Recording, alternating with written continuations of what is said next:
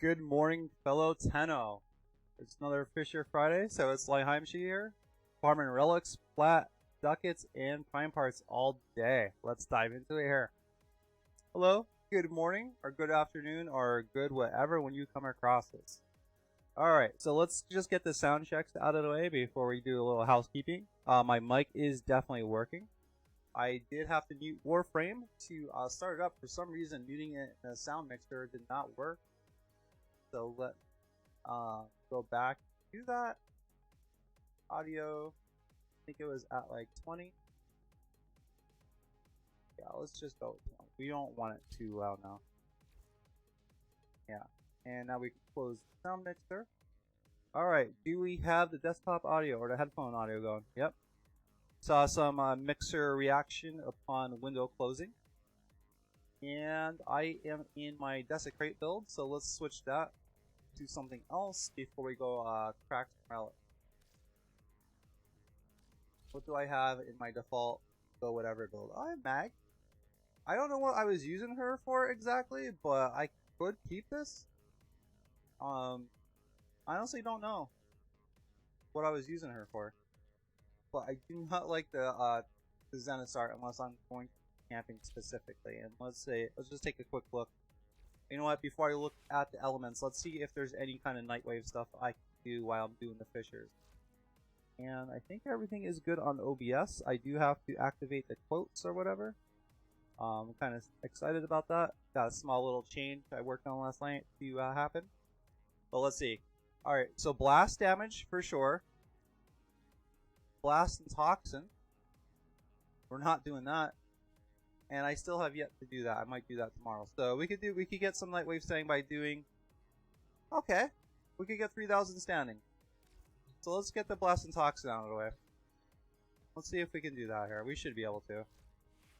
If I switch from when in doubt, I pick my Bratton.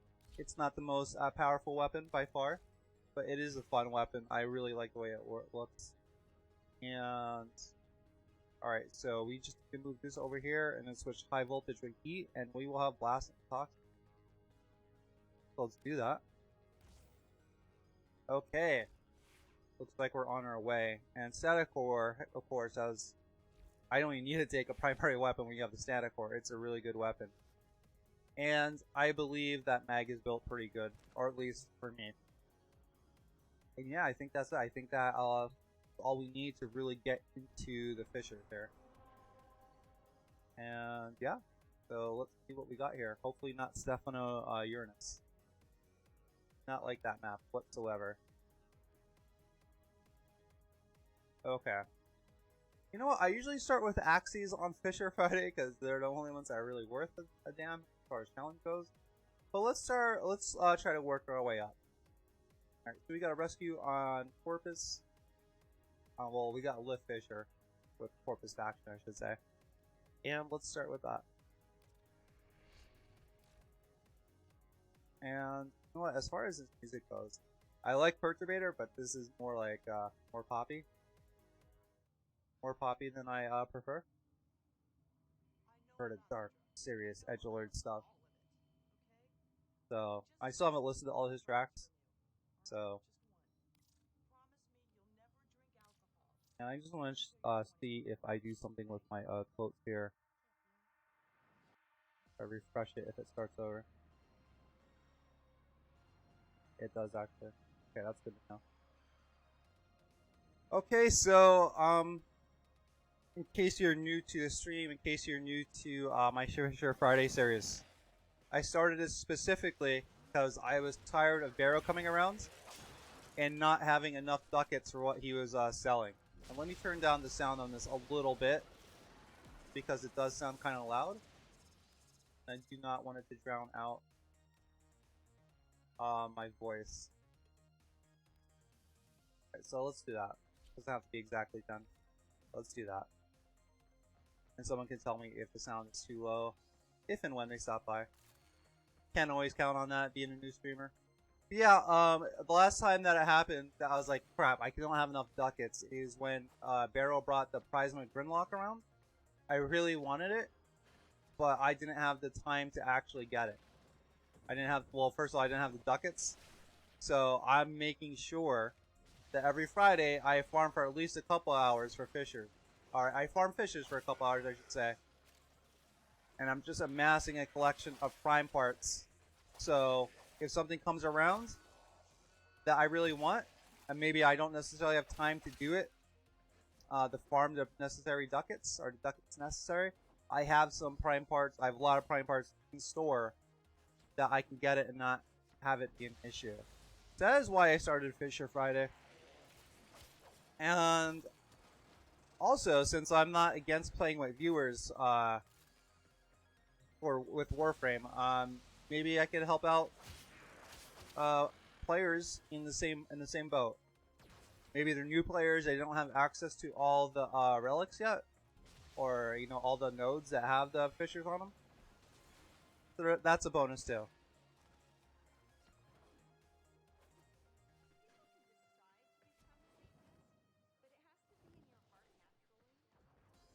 Alright. And I think that's it. There we go, we got the relic unlocked now. I can't hope to kill these enemies fast enough on a fucking lift. Yeah, that is sliding in the air, right?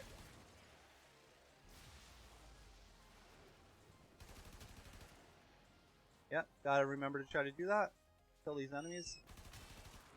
But I don't really need to worry because I'm gonna be doing fissures all day with this this setup until I meet the requirements. I don't really need to try to max them out during this lift fissure for sure, man.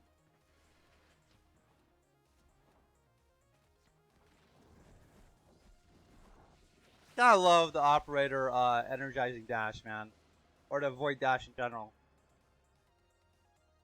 Whether it's more mobile than Warframes, that can be argued. Now, I'm sure if your reflexes are top of their game, it's a bit different. Well, I don't own any of these, and I just got Mesa. Act Bronco kind of sucks, so I think I'm gonna go with the Mesa Prime Neuroptics. Yo, Frackburb!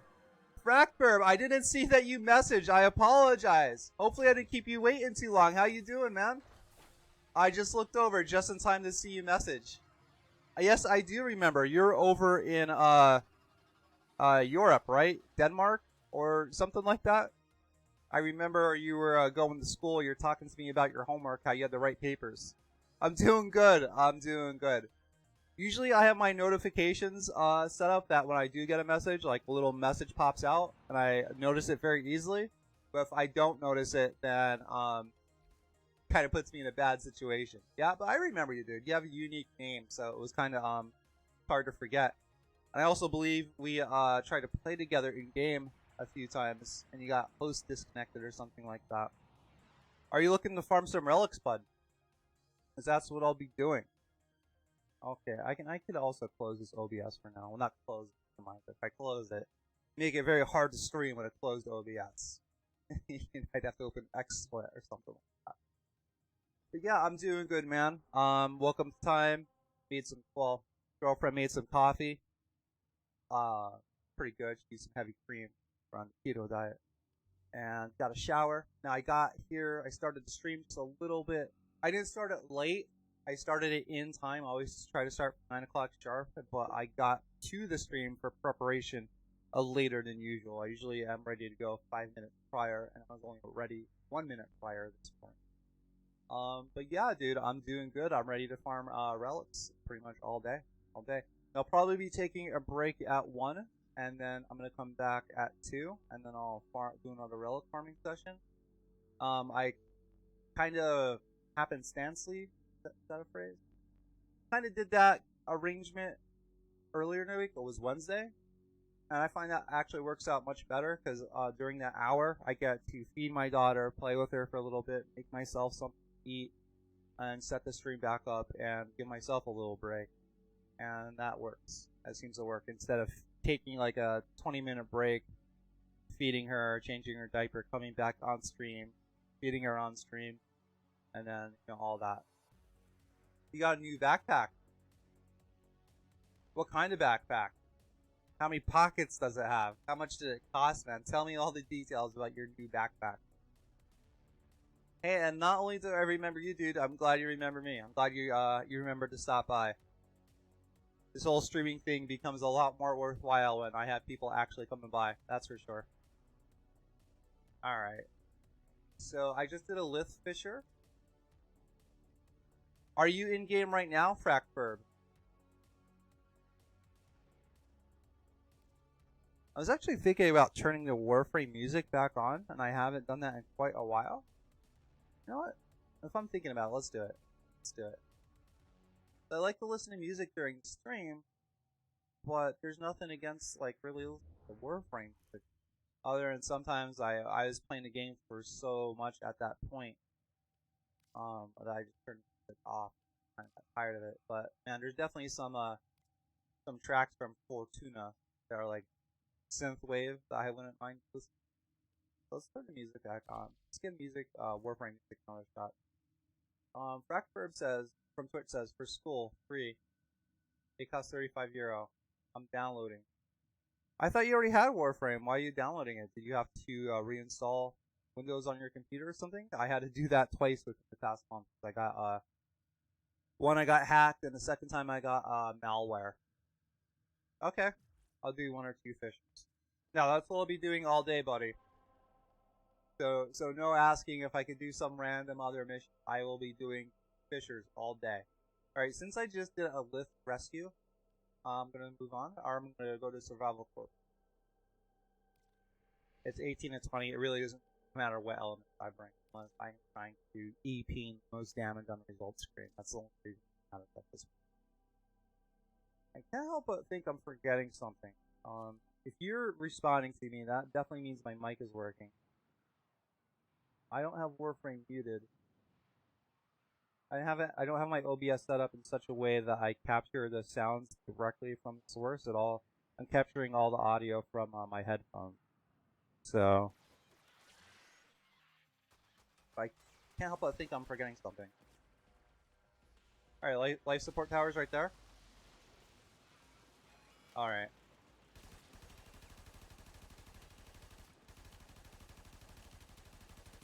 And we're right by a fucking window, so I'm wondering if I should just bite the bullet and bust it now. Yep, there we go. I didn't mean to bust the window, but I did. Might as well bust this one too. Alright, there's only one window broken per incident here. Frackburb from Twitch asked me, why Bratton? It's not the most powerful weapon, but I do like the way it handles, I like the way it sounds, I like the way it looks. It's my go-to weapon if I can't decide on what to use.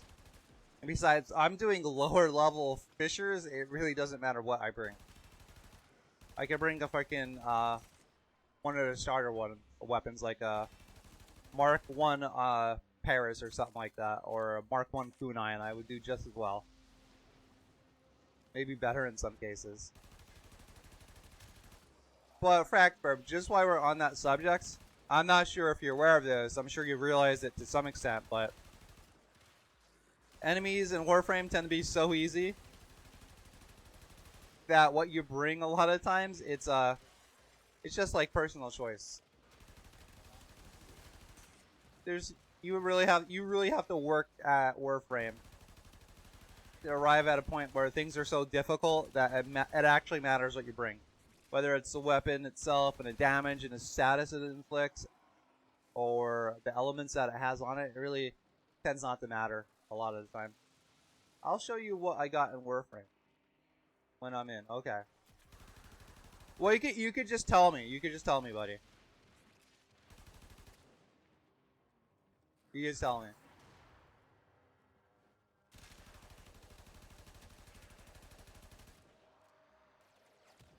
And I'm definitely thrilled that you got what you wanted in Warframe. There's no denying that. It's a good feeling. I just got this image, like, maybe you wanted me to spend like 5 minutes looking at your gear or something like that. Not that I'm like, I don't have the time to, but you know. I don't know if that's very conducive to streaming, but who knows? Maybe that'll be a thing. Maybe that will be what my channel's focused on, you know? I doubt it, but maybe. Just blindly firing. No, it's one item. What is the item? I'm guessing it's some kind of like fashion thing. Yeah, see, I'm taking down those heavy gunners with blast and toxin on my brat, and it doesn't matter what I bring. It doesn't matter. It really doesn't.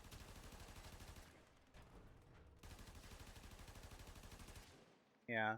And I was worried about maybe trying to max out my toxin and blast kills during my first Fissure, and it's just not relevant. I could do it while I'm playing all the other ones. But I do need 2 more reactant. And it's probably where the other players are at. Is that going to give me the reactant I need? Maybe. Maybe it did. Alright, now I got increased range and strength, I think. This is a corrupted buff. Let's just kill these fools. Why can't you tell me? Why can't you tell me, Fractverb? Is it G14 classified? What's going on? Inquiring minds do want to know. What is so secret? I'm thinking it's some kind of fashion thing that you're really excited you got and you want to show me. That's what I'm thinking. Who knows though? Who knows? Also, I'm curious, you got a new backpack you said? Why did you get a new backpack? Yeah, tell me why you got a new backpack. Did your old one just wear down, or did you just want a new one? This was the hot new thing. Because I asked that personally, because when I get like a piece of clothing or gear like that, I say gear because my army days, I treated my backpacks, my quote-unquote backpacks. We called them assault packs. So I consider backpack to be a gear item. And I'm never going to change. Ever. Frackburb on Twitch says, I'll give you a riddle. I don't know, for fun. Okay, what's your riddle, buddy?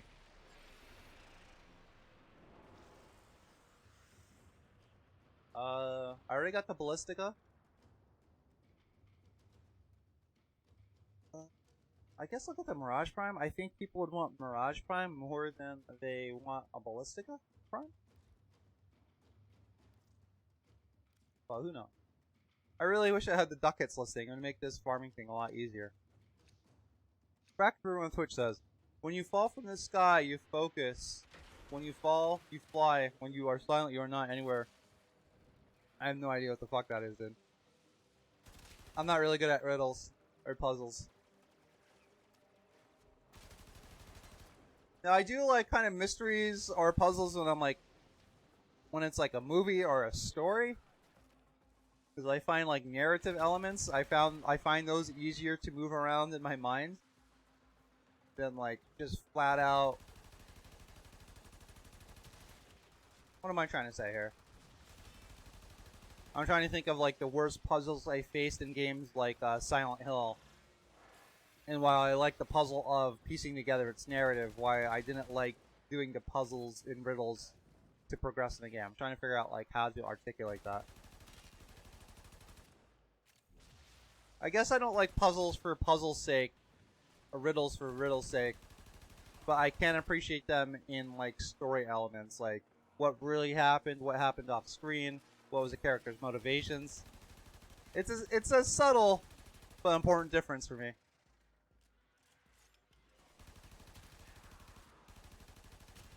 And I just killing dudes, just killing them.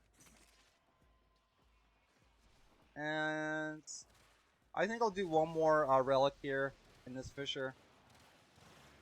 And then I'm going to extract. Frackverb says something that only comes from the sky. Yeah, I don't know, man. I don't know. I tried. I gave up. Obviously, you're very excited for what you want to show me. I can't promise, though, that I will be as excited. And so be prepared for that.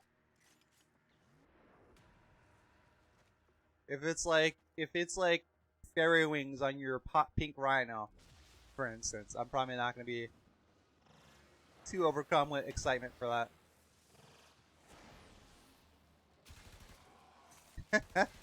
just to say a little bit about it. Yeah, this night wave kill enemies thing is coming along quite quickly here. I might be able to switch from Toxin and Blast by the end of this mission. Yeah, I actually might. How many more minutes? I have about 2 more minutes. 2 more minutes to get 4 more reactant. I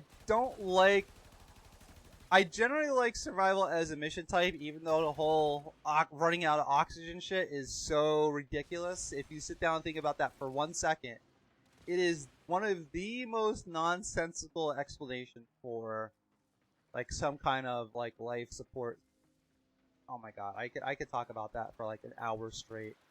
It just does not add up. But as a mission type, I do like it. The reason I was trying to say all that is because when I'm with a group, it kind of sucks because everyone's running all over, including myself. And that means all the drops are spread out, the reactants spread out. It's kind of bunk. Alright, I have about a minute to get 3 more reactant, or 1 more reactant. Oh, never mind. Never mind. Never mind. As I'm talking about it, I get what I'm looking for. Alright, Frackberg says some just says dots. Yeah, I'm not a big puzzle guy, dude. More of a straightforward, just tell me what's going on kind of guy.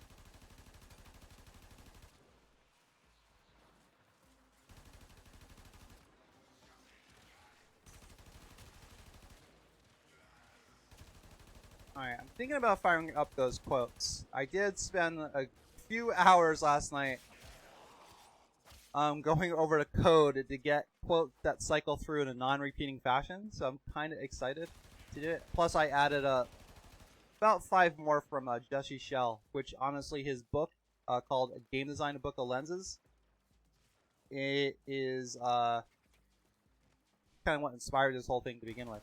Oh yeah, that was your name, Crazy Stabber. I forgot what it was.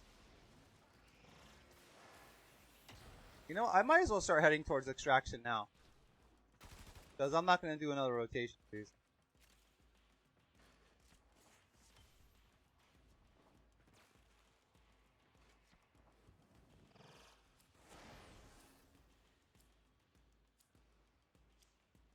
That's going for a while. Burston, Orthos, or Siberis? I mean, I guess I'll take the Burston because it's the one I have the least of, right? So.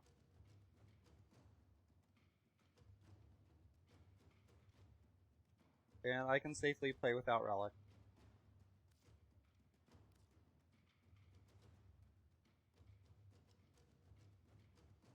Alright, you got the Inaros mission, it looks like. Yeah, dude, I was thinking of like some Sidana with like feathers on it or something like that.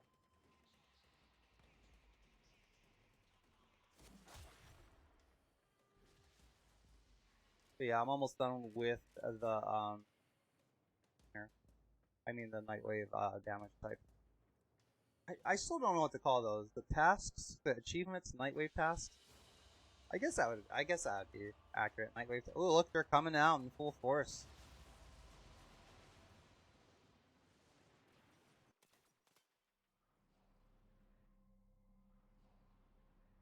All right.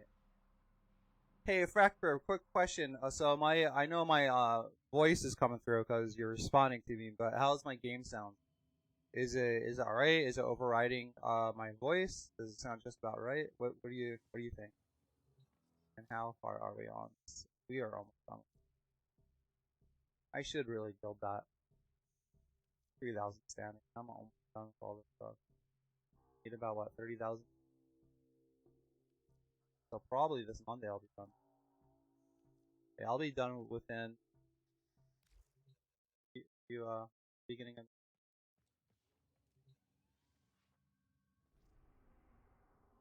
Alright, let's see what else it said. Alright, invite.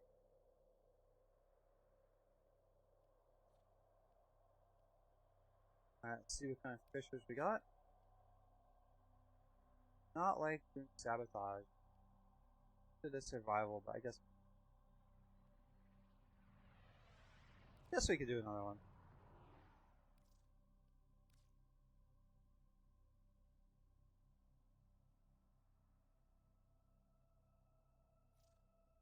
Now, Crazy Stabber, if you're watching this, I don't really have time to... There we go. Don't have time. I was going to say, I don't have time for you to be fiddling around your menu for 5 minutes. Like, I'm ready to go.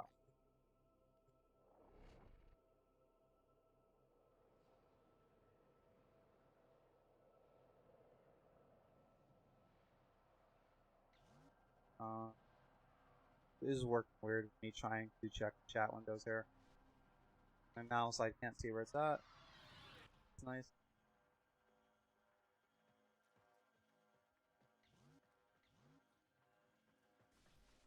Did you just do the second dream? Is that what you're trying to say?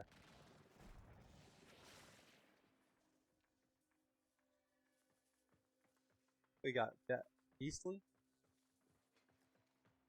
Okay, we didn't have that beginning survival sound. It's okay.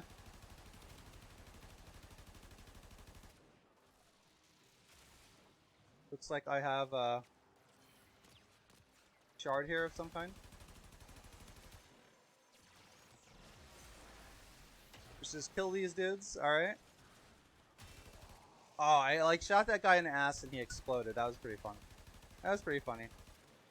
We're almost done with Blast Toxin kills. Although Toxin, honestly, it's not so bad against Corvus. Now Blast, I don't dislike it a lot as much as some other players seem to. I mean, it's decent at crowd control. If you don't have a lot of crowd control on your frame, Blast is actually a decent option. But it could be argued if you go with Corrosive or something else, you could just kill the enemies faster, and then they're crowd controlled because they're dead. So both sides of the argument have weight, I think. But for right now, it's not like I'm. See, I shot one guy and he all fell down. That was pretty awesome. Yeah, and the kills are done. I am done with these Nightwave tasks. These Nightwave damage type tasks.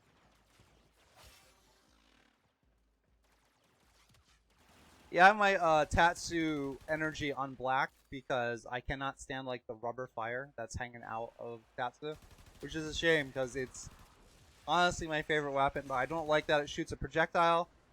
I don't like that it has the rubber fire.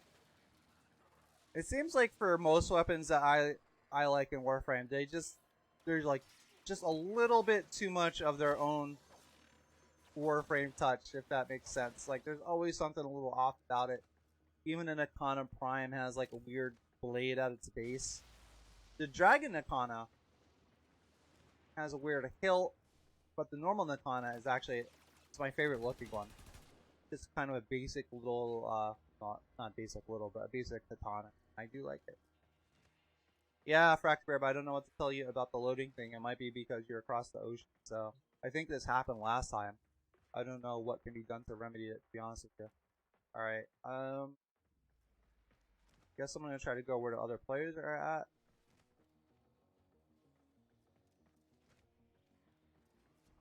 Maybe I should utilize voice chat to try to keep us all together, because this searching for reactant stuff is,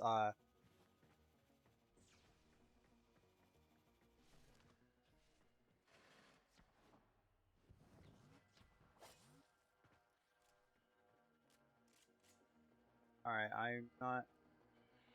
Is anyone seeing any reactant at all?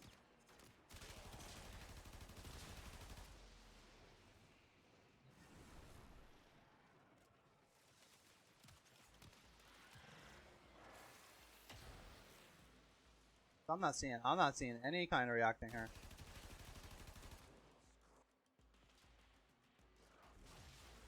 Alright.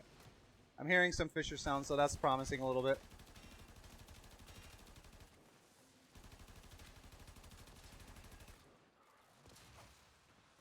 Alright. So I guess maybe when they kamikaze they don't leave any drops? I don't know. I need 3 more reactant to make this work.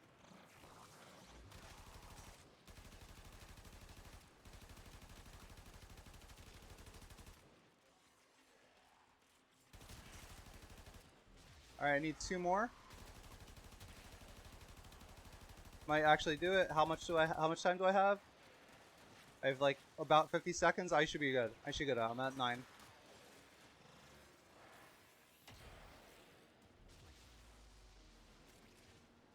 One more. One more. And here it is. The one more. Well, I thought it'd be the one more. I guess it was.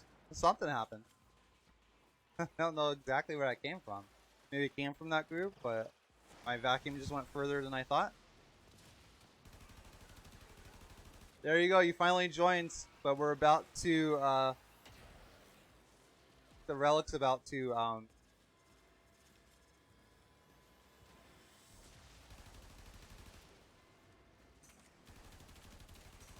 relic's about to expire. I don't know if there's enough reactant in this area. Maybe there is. 50 endo. What a joke. What a joke. I mean, I guess I'll take the Lex Prime. I mean, it's only because I don't have any. Not that I'm trying to build the Lex or the Lex, but I might as well at this point. And since we're staying in this area, it looks like I'll do it again. Also, since Frackburb just joined, I would hate to leave the mission.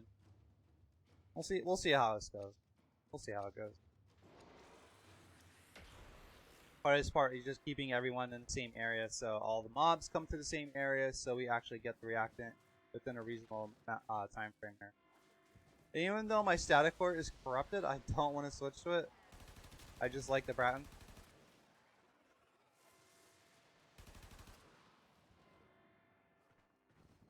Notice that Nova's health is kind of low. If she goes down, it's on her.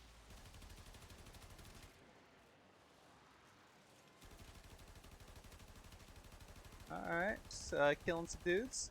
Getting that reactant.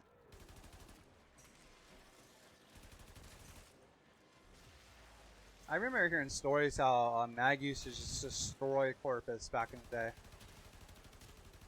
But I guess they nerfed her effectiveness against Corpus to be more effective against factions in general, which isn't bad. She's still actually a decent frame. I don't dislike her that much. In fact, kind of like her.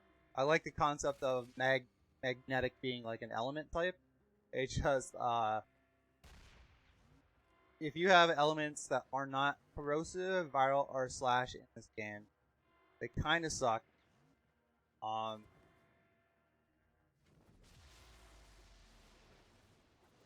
Kind of not worth using. Radiation's okay. I mean, it really depends. I mean, honestly, it really depends on what level of content you're facing, because that's when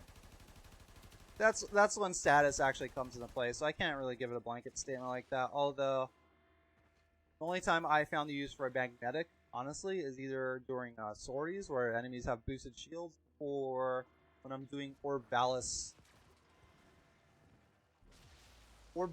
runs, where I'm just seeing how far into the alerts I can go. The wanted alerts or whatever, where you get like 5 beacons or 4 beacons going at once, and enemies just keep spawning in at higher and higher levels. That's the only time. That's the only time. Alright, I only have 4 reactors. What the hell's going on?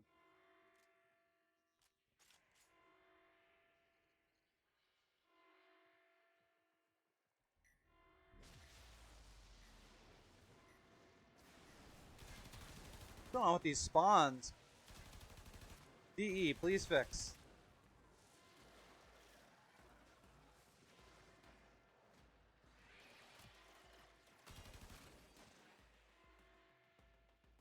Spawns are awful. They're absolutely awful. Okay, I guess this would be a good time to maybe fire up those quotes. I don't really feel like complaining about these terrible spawns for the next 2 minutes. I mean, I could.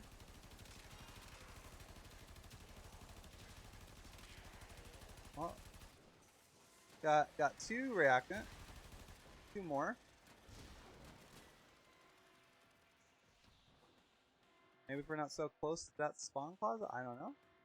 Just trying to figure out what the hell's going on here.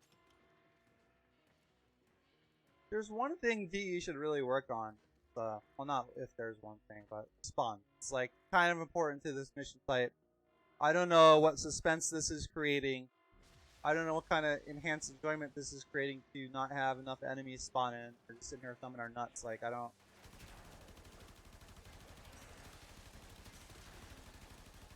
Not one reactant. Are you joking me? Oh, wait. Well, we got one. Well, we got 1 minute to get 3 more. Well, I got 1 minute to get 3 more. So does everyone else.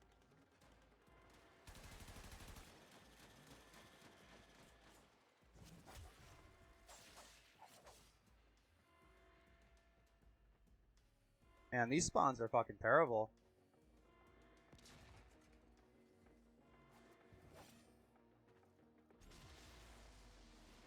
Oh, we got 30 seconds.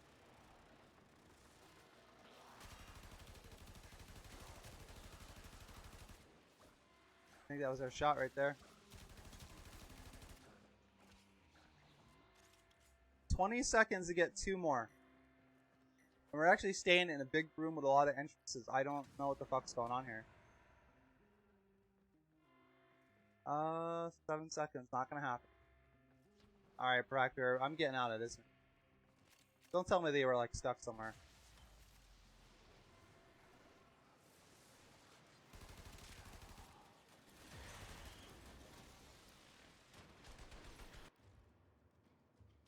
Alright, I'm getting out of here, dude. These spawns suck. Awful. As Nick Mercado would say, how embarrassing. How embarrassing.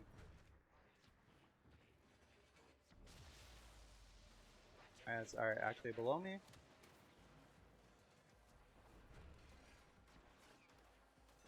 Oh, now the enemies are here, huh? A little too late for that.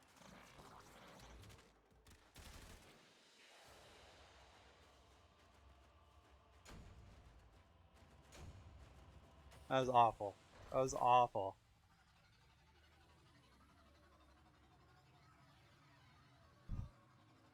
D, get your spawns right. Get your spawns right, son. Actually, did I put on... I think I have a gyro mag waiting for me. I could put on my signal. Oh, I'm so reflexive to like I get done with a mission to leave spot. I almost left you a frack burb. I almost left you behind. Let me see if I have a gyro mag done though. I have Forma. Let me get that built. Or building. Yeah, I do have a gyro mag. Oh yeah. Need 1 more gyro mag systems to build another one. Although I'm not much of a rush to get all my archwing weapons gyro magged out. But let me go to vehicles. Even though this is so weird how this is organized. Every weapon. So I have to upgrade it with the gyro mag before I put it in every weapon. That's fine. That's fine. Do it. I am on the signal, right? Yeah.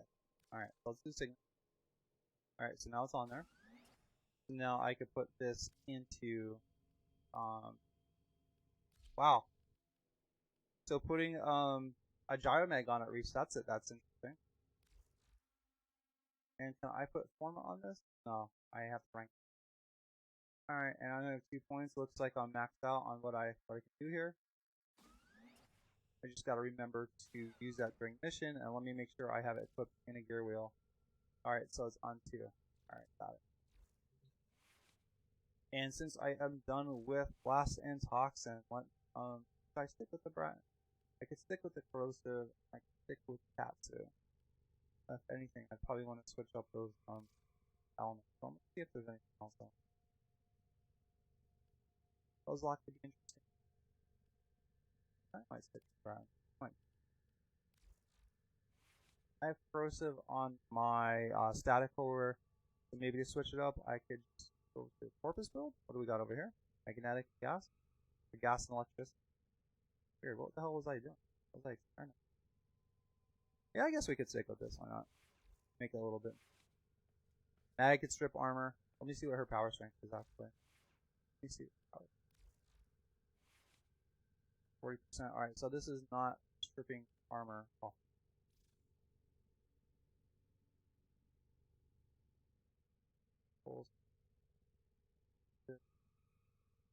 If I take off the overextended, maybe just put hold on. I don't.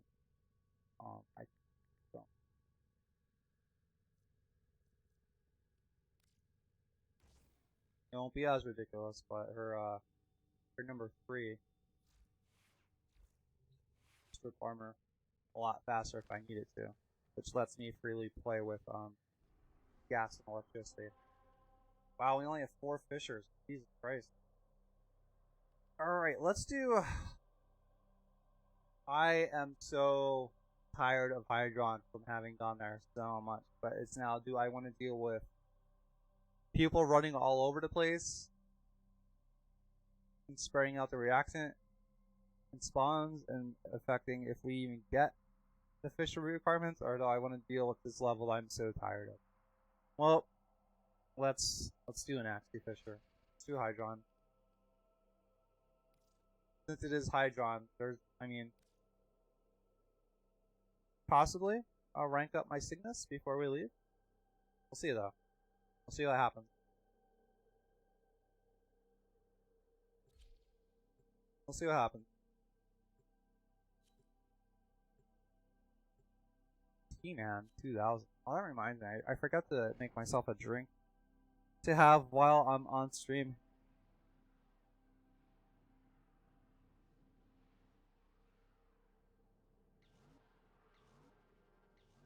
Yeah, Frackburb. I am doing fissures of all types, all morning into afternoon. So it can range from low difficulty to high difficulty. So you got to be geared to handle all that stuff.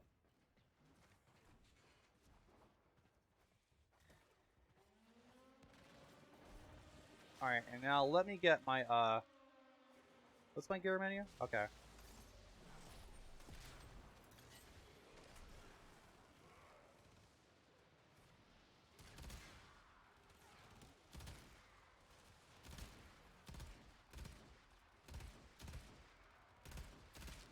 Yeah, give me the Cygnus action here, man.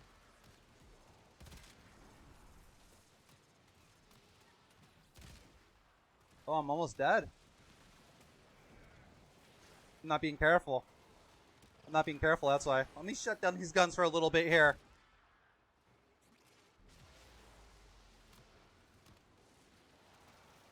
It's kind of a broad question, Crazy Saber.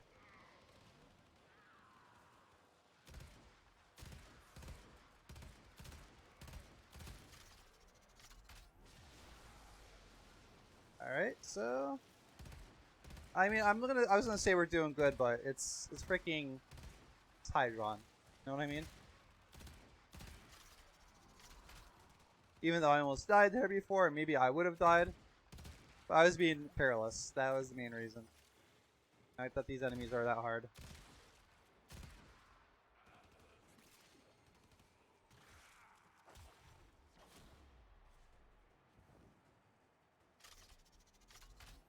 Yeah, this is a lot better than the Velocitus for normal missions like this. Oh my god.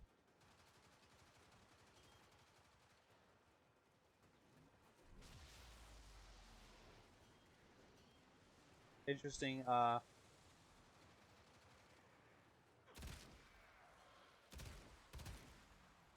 Yo, Frost, what is up with this snow globe, bud? It's not really covering the pod.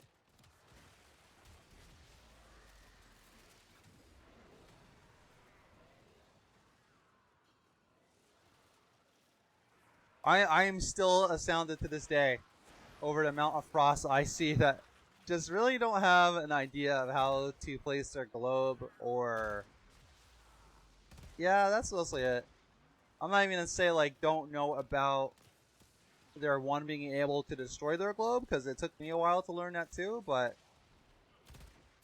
like just globe placement, like I really wonder what they're thinking sometime. I really do.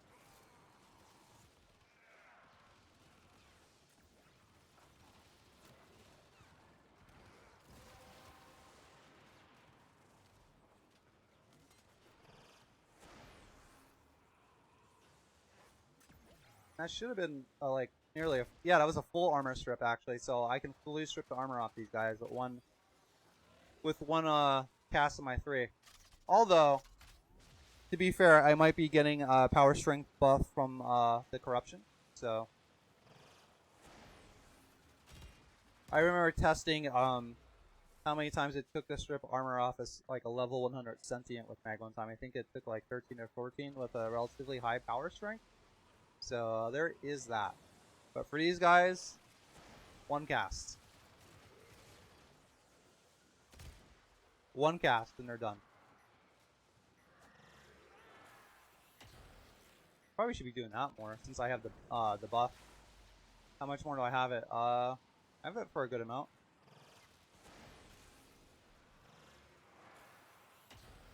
Oh wow, I didn't get him? There we go. What's that all about? I guess it takes more than 1 cast for some, huh? Just expecting Samaris locking down my ultimate here.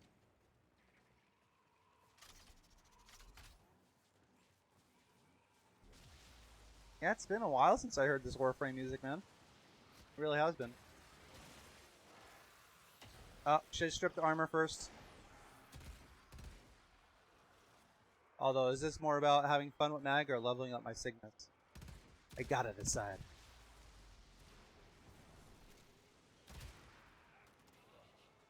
Did I not slide attack? Wow, I can't melee attack with my arch weapon out. I guess that's kind of makes sense. Or maybe not. I don't know. Not really.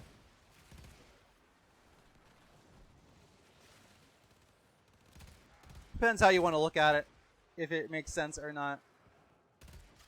But the whole archwing, arch weapon thing, these modes have always been so segregated, so needlessly, since day 1. It's awful. It's such a case of squandered potential with the case of archwing and non-archwing gameplay. Such a clear-cut case of squandered potential in this game. I actually made a Reddit thread a day or 2 ago talking about endgame.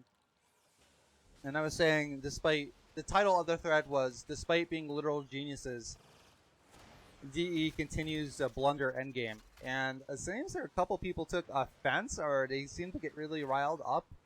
I called DE geniuses. Like, I was gonna say I don't understand, but I do. There is this prevailing online culture to tear things down and be cynical, like that's the intellectually superior route to take, right? Like, God forbid I look at a group of people that, despite all odds, made a game that everyone told them wouldn't work, and ended up making hundreds of millions of dollars. Like, and I don't know how familiar anybody may be with, like, actually programming and dealing code or making games, but that shit is no joke. Doesn't mean that everyone that makes a game is a genius, right? But I don't know, man. There have to be pretty smart people to deal with back-end coding and database management for fucking a game that's across 4 platforms, PC and 3 consoles. Like, that's a huge code base to work with. That is huge. And there are definitely some artists at DE that I would consider like like geniuses as far as art goes. At least at the very least, whoever designed Saren, because it's that armor design that actually got me into Warframe. That's another story though. But yeah, the bottom line is I wanted to talk about endgame, and I did. The vast majority of my post was endgame. Me keeping on accolades for DE staff was like the vast minority of my posts. It was probably like 1% or less, you know? If we're just going by word count. So yeah, it was really confusing. But at the same time, not so much confusing, since, like I said, the echo chamber seems to be like, let's just criticize everything. I still have a couple blueprints. I might as well take this, right? I don't I do need format. I mean, as a Warframe player, you always need format. You always do. I'm gonna say this stuff isn't even like that challenging.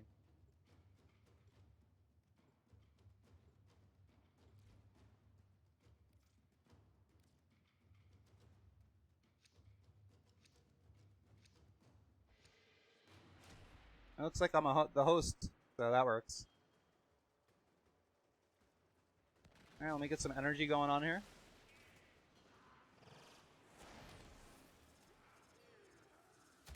Yeah, that's armor strip for them, but not heavy gunners, it looks like. And I do have corrosive on this weapon for what that matters. Not punch though.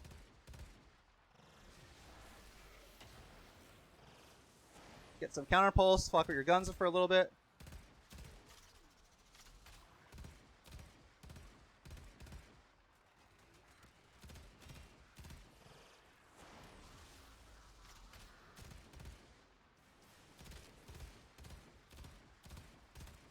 Yeah, stripping all their armor off, boy. Armor's going bye-byes. Seeing a bunch of red bars floating around here. A bunch of them. Alright, you know, I actually might want to get some mag bubbles going on here.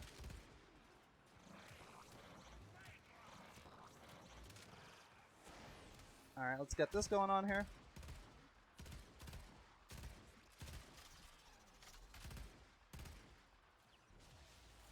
I was like, can I not roll? No, I can. Just didn't respond at that exact second. It's okay though. Yeah, but I am liking the Cygnus a lot more than the Velocitus in moment-to-moment gameplay, non-archwing gameplay. Ooh, I actually I spent myself out here. Could be in trouble. Depends how it goes.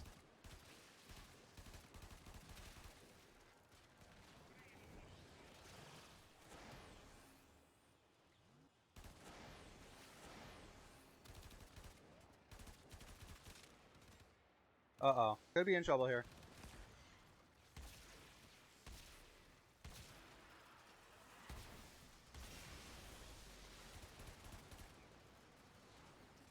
Might have to switch for my arch gun though. Actually, no, I could just spam this, huh?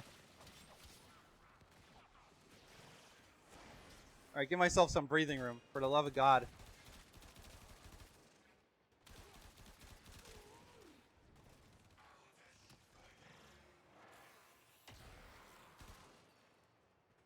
That's actually interesting though, even though it's Hydron, it's actually a little bit interesting. And it looks like I spent the ammo on my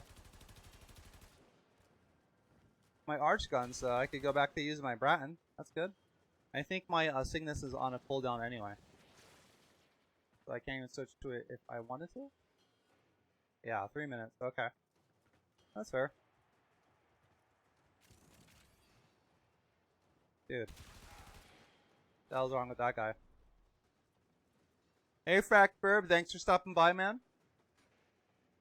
I'll be here at least until around 1. And then I'll be coming back on around 2. Probably do the same thing. So I'll be around today, man. You go do what you gotta do. I'll be here. But yeah, thanks for stopping by, bud. Always glad to see ya.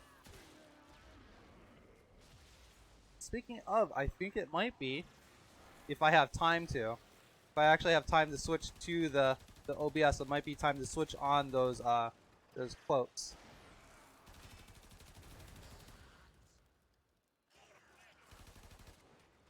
Alright, I think it's time for static core here.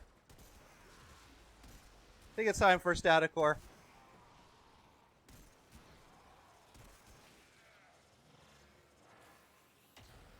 Let's get those shields going on. Get the energy regen going on.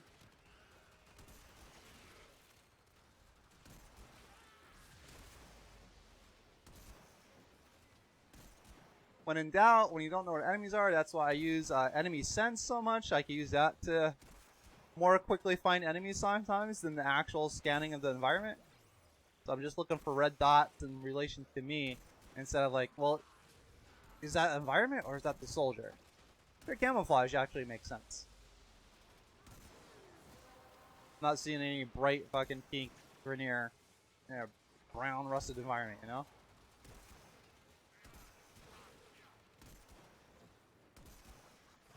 Alright, time for a counterpulse.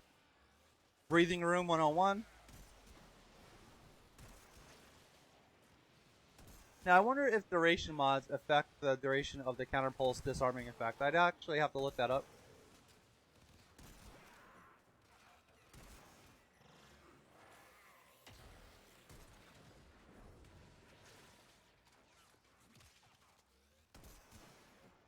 Yeah, that's that. Alright, I'm pulling it through. Oh, these are corrupted. Means I could spam the fuck out of these. Okay. Well, let's get things started off with this counterpulse. Ooh, got energy orbs.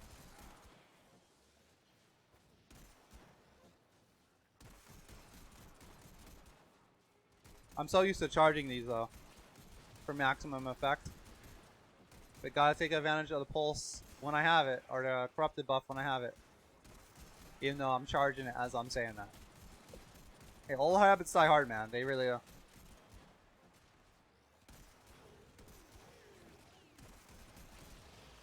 I think we need another corrupted pulse, or counter pulse.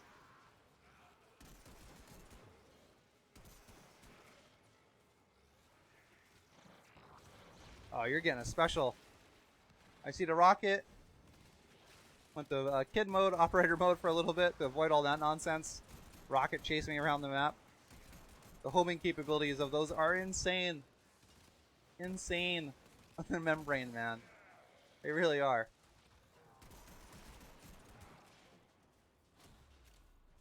And yeah, so we're doing alright. We're doing alright. And my corrupt buff almost done. There it is. It's done now. And went bye-byes. Alright, I'm gonna wait for them to get a little bit closer before I counterpulse again. Yeah, bring in all the things you could bring to fight Warframes. A balloon wall? Probably not. Probably not the smartest decision. Oh, I forgot. Mag can cast in the air now, can't she? Oh, I forgot she could. Oh shit. Yeah, I remember. I forgot. I completely forgot they did that pass not too long ago.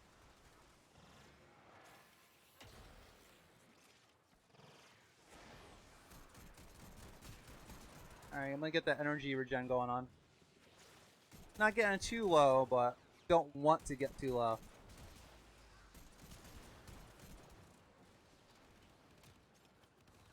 Alright, let me see if I can bring my arch gun weapon back out. Yep.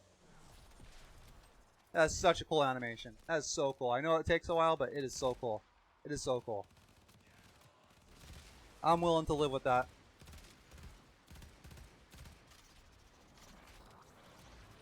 Oh, I'm about to die.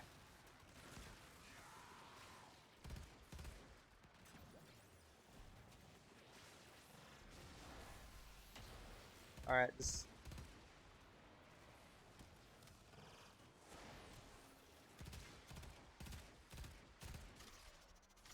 Alright, I need to take care of this agent healer. Alright. Yeah, you need to die. Well, they all need to die, but Nat especially needed to die.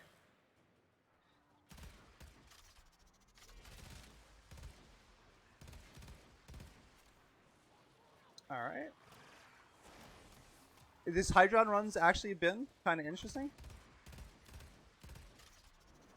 so far. Let me kill this guy. Oh, overextended. Let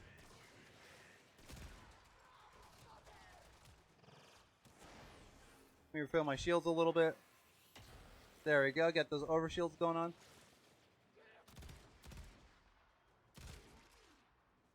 Okay, get those overshields going on.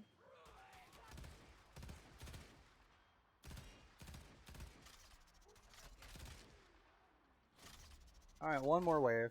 One more wave. One more wave, my try hard and can stop. Although, what other relic alternatives do I got? Last time I checked, I only had 4 relic missions available to me. That's not too hot. I could try to push further.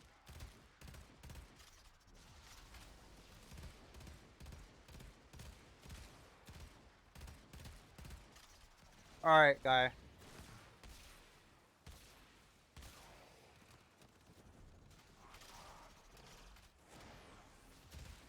Enough of this. Days are numbered. Alright, energy's going good. How about we get a crush going on here?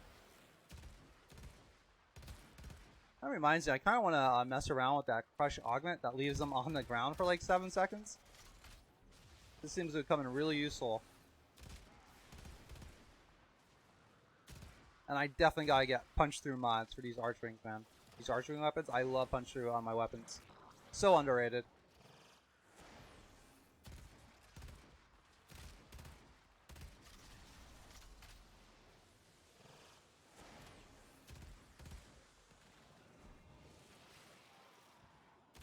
Alright, your armor's gone. Now you're gone.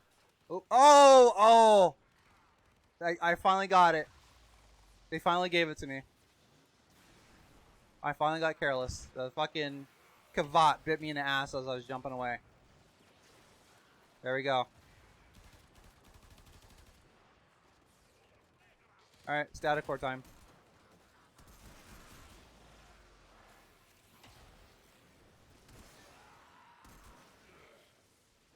It happens.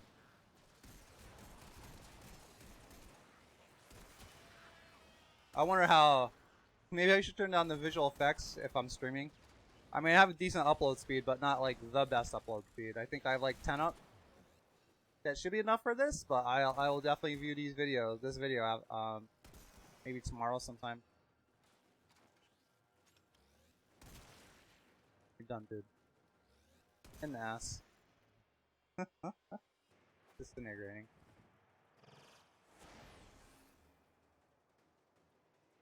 It has decent range. Flash duration. That's good. I like that. I was still going too. Tempted to keep going, but this is running for an hour, so I could always come back. Well, I guess I'll take the Lux Barrel. I'm not too sure if I should take it, but I guess I'll take it.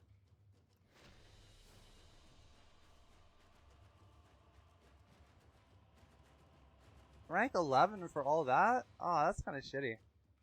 Then again, I was doing it solo half the time, so maybe that has something to do with it. And since I'm not hunting Eidolons, I might want to switch my operator weapon. So let me go do that a little bit. I like the Gramu Klebrick, I believe it's called.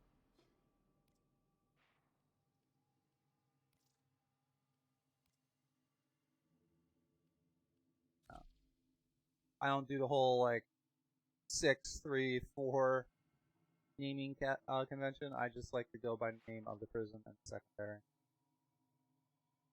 Secondary fire. So easier for me to remember. That's the hope. I mean, I could still stick with mag. I may want to switch my primary elements though.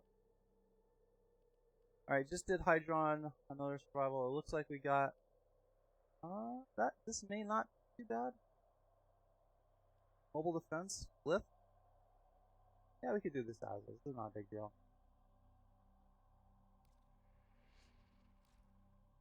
Alright, and I guess I just want to crack the ones that have those. Alright, let me get these quotes going. I'm excited to do this.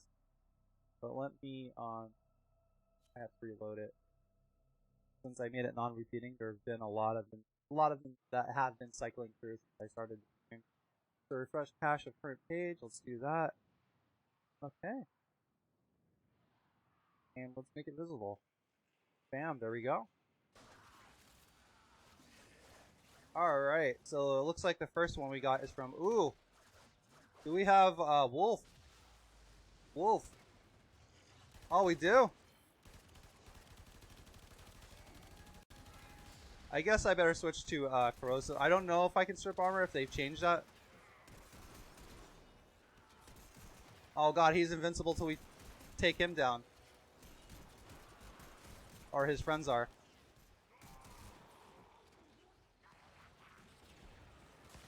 Oh man, I don't know if I'm gonna have the freedom to read these quotes here.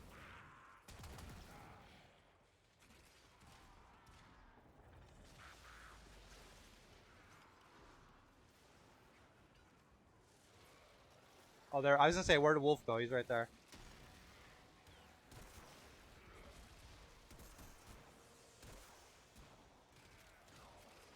Just want to get these reactants before I get too caught up in the wolf nonsense here. Wolf of Wall Street. Alright, as soon as I get a second though, I am going to read that quote by Dita Rams. I just did not expect to be spawning into freaking wolf territory here. He's still alive?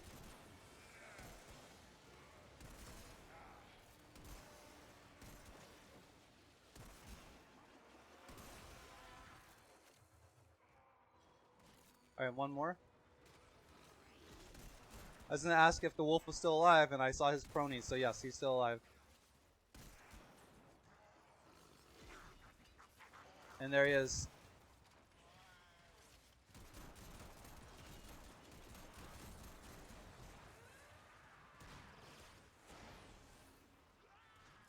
Hopefully I could strip his armor with my magnetize. Or not my magnetize, my pulse.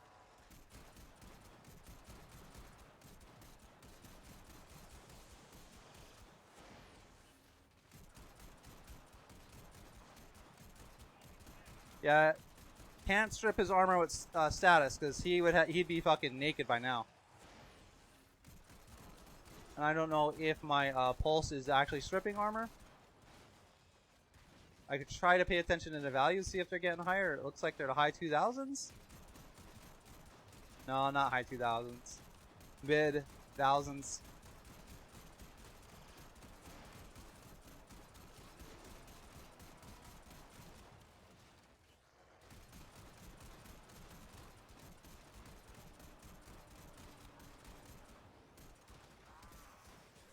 What did we get? Alright, I think that's a piece I didn't have, so that's good.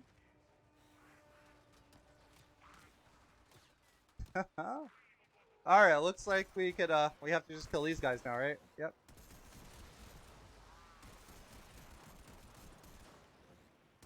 And then have to, like, digital file transfer these guys or whatever, man. Where the rest of these fucks at? Doesn't even matter. This doesn't matter. I mean, looks like they'll get them. Alright. Get the energy going back on. I can switch back to my lovely gas electricity at Bratton. And look at that. Full ammo. Okay, let's get back to what Dieter Rams was, the Dieter Rams quote that came up here. Good design makes a product useful. Right? Let's see what else. Looks like we got a little breathing room here. A product is bought to be used. It has to satisfy certain criteria, not only functional but also psychological and aesthetic. Good design emphasizes usefulness of a product whilst disregarding anything that could possibly detract from it. Again, there's not too many quotes that are going to cycle through on these streams that I disagree with. But more so, instead of trying to talk about them in general terms, I try to apply them to the game I'm playing. And in this case, it's Warframe. Some other times it's the Division. I usually don't have them cycling when I'm playing Magic the Gathering, though, because that's a game where you can't shut me up. There's just so many decisions to make, and it actually helps me a little bit to verbalize them, like, externally, you know? So, good design makes a product useful. And of course, Don Norman and Dieter Rams, they are coming from realms of, like, product design, like actual physical products.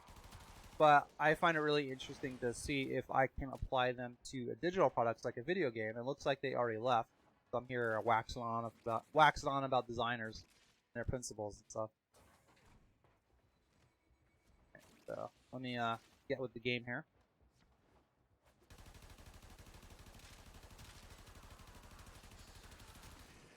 Yeah.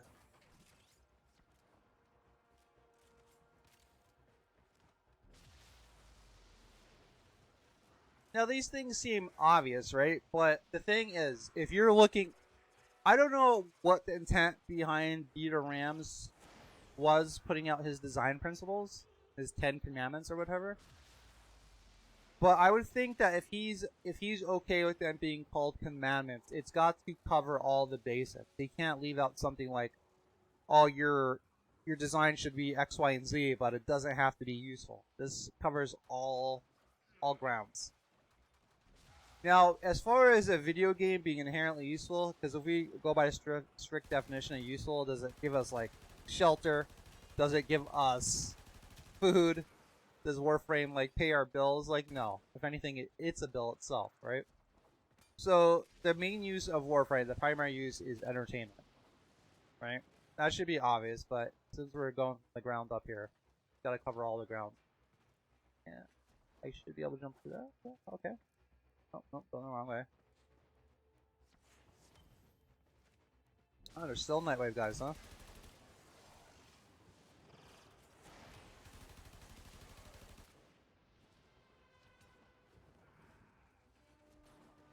Oh, you guys are in for a treat here. Magnetic death treat. So yeah, the purpose, I would say the main function of Warframe, I mean, it's hard to say otherwise, but it's entertainment. Just what type of entertainment is it providing? Now, I've examined the core loop of Warframe, and while I'm not going to say this is the end-all be-all, like there's no further discussion that should merit it. It seems the core loop of Warframe is combat, collection, and customization, like the 3 C's. Like, you're always doing one of those 3 things. You're doing combat, you're doing customization, or you're collecting things, like mods, or like I'm doing right now, prime parts. I know the Rubico Prime is pretty good. And I already have 2 Paris Primes, so let me get that. Get that one. But let me go over what Ram said again. Because again, part of me is to foster.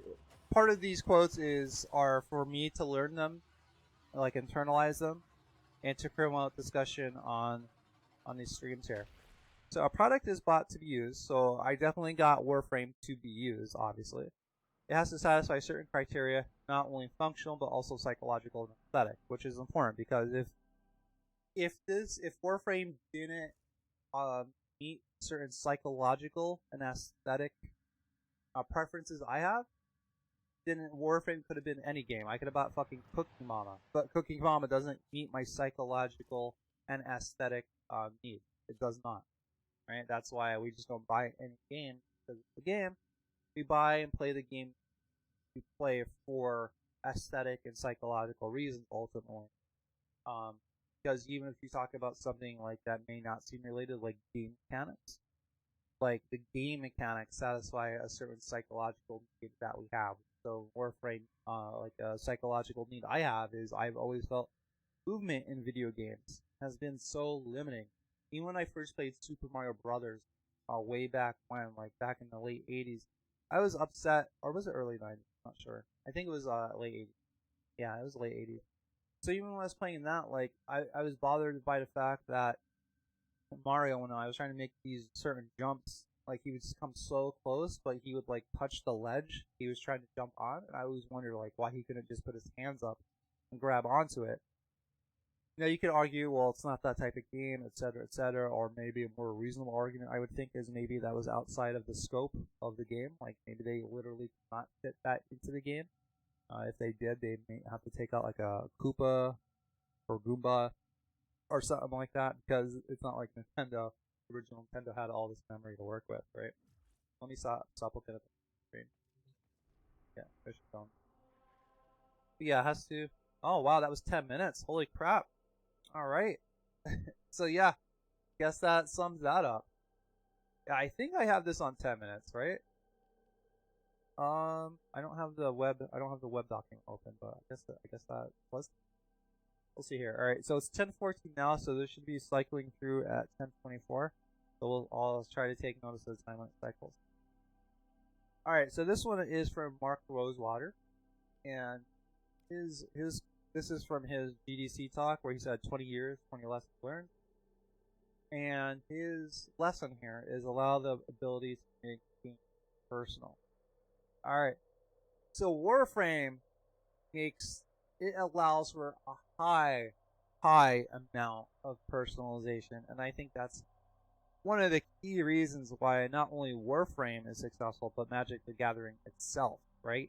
If we, since we're not playing Magic, I won't talk about it too much, but it's a collectible card game. And there are about, don't quote me on this, but it's a rough number at least, there's about 15,000 plus cards in the game of Magic the Gathering. And out of those 15,000 plus cards, you get to put together a deck that has to be at least 60 cards. So the amount of personalization you have in Magic the Gathering is insane. You can make a deck that literally no one's ever seen before. I think there are more combinations out of those 15,000 cards than you have. If someone has put together a deck every minute for the rest of the time in the universe, we may not see every iteration of the deck, which is wonderful. Anyway, so in Warframe, the customization, how does this make things personal? Well, the thing is, if you look at how customization allows us to make the game personal, it's because we get to express ourselves both in appearance and game mechanics, what we would want to be if we were a Warframe or Tenno or in the game, or maybe not even thinking about it from like a narrative angle like that. You're just thinking, hey, this is expression for expression's sake. So, well, let me pick a mission. I'm gonna pick this. Let me take a look at these first. Actually, let's do this. If this is what I'm thinking of, this actually might be kind of fun. Where it has like a interception point like down the middle of this valley of snow. I kind of like that one. Compared to the Saturn one, though, where it's like just that recycled defense map with that pillar of energy, that physical pillar thing in the middle that has like kind of like blue energy in the middle. Not really a fan. Kasparus on YouTube says, "Oi, mate, are you from Australia?" Anyway, Kasparus, hope you didn't respond and you were waiting too long. I get so involved in trying to keep myself talking and playing the game that I somehow, inadvertently and unintentionally, ignore the whole point of streaming, which is to interact with the audience and have fun doing so. So I hope you weren't waiting for too long. But hello to you. Hope you're doing good this morning. Tell me how you're doing. Tell me how you've been. Even though I don't know you at all, but that's why you're here. Hopefully we do get to know each other at least a little bit. Tiny little bit, right? I don't want to be too bad. Alright, so they have that point, and looks like they're going to that point. I'm not too much of a fan of this interception map. Like I said, I was hoping it was that interception map where it was like big valley of snow in the middle of it. I kind of like that map, even though it's kind of big. You have a clear line of sight, than other interception maps. So, I don't know. Alright, let's see here. In case you're new to the stream, which I think you are, Kasparus, is well, let me tell you the origins here. I realized early on during my streaming attempts, you said you're pretty good. Well, that's good to know, man. So, I'm always curious about the journeys people took to come across me, because it's not like I'm this big time streamer. I'm not like Shroud. I'm not like Dr. Disrespect or Lyric or whatever. I have thousands of people watching me. I'm a new streamer at the bottom of every directory that I play a game in. So Kasparus, you could be watching Game of Thrones reruns. You could be watching your absolutely favorite show on TV or YouTube or whatever, but you're here. And I'm grateful that you're here. I am just curious how you found your way here, right? Did you go to the Warframe directory on YouTube and you're like, I want to go check out the guy that is at the bottom, at the most bottom that there is? Like, what was your reasoning? Like, how did you actually come across me? And what reason did you decide to click on me? Now, I'm also interested in those reasons because I went to school for interaction design and user experience. So the user journey people take to arrive where they're at within a product or service, it always interests me a great deal. And since streaming technically is a service, I mean, depending how business you want to get, it could be viewed as a product too, where the streamer is like selling themselves and their interaction. it's more of a service. I'm providing a service. So you took a journey to get here, no matter how small or how major, and I'm very interested in your journey that you underwent to come across me and to decide to give it a go. Hope that wasn't too much. Hope I didn't overwhelm there. Alright. So yeah, Warframe. By having such a high degree of customization, it allows the players to make the game personal. Not just in appearance. In appearance, it definitely is decent. Like, don't get me wrong, Warframe's customization is decent because being able to just to pick your color is such a big deal. It is such a big deal. Let me respond to you what Casper said. Trying to get this mod for Orc and Vaults. Oh, so you're doing Vault runs. I remember those days. I was actually doing them not too long ago on Nightwave tasks. I do Nightwave tasks every Monday at 9 a.m. until I'm done. Usually takes me 3 to 6 hours. He also said, nah, I remember you from the other stream, and I like what you do. It makes me happy. Well, damn, dude, that's good. So you have come across, you are new. I mean, not new. You have been here before. I was forgetting how to talk. Forgetting how to talk there for a second. You gotta forgive me. I'm still getting used to all this stuff. I'm about a month and a half deep, streaming, full time. Ooh, might get that Soma Prime. Might get that Soma Prime because it's rotated as fuck. I mean, it's been outclassed, but I mean, it's the Soma Prime, dude. It's one of the best looking weapons in the game, I think. The laziest panda bear. Alright, I will stay if... You always gotta keep your mouse hovering over extract. You know when, you never know when people are gonna just fucking feed. Alright. So Taskris Grissia. So that means if you say other stream, I'm taking that to mean when I was streaming in other games. So you came across me when I was either streaming The Division or Magic the Gathering. Would I be correct in assuming that? Oh, you know what? I could be leveling up my Cygnus the whole time. Watch this power move. I summon thy weapon from the ether. Oh, power! Oh, big cock gun. Oh, big cock gun. You guys use Discord. No, I just actually start setting up my Discord for the first time, earlier this week. I was waiting till I actually had, like, a community to... like a sizable community to warrant Discord. Like, I was waiting till I hit like X regulars, but I think I'm nearing that point.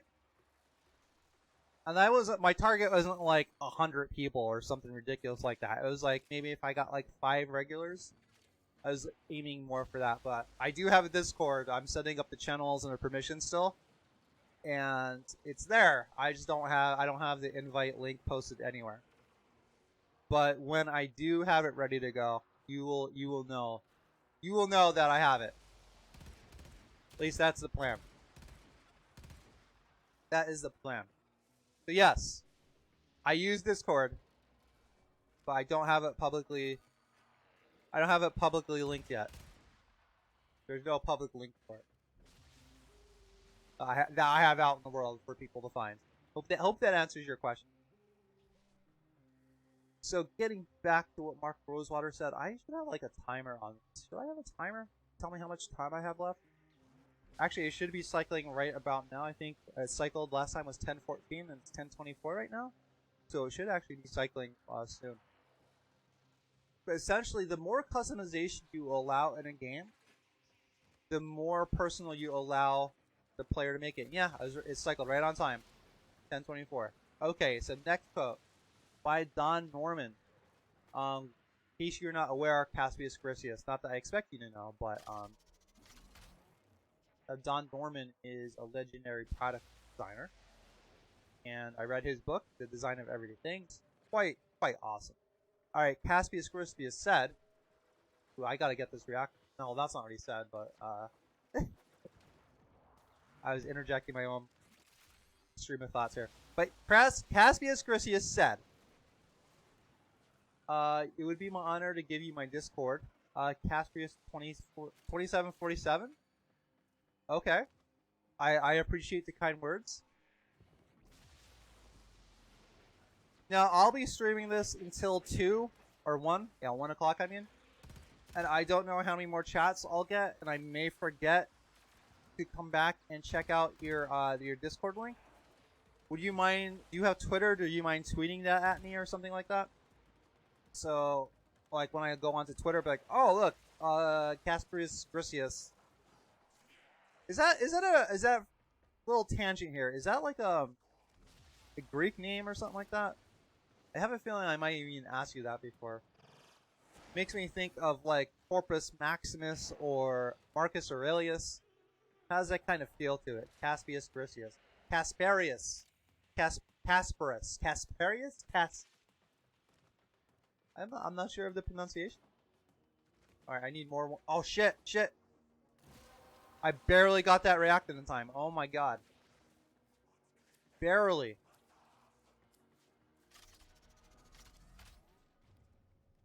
But I will do my best to remember to come back and add you there. Well, I don't have any Hiko Prime blueprints. I guess I'll take that one. You only need 2 barrels for Akbolt, though.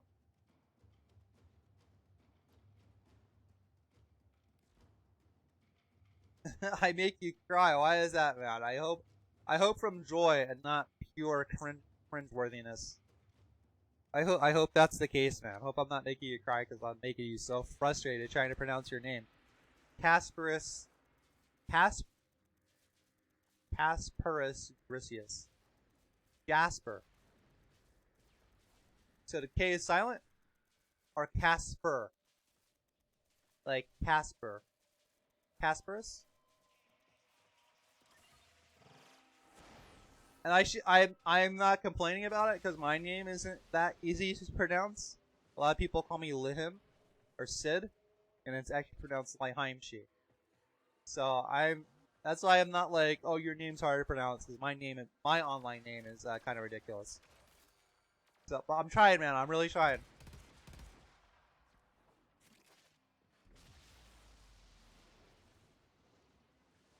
So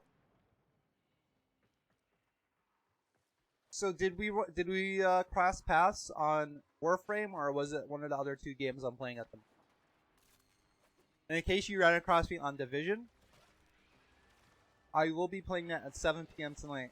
My plan is to go pretty late tonight. Now that I've realized that it's a lot easier for me to not pick the hardest missions I can in that game and get fucked over.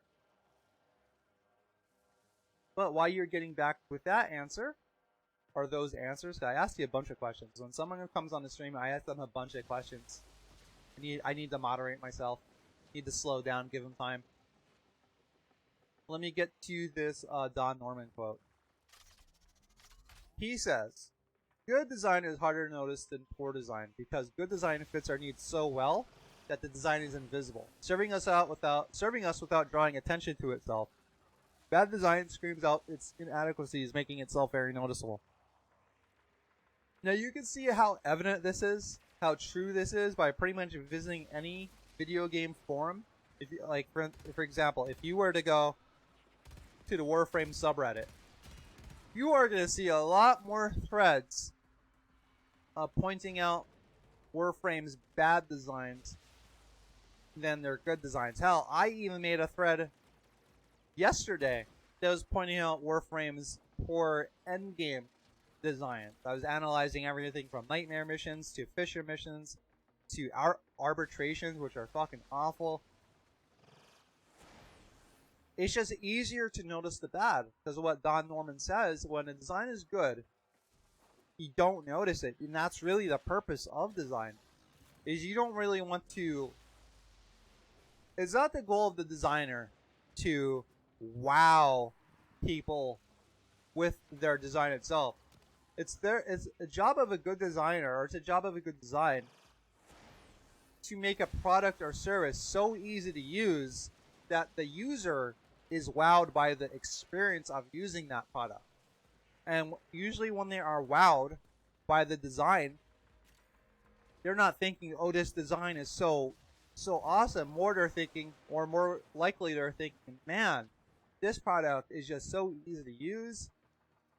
the things I wanted to do with it, it does without me really thinking about it, and that without thinking about it allows people to integrate those products and those designs that they have easily into their lives.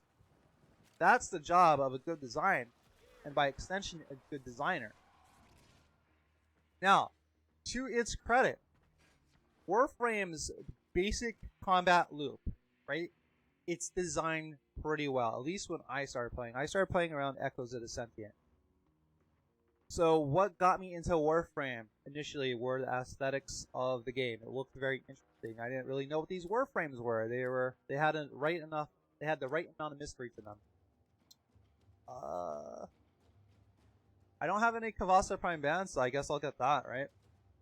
But what really drew me into Warframe was the core combat loop. The gunplay, the melee, the parkour. I think I'm going to leave because I'm not going to wait for this guy to leave at the last second and fuck me over.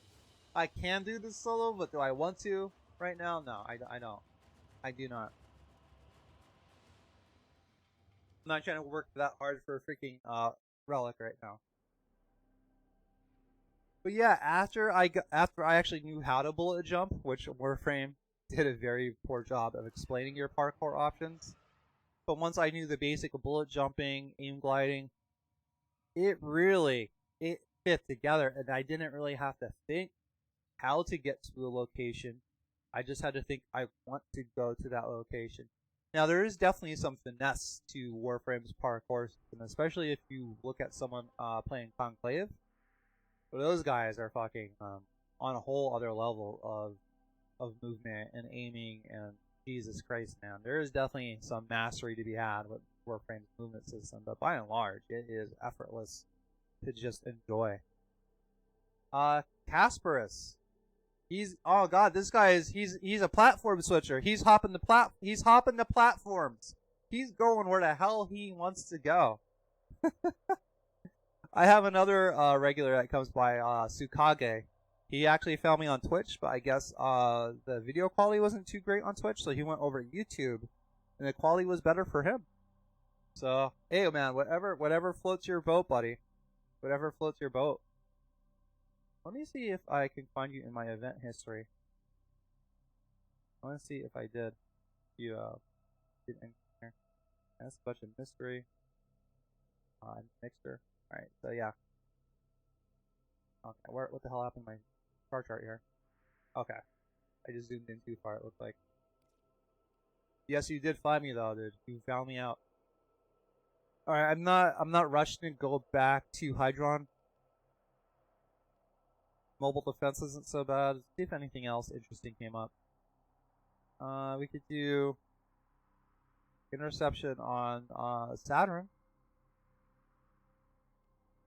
Defense on... How much time do I have? Alright, let's do this with Fissure, this mobile defense. That's not so bad. It's not so bad.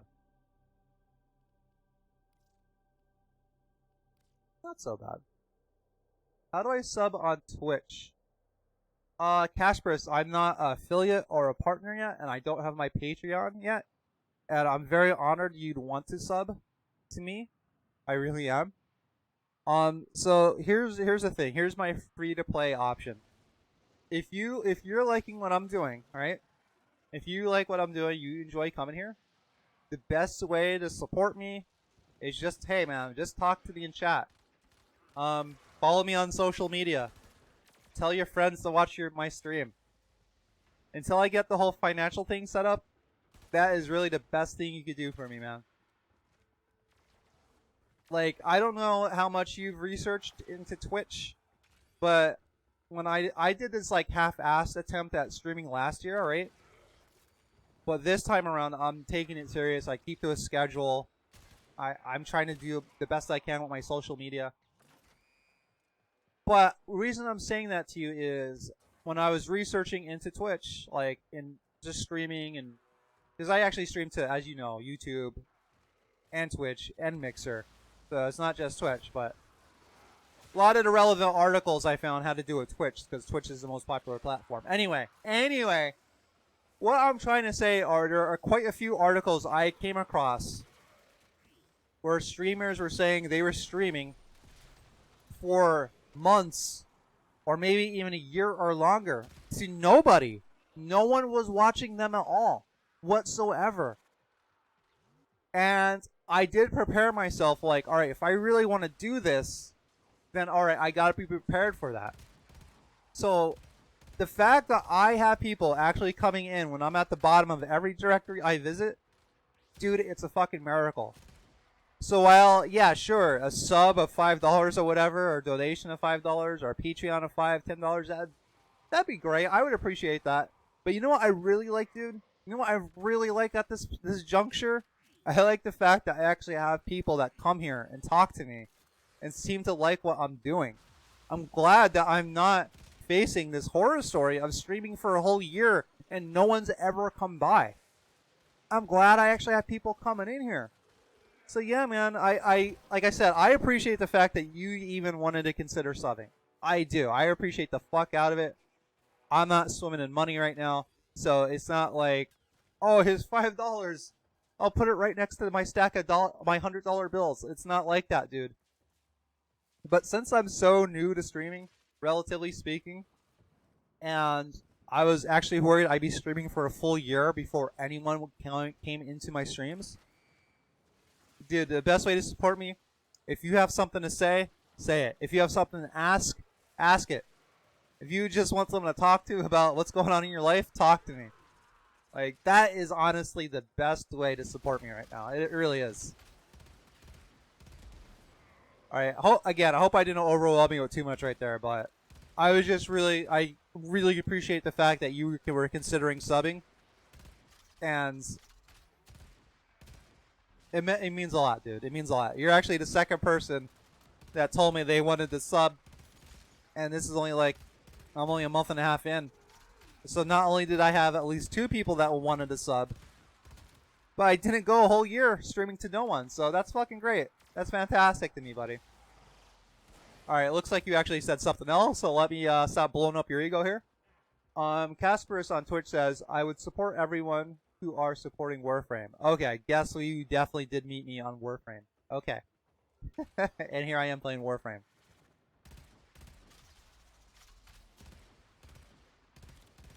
I hear you, bud. That reminds me, or makes me think, when I post new posts on Reddit, I probably should put a link to that post in my YouTube description, in my mixer. I could make a dedicated module for it on Twitch, though, if I wanted to. Alright, are we, oh yeah, we're not done, okay. We still got some stuff to do here. Oh wait, I forgot to even... Alright, it's not too far away. I'm glad you feel that way, buddy. Now, how long you been playing Warframe for? I would imagine at least a little bit if you feel that strongly about it. And don't get me wrong, man. I feel strongly about Warframe too. It is the game that is as the closest I've ever seen a game come to being like the ideal game. It's the game I've spent the most time on in my life. Like, I spent nearly 6,000 hours on this game. And that is either sad or awesome, depending on your point of view. Like, if I spent this amount of time learning how to code JavaScript or draw... Well, actually, I put a fair amount of that time into drawing, just not recently.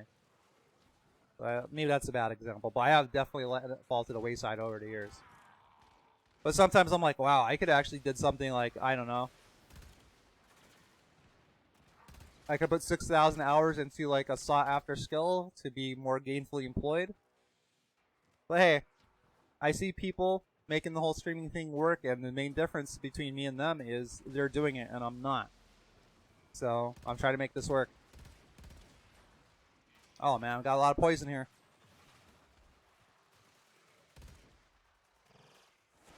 Alright, let's crush these rollers too.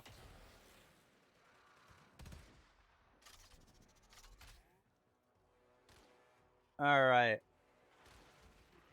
Now what should we pick here? Now this is vaulted, so I'm tempted to get that. But I do not have a burst in prime stock. I do not have it, so I might as well get it because I don't know what the ducat value is. So that's kind of what I do. If I don't have it, Since I don't know the ducat value offhand, I try to get it. Alright, Casper says, all I do now is farming all day for fleeting expertise mod. Farming it for Mesa Prime. Oh yeah, dude, early on in my career, oh my god. Early on in playing, I was gonna say Warframe career, which technically can be correct, but I don't make money playing Warframe, so I don't know if I could call it a career. Kind of feels funny. So let me just say, early on in me playing Warframe, I'd say within the first few months, it's actually right around the time I got my first 75% off plat discount. Dude, I just bought all the corrupted mods I ever would need. They only cost around 20 plat, so I got my fleeting expertise, my overextended, my blind rage. I got all that shit. My transient fortitude. Even though vault runs are kind of fun sometimes, I did them a few times, and I was just tired of getting junk that I didn't want to use, didn't want to bother with. All right, so we just did a mobile defense. I could do that interception I just did, which is no go. So let's try this interception. All right, I don't know how much time I have left on this Norman quote. I may put a timer next to this. I may not. Yes, I do have Mesa Prime.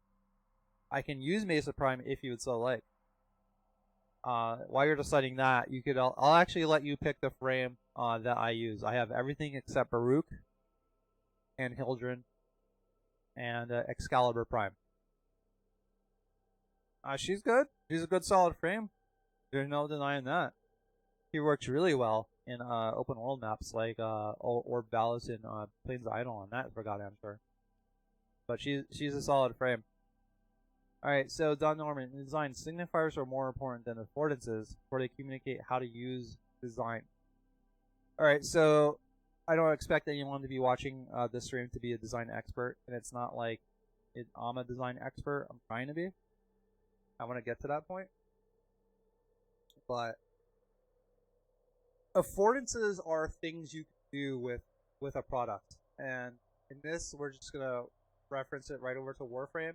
So an affordance in Warframe is anything you can do. So farming relics, racking relics, modding a gun, shooting a gun, aiming a gun, having using your powers, doing a roll, going through your inventory, chatting with players. Anything you can do in Warframe is an affordance. It is a relationship you have with the game, right? That's what an affordance is. Yes, all right, and I'll take Mason. No problem, Ed. No problem. A signifier is a sign or a clue or a pathway that indicates an affordance exists. And by and large, the reason that Warframe has such a bad new user experience because it does not have enough signifiers, especially in the early game, that tell a player what the fuck is going on with the game, what to do, how things work. Warframe has a real lack of critical signifiers that lead to the affordances Warframe. So that is the affordance and signifier relationship, and Warframe is so lacking in signifiers. It is awful, absolutely awful. I'm trying to think. I still want to take my brat. What do I have on that? Yeah, it doesn't matter because if I have problems taking an enemy down, let me see what mods I have on it though, just to be sure. All right, I have sense. All right, so this is decent. It's okay. It's okay.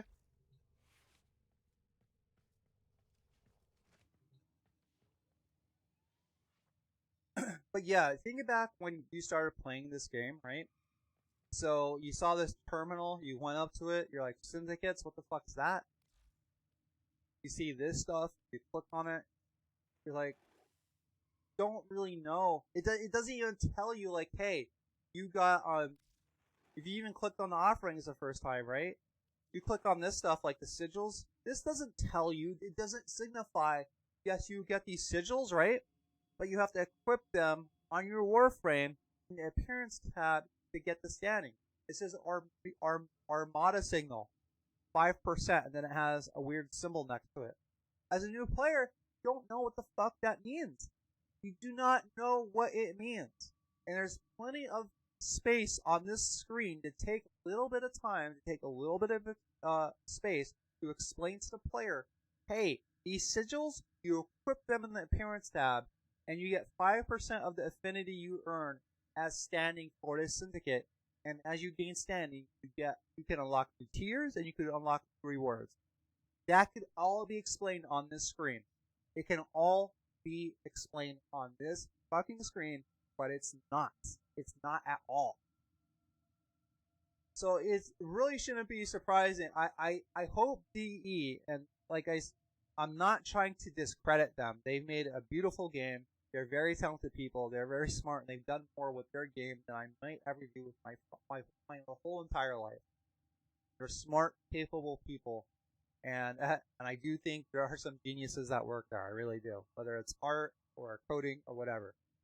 But oh my god, their user experience, their new user, they have a severe, and I mean a very severe problem with signifying what affordances exist in Warframe. Kasperus on Twitch says, what do you do on Warframe when you get bored? By the way, new Loka is like not. Well, I'm not gonna really respond to the new Loka Nazis thing. Yeah, I don't even know if that word will get me banned or in trouble. So let me just stay away from that. Well, here's the thing, Kasperus. I'm kind of doing what I do when I get bored. There's not too many more things for me to go after in this game. So the reason I do Fissure Fridays, other than Fissure begins with the same letter as Friday, is because when the Prisma Gridlock came around, I didn't have enough ducats. And it was the first time in a long time I actually didn't have enough ducats to get something I wanted. So I'm like, alright, I'm going to make sure that I farm fissures at least once a week. If I'm going to do this streaming thing, I'm going to do it once a week. Right? Because I never want to run into that situation again. On Monday mornings, I do Nightwave. I do Nightwave tasks. Because I actually want all the Nightwave rewards. And some of them are pretty useful. Like, I have more niacin than I've ever had since it came out. And the reactors and catalysts are easy to get now. I'm not so much interested in the weapons and the mods. I already have most of those. But yeah, and on Wednesday nights, I try to play Warframe for Eidolon hunting and Conclave. I only have half a focus tree left to max out, and then I'm done with focus, like, entirely. And the only thing I would hunt Eidolons after that are for Arcanes, and because I like them. I like fighting Eidolons. I think they're pretty fun. And Conclave. As much as I advocate for Conclave, and as much as I appreciate Conclave being in this game, and as much as I want to see the schism between the PvE and PvP communities, I want to see that decrease. I do not play Conclave as much as I want to. Some of it is because it's not too fun getting my ass beat into the ground on such a consistent basis. But at the same time, I recognize Conclave just has a very high skill ceiling, and if I want to get better, I have to put in the time. I have to put in the time. And I can't say I haven't had time, it's just up until now, PvE side of Warframe has consumed most of my time when I play this game. Kasperus on Twitch says, what's on weekend? Some streams maybe? On the weekends, I don't stream on Saturdays, and then Sundays I play Magic the Gathering all Sunday. Especially with the new set that just came out. Because with Magic the Gathering, they kind of have like Nightwave type things, like Nightwave tasks, and they reset every Sunday. So every Sunday I have this whole huge list of tasks to get to do in Magic the Gathering Arena, because it gives me gold and cards, and the gold I can use to buy packs, which give me the cards I want, or get me closer to the cards decks I want. So I play Magic all day Sunday. If you're on Twitch, you should actually be able to see, I don't know if you're on mobile phone, but you should still be able to see it. If you look for a panel called Games, it shows you my schedule per game. I have Sunday, it's time for Sunday, Monday, Wednesday, and Friday listed. It shows it right on there.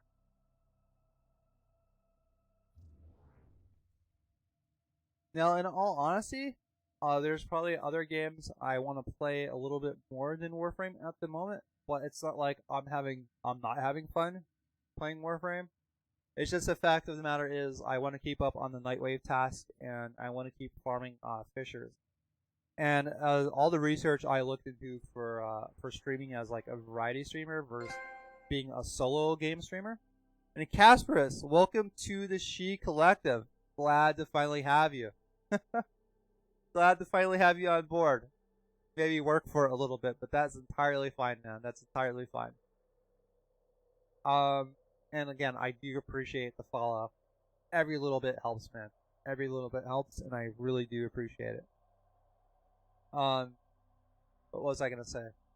Yeah, I actually want to keep up on the Nightwave tasks. I don't want to fall behind on those.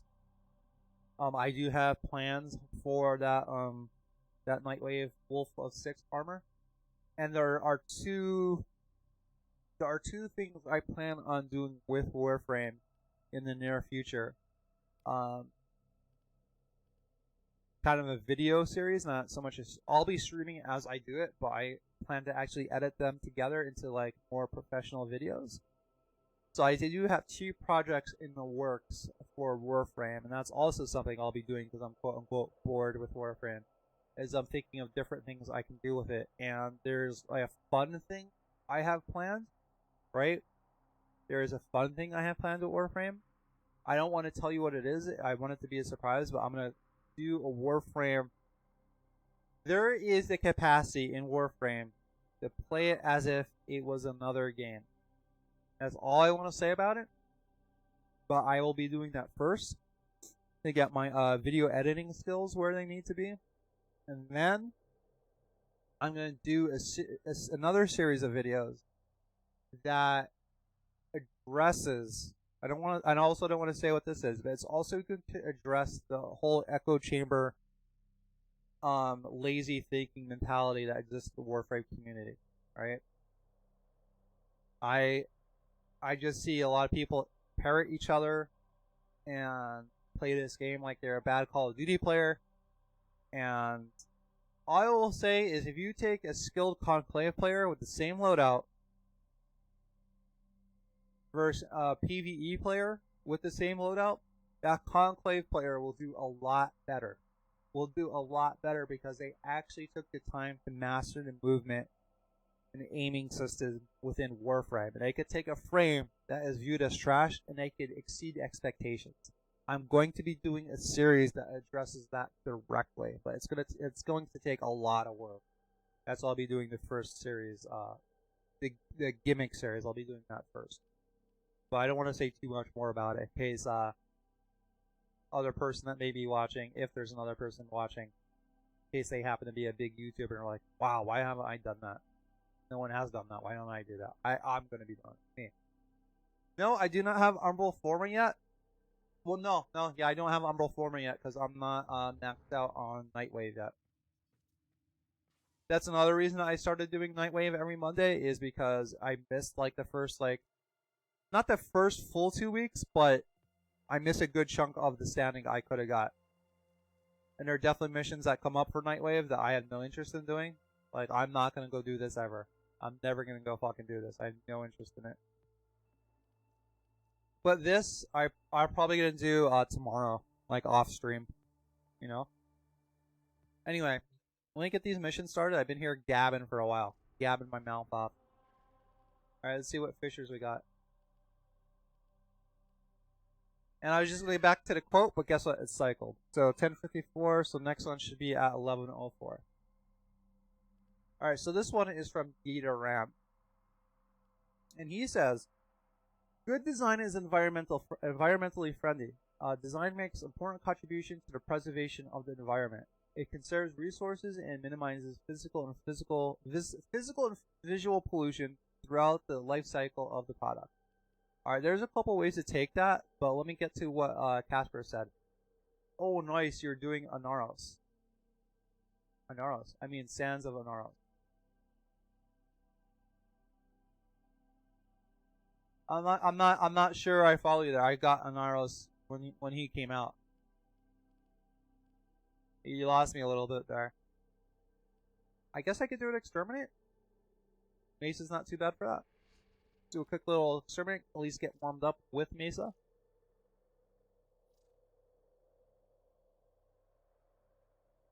At least get that done. Rich agent. Alright, so what Theater Rams is saying here, right? I'm going to explain what it means on, I think the pattern I'm going to follow is I'm going to explain what it means on a general level, and we'll break it down a little bit, and then I'm going to apply it to Warframe. Oh, as soon as I go in, I get... The fuck is this? What is this? Are you seeing this, Casperus? This is where I start?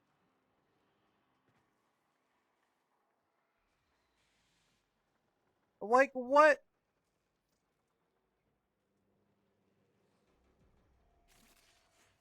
Okay, thank God. I'm gonna say, if I can get out of there, that is some fucking grade A bullshit.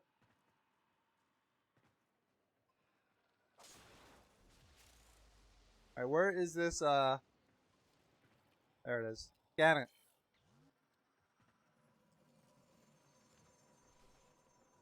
Oh, look at all these relics. So, what Data Rams... Alright, hold on. Oh, you're talking about the decoration on my Lisette. Is that the decoration because there's a vest? No, that's there because I placed it there. I didn't know where else to place it, so I just placed it where it originally was. But I could see how you would be confused because that is the default placement. But yeah, I've been done with the Sons of Inoros for quite a while now. Like I said, ever since he first came out, I've been done with him. I guess I got another shard here. Another thing to scan. Might as well. Might as well, buddy. So it was Mesa Prime, as requested, and I have not even fired a single shot yet in this mission.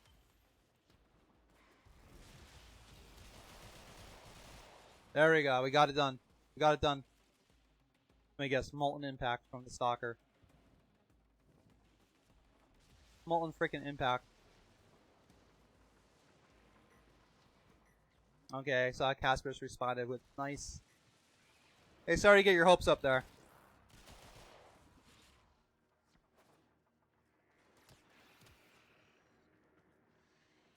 So what Dieter Rams is, there's a couple ways you could look at this. There's two broad ways I look at what he's saying here. Is you could take it literally, like you don't want your product to like physically pollute the environment with like toxins and shit like that, right? Yeah, like you don't want to make like what would be? Ooh, hold on. Oh shit. I guess I'm getting that Reaper Prime since I have everything else, right? I already have the Reaper Prime, but I know that was just it's not as common. Let's just put it that way. So yeah, one way to look at it is like, does my product like leak toxins and fumes and shit into the environment? Right? That's one way it can mean. The other way it can mean is, does the product or service, does it pollute the environment that is meant for? So, like, for example, in Warframe, if we had, like, if every 5 minutes, I don't know why DE would do this, but let's say they did. Every 5 minutes, there was, like, a big pink square that appeared in the middle of the screen, and it lasted there for a minute, maybe it told you some update on some random thing. That would be polluting the visual environment of Warframe, right? So, like I said, you can look at this in both ways. Either you're actually physically polluting the environment with toxins, or the product or service is the design aspect in question. It is polluting, it is disruptive of the environment it was meant for. Right? And the thing that comes to mind when I think about Warframe and how this principle applies to it is a lot of the interface. Like when you're in game, especially when you play like with Warframe with a lot of buffs, like if you're playing in a party with like Titania Octavia. Like there are too many buffs in too many different places. It's kind of like polluting the what should be a very clean, understandable user interface. There's just too many fucking buffs, and there's a remedy to that. But let me get to what Casper said first. Casper on Twitch said, "Do you got that mod where you can walk while doing your ultimate like shooting? It's called Mace's Waltz. Yeah, I think I do.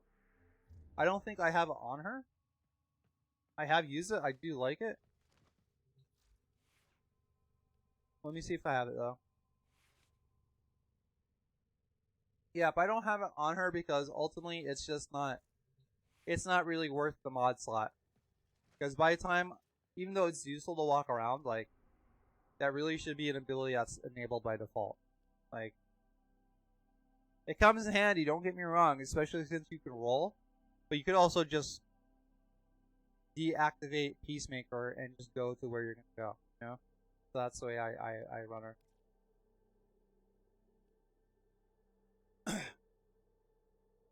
But yeah, there's a lot of offenders that kind of like are not environmentally friendly within the system of Warframe, and like I was saying, my go-to example for that is if you're in a party with Octavia, if you're in a party with Titania, if you're in a party with other frames that give other buffs, there are just too many icons all over the place. And not only that, there are some interfaces, there are some graphical elements that overlap each other.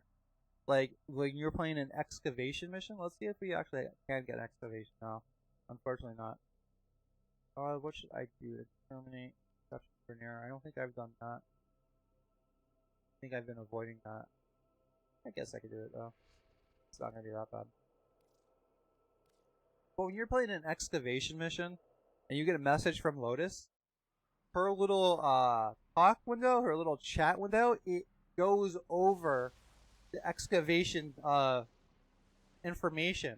Like you, for a period of time, you cannot see how much energy or how much shield energy a given excavation drill needs.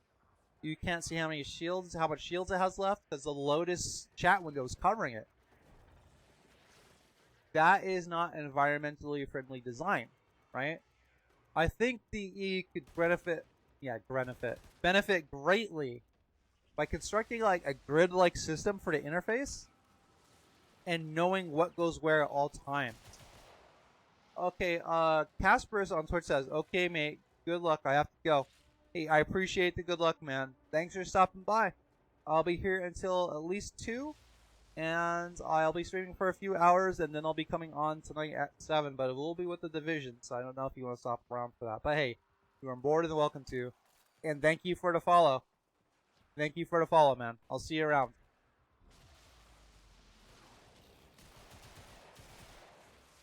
Yeah, Mesa does make this a lot easier, huh? Can't believe her power used to be auto target. That's ridiculous. That is absolutely ridiculous.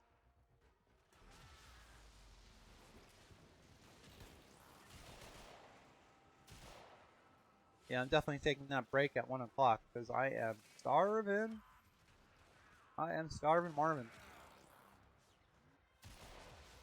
I'm not even going to try to pronounce that name, whoever joined the squad. That is like foul heaven.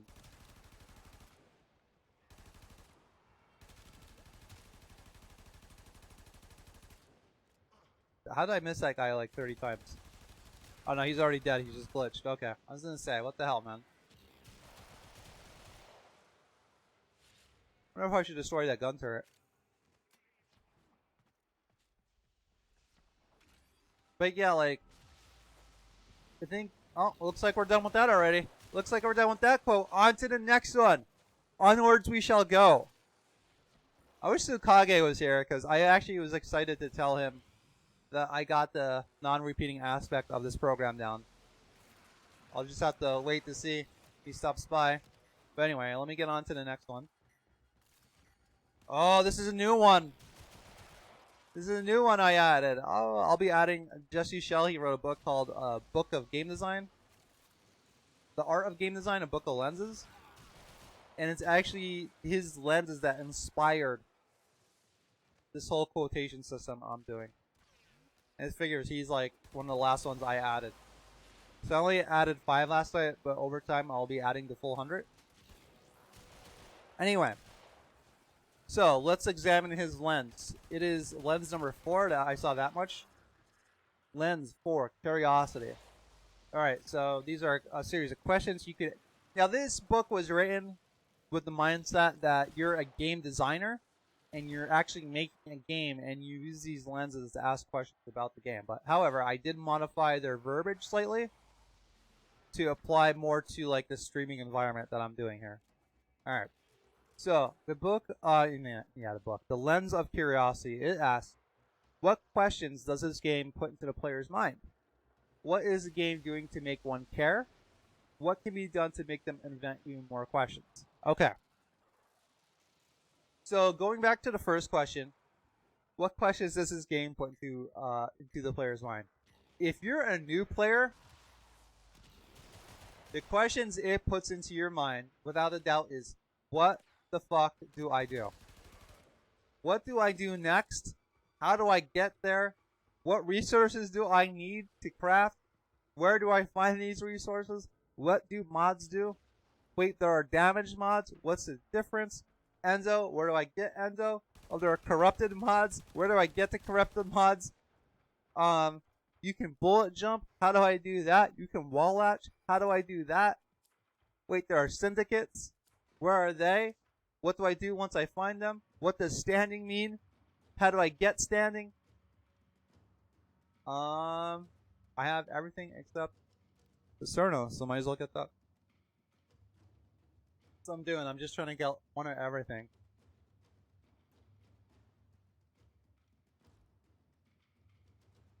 Now I could keep going on and on all day about questions the new player has. But as a veteran such as myself in Warframe, it's more a matter of what do I do now? What do I do now? What is there left for me to do? Which turns into, why is DE messing up the endgame so badly? Why are they messing it up so badly? Why can't they get it right? Why can't they just add one node, one endless node per planet that starts at level 100 and scales fast with good rewards? Why do they keep putting fucking drones in the arbitrations? Why did they have to have 6 months to have arbitration scale at the same rate as every other endless mission if it's supposed to be an end game boon? What the fuck was the point of that? Will Warframe ever put energy, more time and energy than a bare minimum, back into Conclave and PvP? Is Warframe content with its its originally dark Space Ninja game being more about Barbie's dream house and collecting floofs and following animal poop? Like, will they ever care about the roots of their game again? Or is it just about following where the money's at, which I don't blame them for doing. It's quite a different story being a fan criticizing a company versus someone that's in charge of the game's success and employing hundreds of people that have families and food to put on the table. It's a little bit different to criticize as a fan versus actually having responsibility to meet, execute upon. As a mid player, either a new player or when you're not a new player or an end game player or vet, the question comes down to like what new interesting thing do I get to do today that I am not bewildered by? I actually know what to do. I have a clear pathway to get there because I put in a massive amount of wiki research to get there. So I would say Warframe's main questions that it causes players to ask are, what do I do and how do I do it? Right? I would say those are the main lines of questioning for Warframe. Now the next question, what is the game doing to make one care?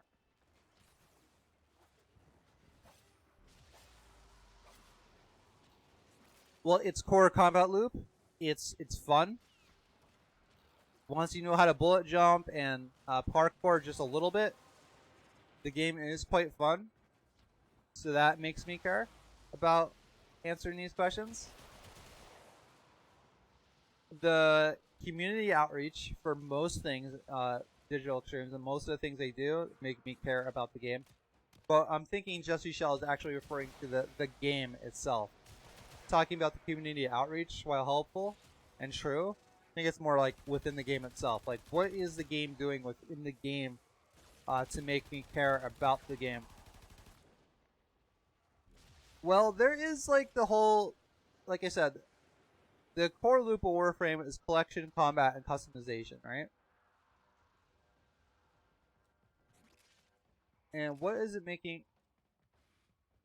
I was gonna say, since it's friendly towards customization, but I don't know if that's exactly true, so I'm trying to think if there's a better way I could phrase that. But it does make you care about getting the things you need to craft the stuff you want, right? So I guess since there is such a wide amount of things to collect in Warframe to get, it makes me care to get those things by making it fun to go farm for those things. Now, farming isn't always fun, of course, but I'm trying to really think, like, how does Warframe make me care? How does it make me go about, how does it go about making me care about what I'm collecting? Because it definitely makes me care about the combat. Alright, I have 2 of each. I already have the Lex Prime out the ass. I'm going to go with Limbo Prime Blueprint. That's what I'm going to go with. That's what I'm going to go with. And I'll keep going. Okay, I'm not chancing it. Again, I probably could solo it, but I could also just move to another Fissure. It's not like I'm trying to do endurance, try hard endurance runs today. I'm just trying to cycle through Fissures and maybe help out some viewers that are looking to Fissure farm too on Fissure Friday. And I keep forgetting to level up my signal, so that's. Let me move on to the next question. Maybe answering that will help the previous one as far as this one goes. What can be done to make them invent even more questions? I guess I really need to answer the previous question. What game doing to make one care? Well, I guess on a basic level, let's say I am viewing an item in the foundry. Let's say I assume I know how to get to the foundry as a new player. And I understand what the hell I'm looking at when I'm looking at a blueprint and the components. Well, me knowing what planet has what resources, that goes a long way towards making care. I don't know the exact drop chances, and I do not know as a new player. I know as a vet player reading the wiki for God knows how long. I know that what's on top tends to be the rarest, and what's on bottom of this little resource column tends to be the most common. That's not signified whatsoever, but just generally knowing, hey, if I need X resources to craft Y item, I need to go to Z location to farm it. That makes me care about collecting things, right? That makes me care about actually getting and how to do things. Also, most of the time, the crafting requirements for objects, for items in Warframe is fair. Even if for something like the Hema that took, what, 5,000 mutagen samples? Because it's not like the Hema was required for any content in the game. It's something DE threw out that, hey, if you really want this weapon, you gotta kind of come together as a command. But if not, then it's just gonna remain unresearched. So it's kind of like the middle ground between the Nightwave do with a friend tasks that are really, really annoying, and DE Steve has gotten a lot of that feedback stating as such on his tweet when he was asking about Nightwave from fans. Yeah, that walks the middle ground between Nightwave friend missions and solo, because you can put the Hema together by yourself. Man, would it really help to have some friends or some clanmates to help you out with that, right? So for the most part, the crafting requirements are fair, right? There are only a few cases where it's like kind of ridiculous, but I don't blame Warframe for having a couple bombs like that once in a while that are really resource heavy. Alright, looks like we that lens went pretty fast. Are these really 10 minutes? Seems like that flew by. Anyway. So the next quote is from Don Norman, and he says, "When something goes wrong, but the machine highlights the problems, then the person who understands the issue takes the proper action, and the problem is solved. When that happens smoothly, the collaboration of person and device feels wonderful," which it absolutely does. In some cases, at least. If your car's oil light comes on, and then in response to that, you take it to the mechanic to get your oil changed. I mean, it feels good that your car's engine didn't melt because of the lack of oil, but you're still spending money to get that done, so you're still like, well, I saved myself a lot of heartache, but it still costs some money, so it's not like a transparent case as possible for this Mormon quote. If we're talking about technical issues with Warframe, like if you're having connection problems, well, resetting and restarting the game doesn't really help. I'm trying to think. Okay, so when you, in the last mission, or the last two missions, I got stuck. I spawned in some weird location ceiling. Typing unstuck is what got me out of it. However, I don't think the game, does it tell me that I could type unstuck? If it does, I'm not really sure where or when. But that feels nice. Like, that would feel nice if I do get stuck like that. If the game told me, hey, you're stuck, type unstuck to get the hell out of whatever weird situation. And that feels nice. That feels like, hey, D knows that this happens, and instead of letting the player suffer unnecessarily, they give them the information and the power they need to get themselves out of that situation. And knowing when I'm stuck, the fact that I can type unstuck, it does feel good, right? It makes the unbearable bearable. It doesn't necessarily feel good that that critical piece of information isn't something players know about unless they just happen to come across it, or they've had bad experiences with other games and they got stuck in all sorts of shit. So they actively seek out if that solution exists in Warframe. A bad example, or worse example, is when you're hunting Eidolons and your operator or Warframe gets bugged out and cannot fix the situation until you jump into the lake. I mean, it feels good that there's some solution, but that's more of a case that shouldn't happen to begin with. The reason that getting stuck in an environment, it's not as egregious, because it seems like that's something that's like out of DC's control. I'll pick this one. I just looked at the screen. Like, hey, like I spawn randomly in some geometry. Game's complicated. All video games bug out. It happens, man. It happens. All right, I'm stuck here. Now I'm out. But the Eidolon fight, your power's not working for whatever reason. That feels really shitty. That feels really, really shitty. Then you have to go jump in a lake to fix it. It does not feel as good as typing in stuff. Now, what other situations do problems arise in Warframe, and we as the players have the ability to fix them right then and there? Not really sure. I think my phone just shook.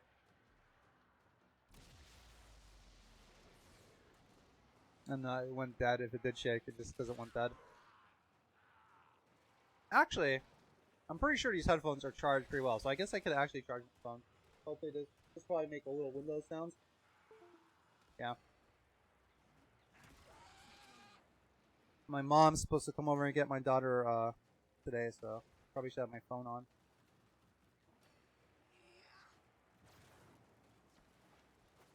Now this is where it would be nice to have like a viewer or two. They could tell me problems in Warframe that maybe they wish Warframe gave them the ability to well, I guess I could do that myself, right? I'm thinking of situations where Warframe does do that, but I could also talk about not being able to do that. All right, so let's talk about fucking host migration.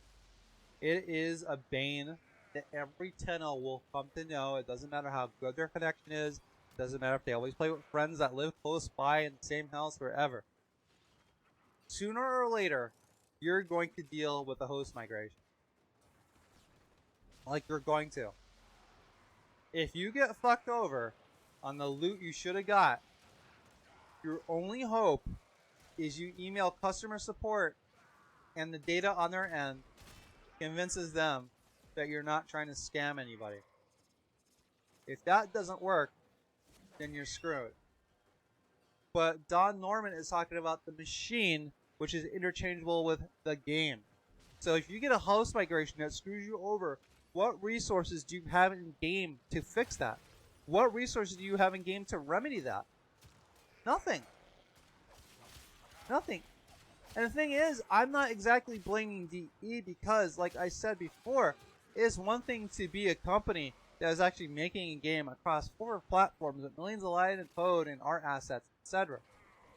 And it's another thing here to be a gamer that's just thinking about one issue at a time in a vacuum, wondering why DE is not doing X and Y. Sure, if I had maybe a bigger picture of what was going on, I would change my tune drastically. Right? But with that said, I'm sure like with host migration, especially with getting drops, at least part of that is security reasons, right?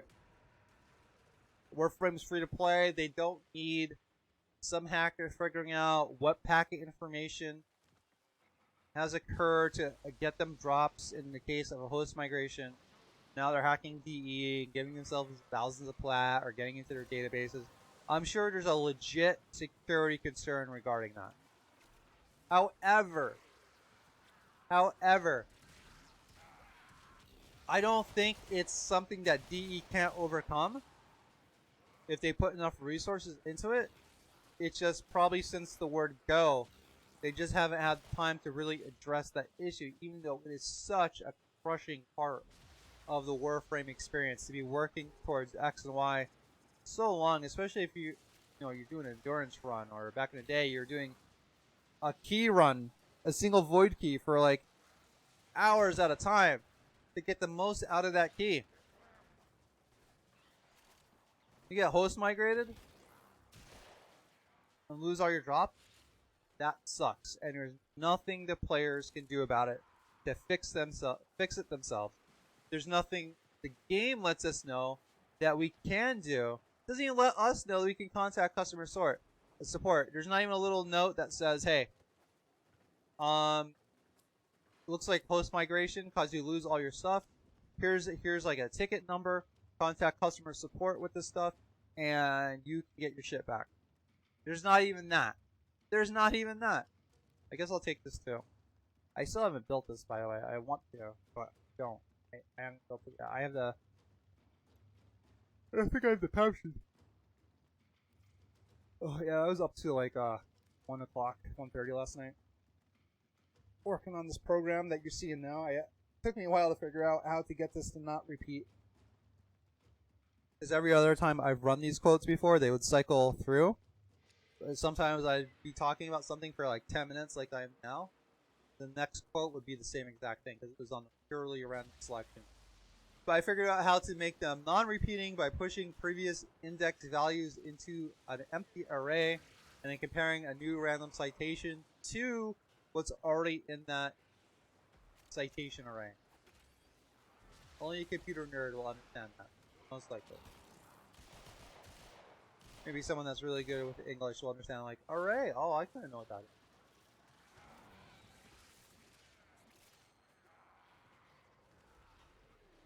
Are you yawning not because I'm bored? I'm yawning because I'm genuinely tired. Even though I had a cup of coffee. I had a cup of coffee this morning. Heavy cream. Cinnamon. Freshly made. Still kind of tired from last night. Alright, looks like we got a new quote coming up. Excuse me. Okay. Wow, looks like Mace is really good for reading quotes. So I just have to cycle my Peacemaker around. How AFK is that? That's so bad. That's so bad. Mace is so AFK enabled, you could actually read something while you're playing. But if that's the case, maybe I should play Mesa more often, right? Look, I'm playing. Look at me play while I read this. Okay. The problem with designs of most engineers is that they are too logical. We have to accept that human behavior, the way it is, not the way we wish it to be.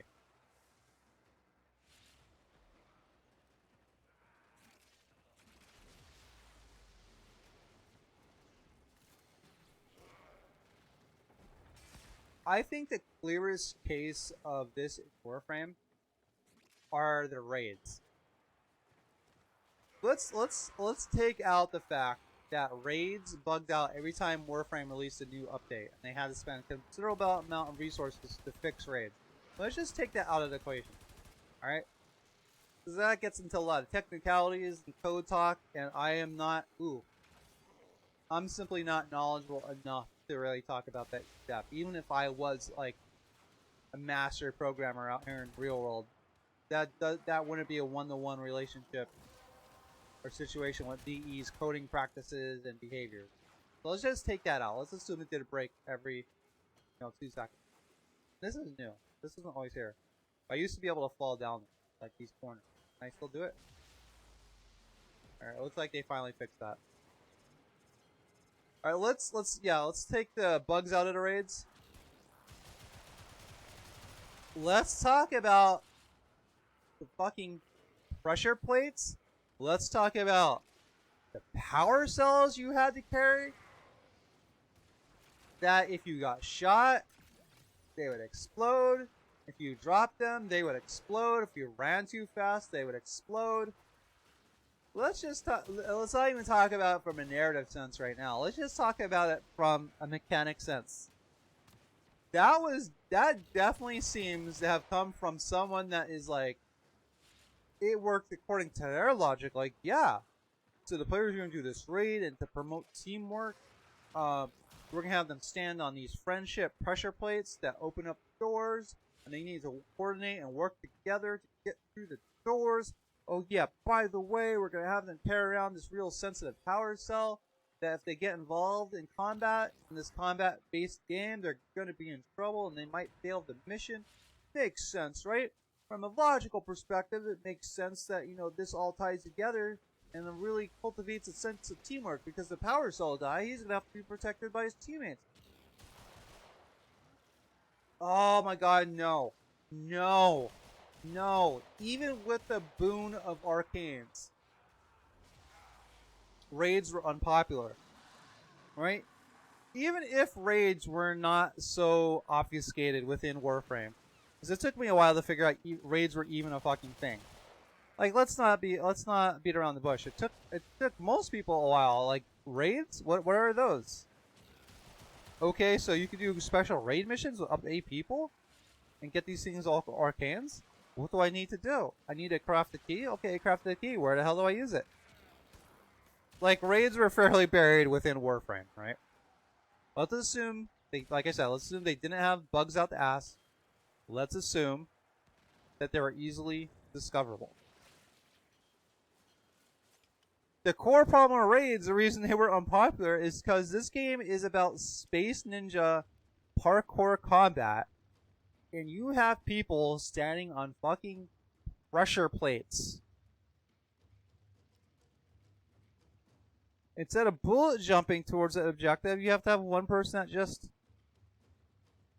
like, gently jogs to where they need to be, and they can't really use their... It was so counterintuitive. It was so against the core loop of Warframe. Like, I was never under any kind of impression that raids were popular.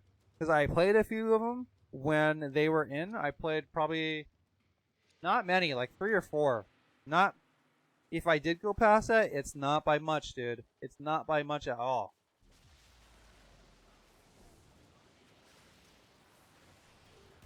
And the reason I feel that raids were destined to fail from the start is because they fit whoever... I'm not going to say it's Scott. I don't know who designed it. I don't know who designed the raids. Now, he's the lead designer of Warframe, so he had to have some kind of, like, influence, or at least he signed off on what someone else designs. Problem with raids, though, is they fit the logic of whoever designed them. They're like, hey, well, this works for me. This works for my sense of teamwork or whatever my end goal for raids are. This fits my design and philosophy, but they did not take into account the psychology, the emotional state, or emotional reason people use or connect with to play Warframe. And it's not to stand on fucking pressure plates. It is not. No one plays Warframe. Alright, I really dig on people when they use extreme logical operators like no one, everyone, everything. So let me recant a little bit. I'd be surprised if anyone played Warframe to do hacking and or stand on pressure plates. I'd be surprised if the amount of people were any more than a surprisingly small minority. Yeah, that's another thing. I don't think you can use ciphers on sorties, or you could. It's been a while. I don't remember. I'm just glad they're gone. I'm just glad you're gone. Eidolons are so much of a better experience to for some end-game content or oh my god, but yeah. I think that's a really solid example of someone that didn't design for the behavior of Warframe players. They instead just designed raids to fit their personal logic or the logic of people that were designing the raids themselves. And what they came up with was a design that wasn't really well received. And the fact that it's not in the game anymore proves it wasn't that well received. I would imagine Lunaro is going to follow the same suit. I only hear Conclave players talking about if they play Lunaro. Don't even hear them talking about it. I actually tried to give it a go before, a long time ago. And there was actually a fair amount to learn because they changed the rules of basic movement and how it relates to carrying the ball, that when you bullet jump, you drop the ball. I'm like, you know what? I'm done. I am fucking done. Right? Bullet jumping is like at the core of Warframe's offerings. It is at the core because it is the gateway to all parkour, just about, right? So the most efficient way to move down the field is to bullet jump, is a parkour, but the point of the game is to get the ball to the other end of the field, and the most efficient way to do that is taken away from you because you drop the ball when you bullet jump.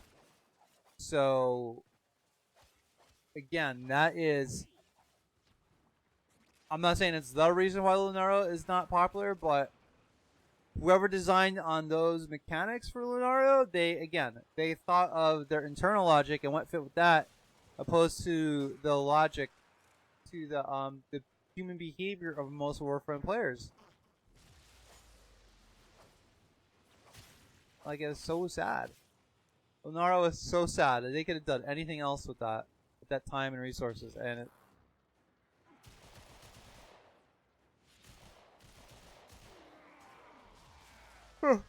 Looks like I'm lagging.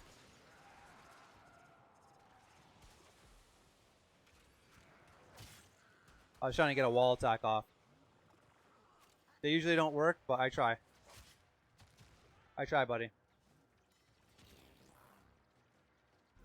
Yeah, I'm getting some serious lag here. That's some serious lag.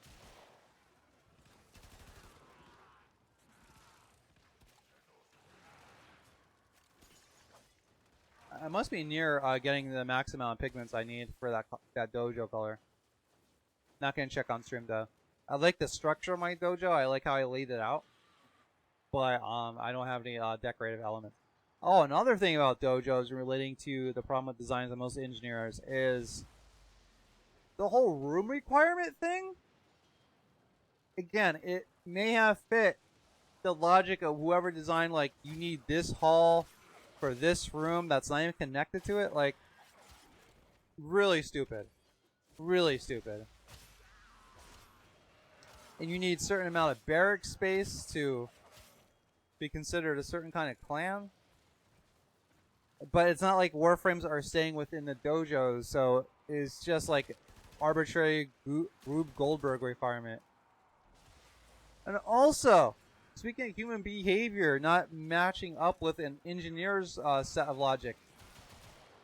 So generally, you want to be in a clan because the more people that work towards something with a common goal, the quicker the end result gets here. And at least in the real world, sometimes the more people you have working on something, the more refinement it goes through. But in Warframe, it's the opposite, because the more people you have in your clan to help you out, the more things cost resource-wise. So it's like, so if you're in a weird situation where you had a clan that once had 1,000 active members, you don't know when they're going to come back because, you know, either they don't want to play the game or a life issue came up or whatever, then you're stuck with the cost of 1,000 people. You being in a clan doesn't benefit you. Looks like Fragger Prime. I might already have that though. Alright, what are they saying here? You're welcome, guys.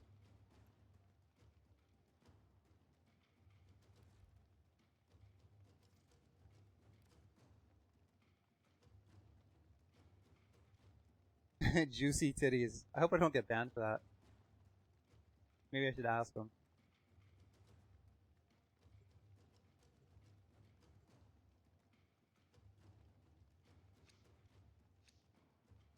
Juicy titties. I hope your name doesn't get me banned on Twitch. I like the name though, besides that.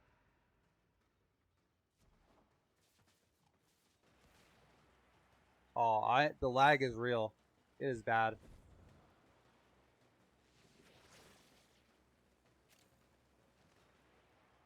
Yeah, I thought I was gonna have a problem. I hope your name doesn't get me banned on Twitch, because I'm streaming this right now. But I do like your name, it's funny.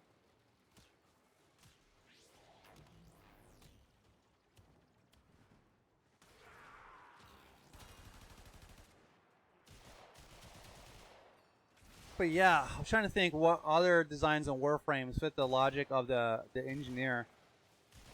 The mod system, I know they reworked it because DE Steve put a lot of intricacies in the mod system that no one ever really figured out. So if no one was really using all these affordances he put into the mod system, then it's not really doing its job, right?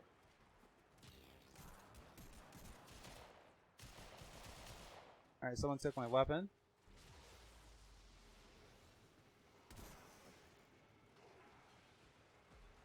Where the hell is it, though?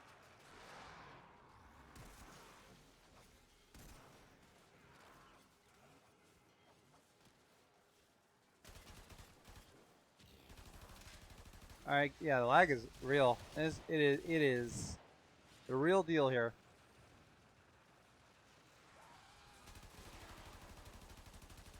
I'm seeing like a translucent, like, they reworked how those snow globes look. They look like gyroscopes. I don't know how I feel about them. Kind of like the old snow globe better. Well, of the enemies, at least. It just looks weird for no real reason. Thought my quote switched. Yeah, but the mod system, that was so insanely complex. Oh, and the element system, like the element combination thing, that definitely fits like some internal logic of DE that's not really in line with the behavior of most of players, I would say, like by and large. Now, I don't have any data to support that, but you know what would be a lot easier? You know what I think would fit the behavioral needs of players want? If I want radiation on my weapon, instead of combining heat and electricity in a given order from top to bottom, left to right, and that being completely changed if there's already elements on the weapon and where they are. How about if I want radiation on my weapon, I just put a mod that says radiation damage plus 90% or plus 60%. How about that? How about just that? Right? Like, the whole element system in Warframe, the element and hybrid element thing, that is definitely fitting the logic of someone at D, not necessarily an engineer, but it's fitting what the internal logic of whoever made it, and not the behaviors of most players, I would say. I don't know how many people would be against it if they were to switch over. I know I fucking want it. Explaining this new game, I mean this player to new players, it's so much easier to say, hey, if you want blast on your weapon, there are mods that are called blast that have blast damage. Just put it on your weapon and you have it. Instead of like, well, yeah, the lag is for real on this. You're not lying about that.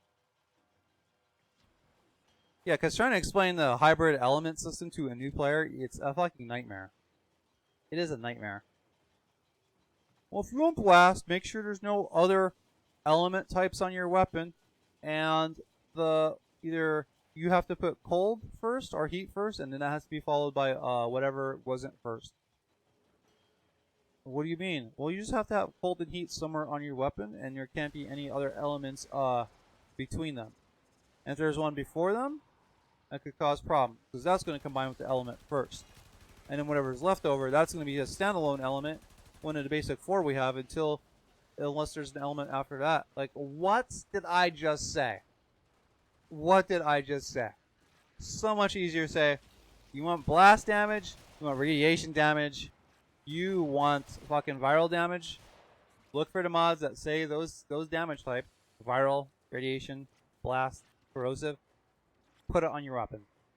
Put it on your weapon. Done. Done. That's it. It's done. It's over with. That's it. That's all I have to say. It's over with. No more explanation needed. By explaining it how it is now, oh my god. What a nightmare. Alright, I'll put this up. I don't want to die. I didn't realize we did 20 missions already. Or 20 waves.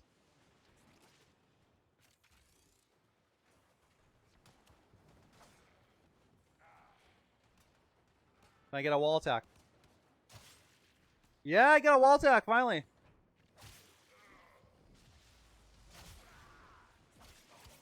Can't believe that sword wouldn't cut through his fucking shield. Like, I don't buy it. I don't buy it one bit.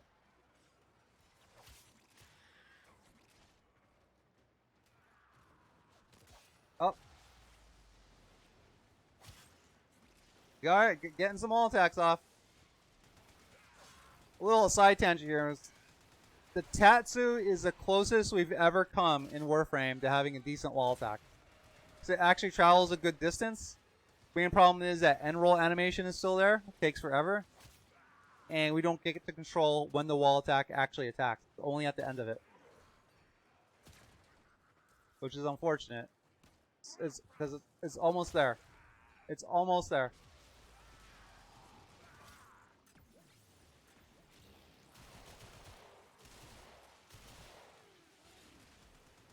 Oh man. I am so hungry right now. I don't know what we have to eat.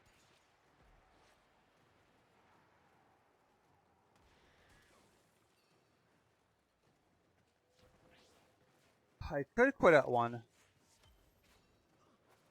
Or 12. Just come back an hour earlier than I thought.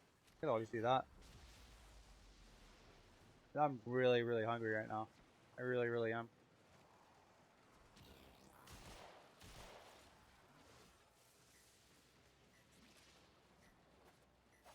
Although I've never done 2 Fissure Fridays in one day. I wonder how that will go.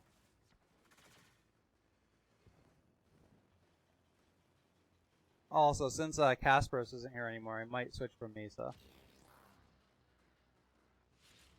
Although, I don't know, man. It's really easy to read quotes when Peacemaker's active. I just rotate around the screen. I'm just killing dudes. Alright, looks like I got a new quote. Conceptual models are valuable in providing understanding and predicting how things will behave, figuring out what to do when things do not go as planned. Alright, conceptual models essentially are the mental representation of real world things. So, even though Warframe is a game and its parts exist in the physical world, what you're actually always interacting with this gets a little bit philosophical, so bear with me, is everything you ultimately interact with in life, it's the conceptual model of something. Right? Because ultimately information is transmitted to your brain, and then that somehow is delivered to your mind, right? And it's those mental objects that exist within your mind, aka conceptual models, that we actually interact with. But deep philosophy aside, if you know what the conceptual model is for a product, then you kind of have an idea of what other players expect it to be and want it to be, and etc. And honestly, I think, I already have the Tiber Prime, but I don't have a receiver, so I guess I'm getting that. And I'm getting out of here this rounds, this Fissure, because of the lag.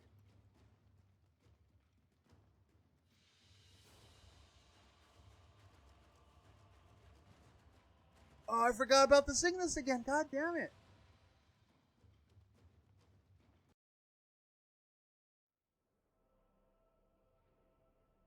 Now, when DE tries to, people ask them that, like, describe what their game is, they said it's kind of like an experiment.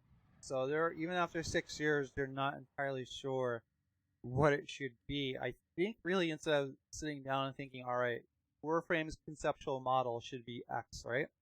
I think instead of Warframe, the developers, they got together and they shared conceptual models of things they like and they think are cool, and they picked the ones that most go together, and they just they mixed them all into a big pot called Warframe. So I know like a lot of the head devs there, like the Steve, the Scott, Sheldon, Jeff, see DE Glenn every now and then.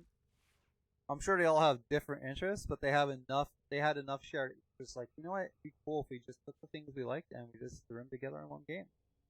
And that's kind of their conceptual model. And ever since then, it seems like they've had maybe some initial ideas what they wanted Warframe to be, but they started pivoting where the player attention was, and the player engagement was, and most importantly, where the money is. Because I like DE, and generally like quite a few companies, but if they're not making money, they're not going to be a company. That's just the reality of the world, right? All right. So since, like I said, Casper's done, let me switch from Mirage Mesa to someone else here. Good. I haven't played the first. Very edge lordy. Very edge. We'll go with her. And to spice up a little bit, I'm gonna switch my weapon Prime. I've been using that all morning. Let's use the Corinth, even though I was using this last stream. Make sure it's all modded out how it's supposed to be. Alright, so I got 4 V slots, only 1 left over. Alright, so I got Punch Through, Blaze. Alright, that's good comment. I mean, Blaze is like, if you can fit it, you should, because that's 90% extra damage. That's huge, right?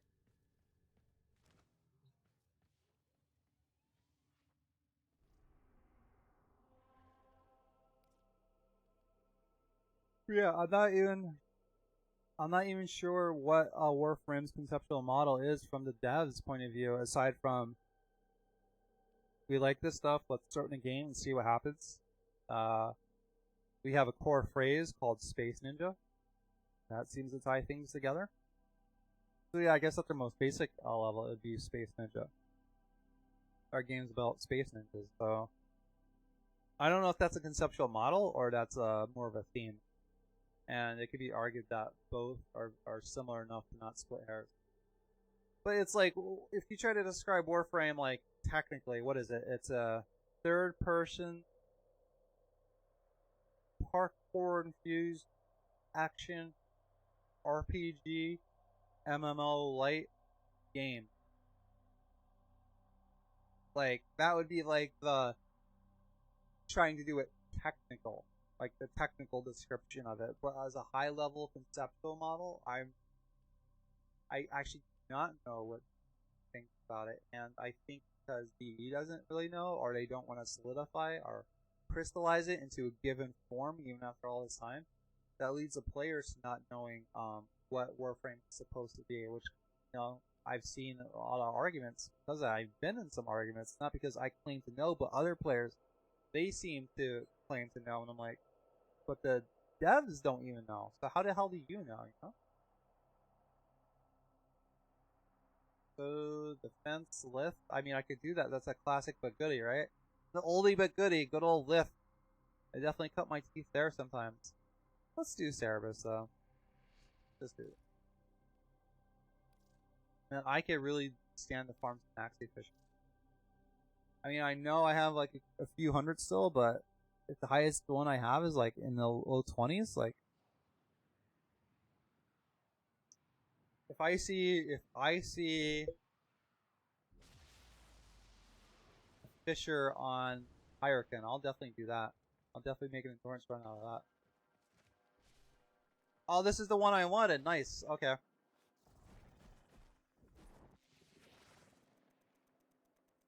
I don't think there's any kind of AoE thing I could leave here, right? None of these are really long range weapons I have.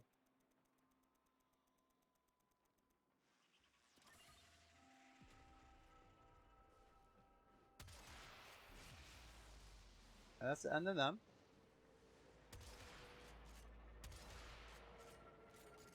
That's the end of that. Oh ho ho!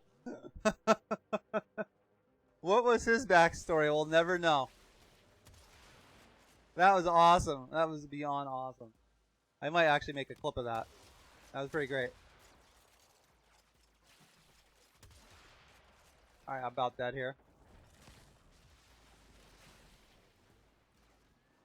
Oh, it's because I don't have a vitality mod of her. It's quick thinking, I think, for her. Yep. Sacrifice your health for energy, and then put quick thinking mod. That is the build for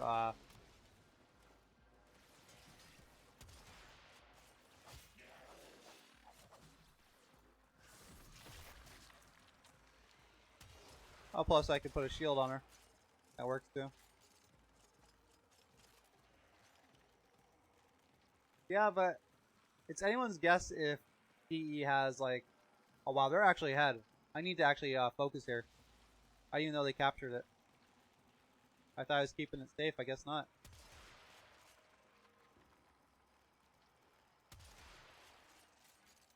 Too busy running my mouth.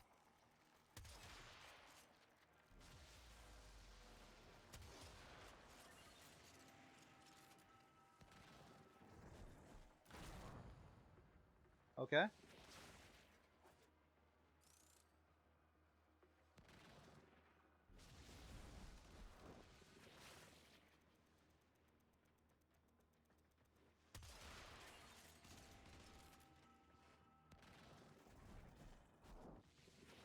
Operator mode, very handy in this. Oh.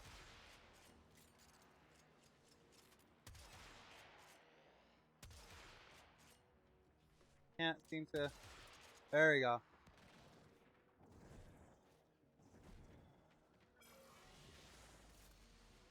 There we go. Thought I was gonna fall off the operator for a second. Looks like I'm going down there anyway.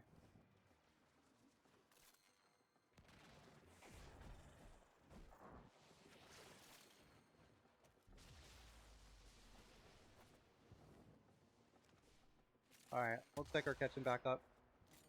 Accidentally fired there, but that's okay. Now, going back to the conceptual model of Warframe, right? I think once CE decides what they finally want Warframe to be, or at least personalize a little bit more of it, I think everyone's going to have an easier time having a common anchor other than Space Ninja. Because I'll give you an example, man. Like, I don't know how long ago it was. Oh shit, we got another wolf, huh?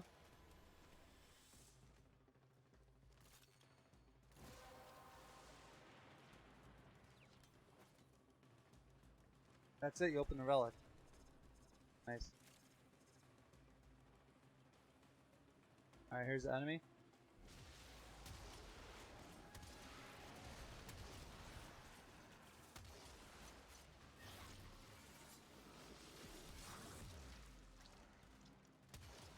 No slash procs there? Yeah, he wasn't about to get me. Screw that.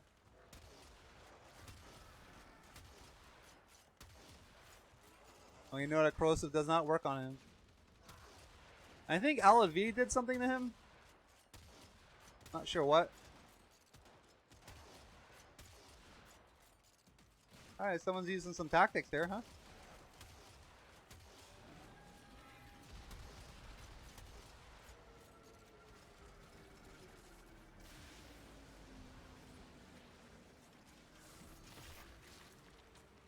Alright, yeah, enough of getting shot.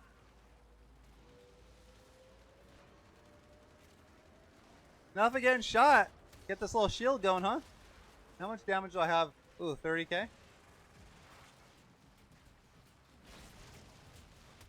Alright, no damage. That was nice.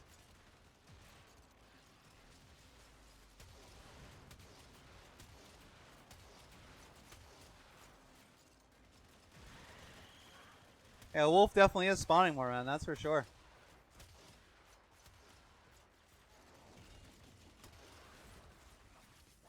It's actually dragging me with him, huh?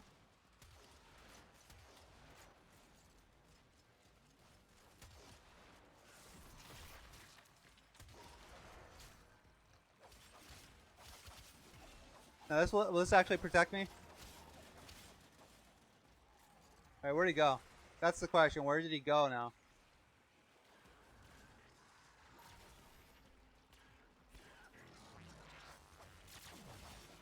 Alright. This is definitely not the wolf, but we want him gone.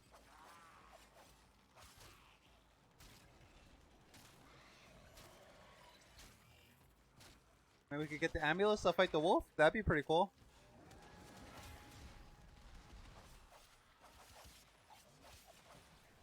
Oh!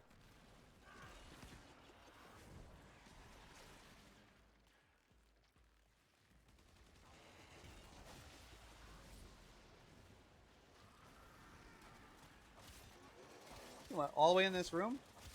Funny.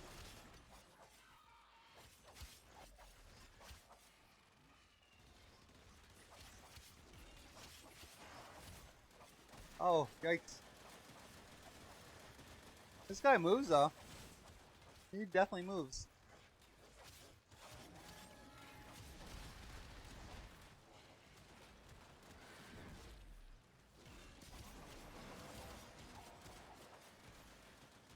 It's hard to keep track of him, man, because his moves just have him going.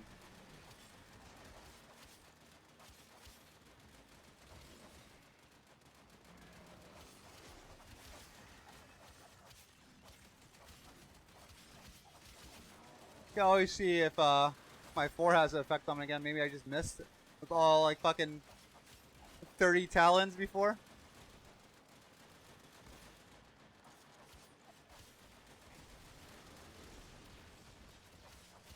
Actually hard to keep track of him.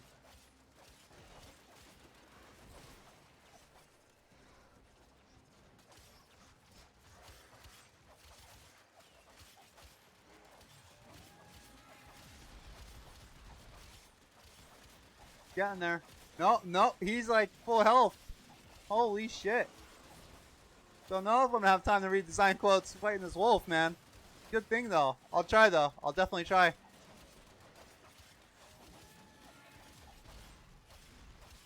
Trying to build up this combo counter is probably the best bet though.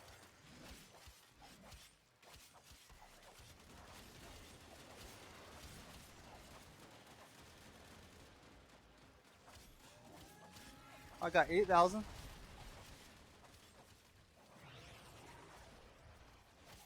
I just remembered a combo attack. Say,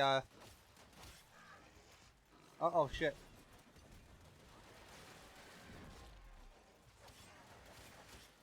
Oh, I got 38,000 from a slide attack. Okay.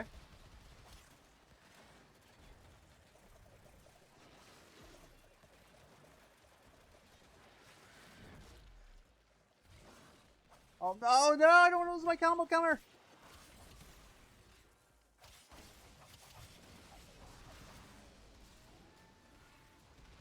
Where is he? Where is he?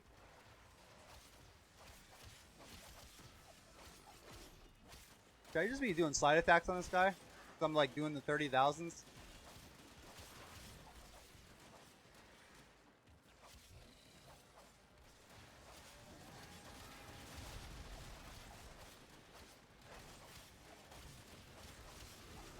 This is nuts. This is nuts. Yeah, maybe we should just be doing slide attacks. Red crits.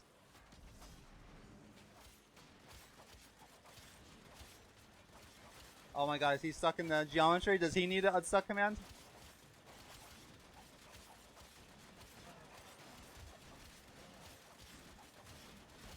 Alright, let me do the combos. Alright, he's unstuck. He found the unstuck command. Unsullied.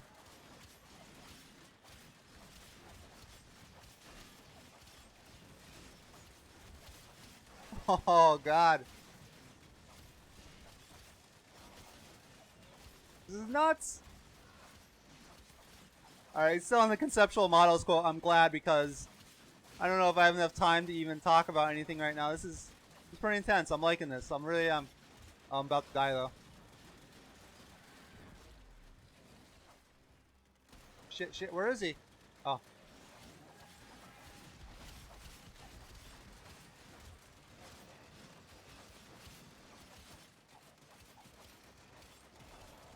I'm just happy I have a chance to use combos. And does he travel over though?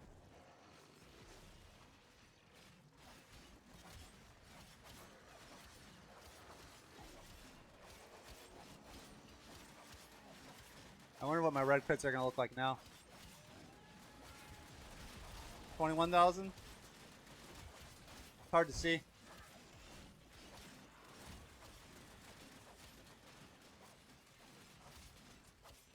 $21,000, yeah, let's look like. I thought it was going higher before. I thought I was getting in 30,000.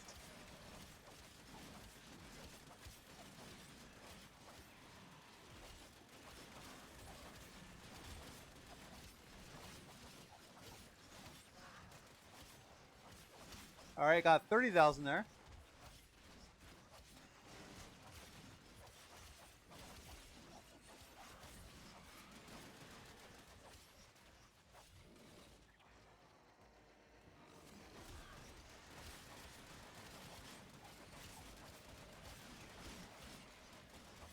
Now let me red crit this guy out here. I do have Maiming Strike on my Tatsu. That's why the red crits are so high. But he is not slash procking though, I'll tell you that. He is not slash procking.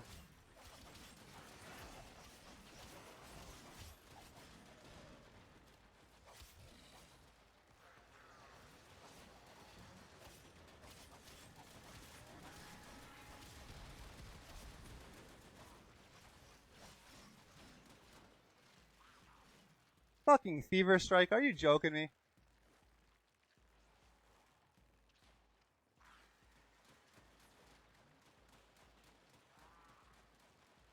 Good fun fight, very disappointing reward.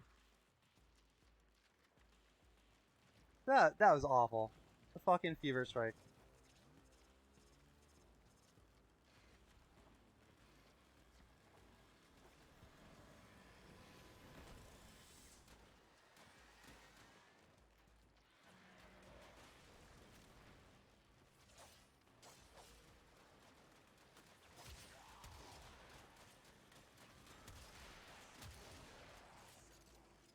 Oh man, what a disappointment that was.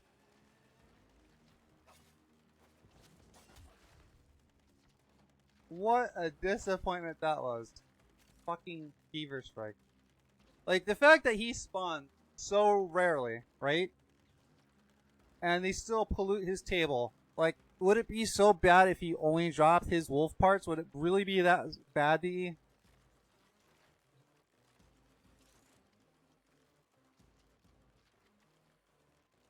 I try to watch myself when I talk about things regarding economy, because that's messing with their free-to-play model. But is it really helping someone else from losing their job? Because there are some impatient gamers out there that are buying all this plat because they want to trade it for it in the trade chat for the wolf sledge. Is that really keeping someone's job?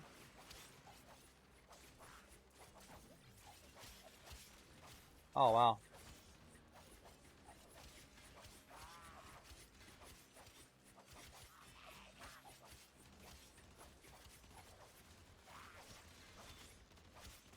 These guys have some fucking toughness on them, man.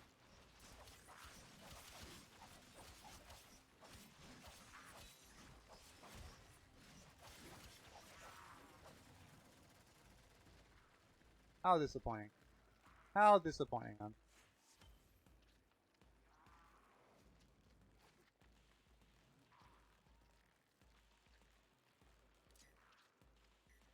Oh, man. I mean, it was fun. Oh, we still got some enemies, huh?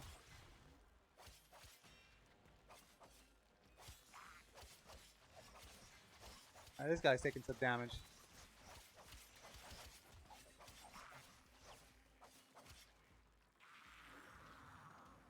Got him.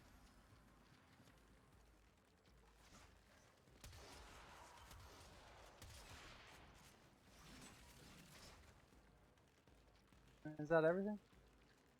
Is that everything?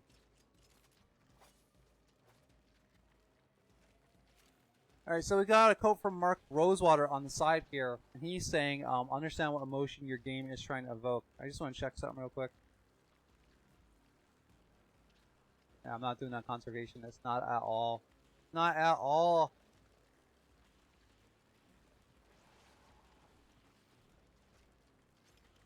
I think that ties into what I was saying before about DE not really being sure what their conceptual model is for the game. I mean, because they said they referred to it as an experiment multiple times. The only common thing seems to be Space Ninja, and of course there's a technical explanation is Warframe, a parkour infused action RPG MMO light looter shooter slash melee slasher. Like what? A lot of adjectives. Now you could, the broadest term you could apply to like a game, like what emotion is. You want fun. You want players to have fun. That is like so generic, it's almost not worth saying.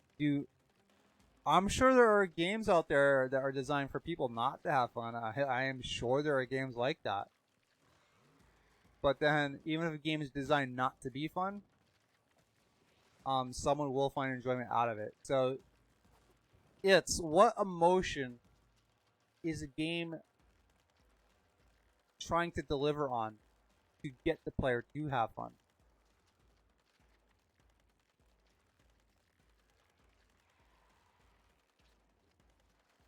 What is going on here?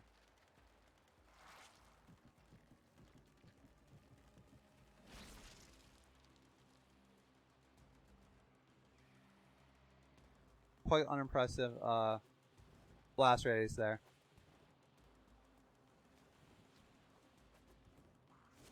Guy's stuck all the way in the corner.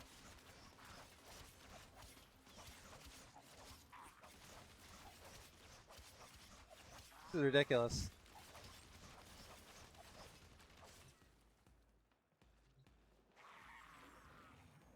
This guy was all the way in the corner. That's funny.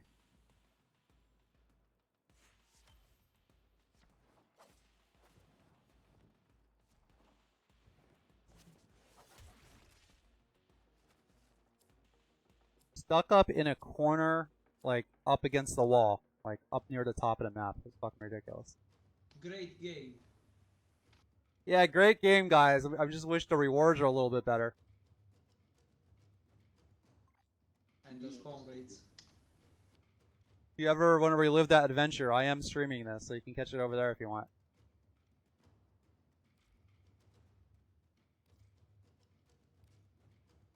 Send me the link. Self-advertisement? Why not?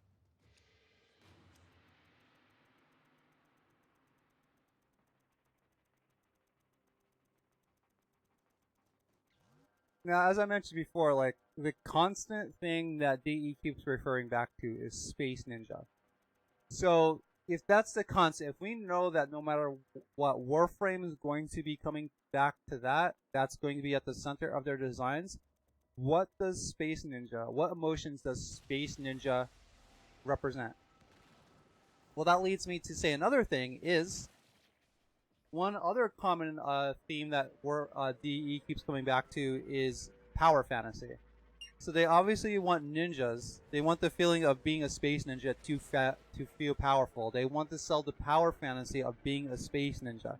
And that's why we have such overpowered characters and mods and everything else.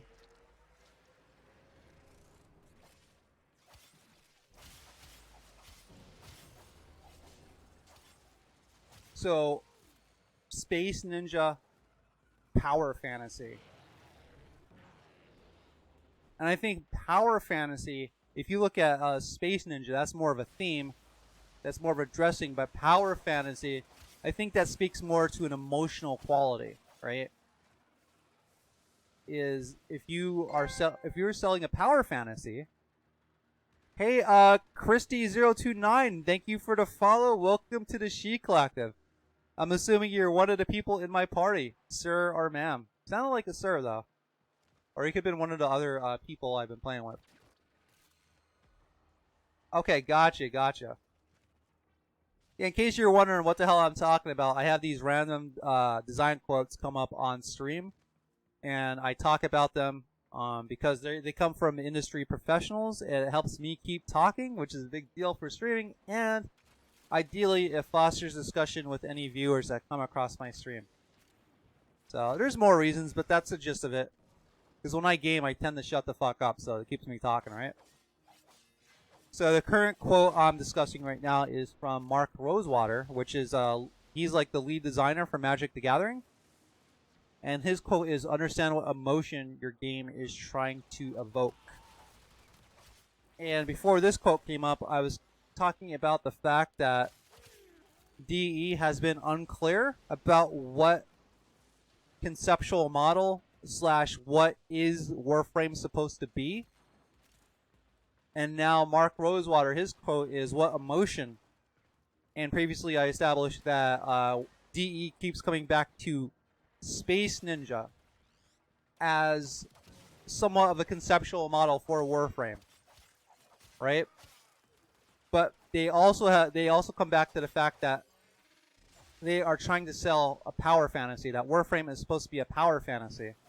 And that is more of an emotional goal than Space Ninja. I think you actually typed something in chat. Let me see what it is here. Right, okay. I got you, man. I'm definitely glad to get the follow, man. Definitely glad to have a listener. I probably don't advertise as much in squad chat as I should. So I'm playing with people all day. But I don't know. That was pretty cool that we because the fight was actually pretty good. I did like the fight against the wolf there. I wish Warframe had more instances of that.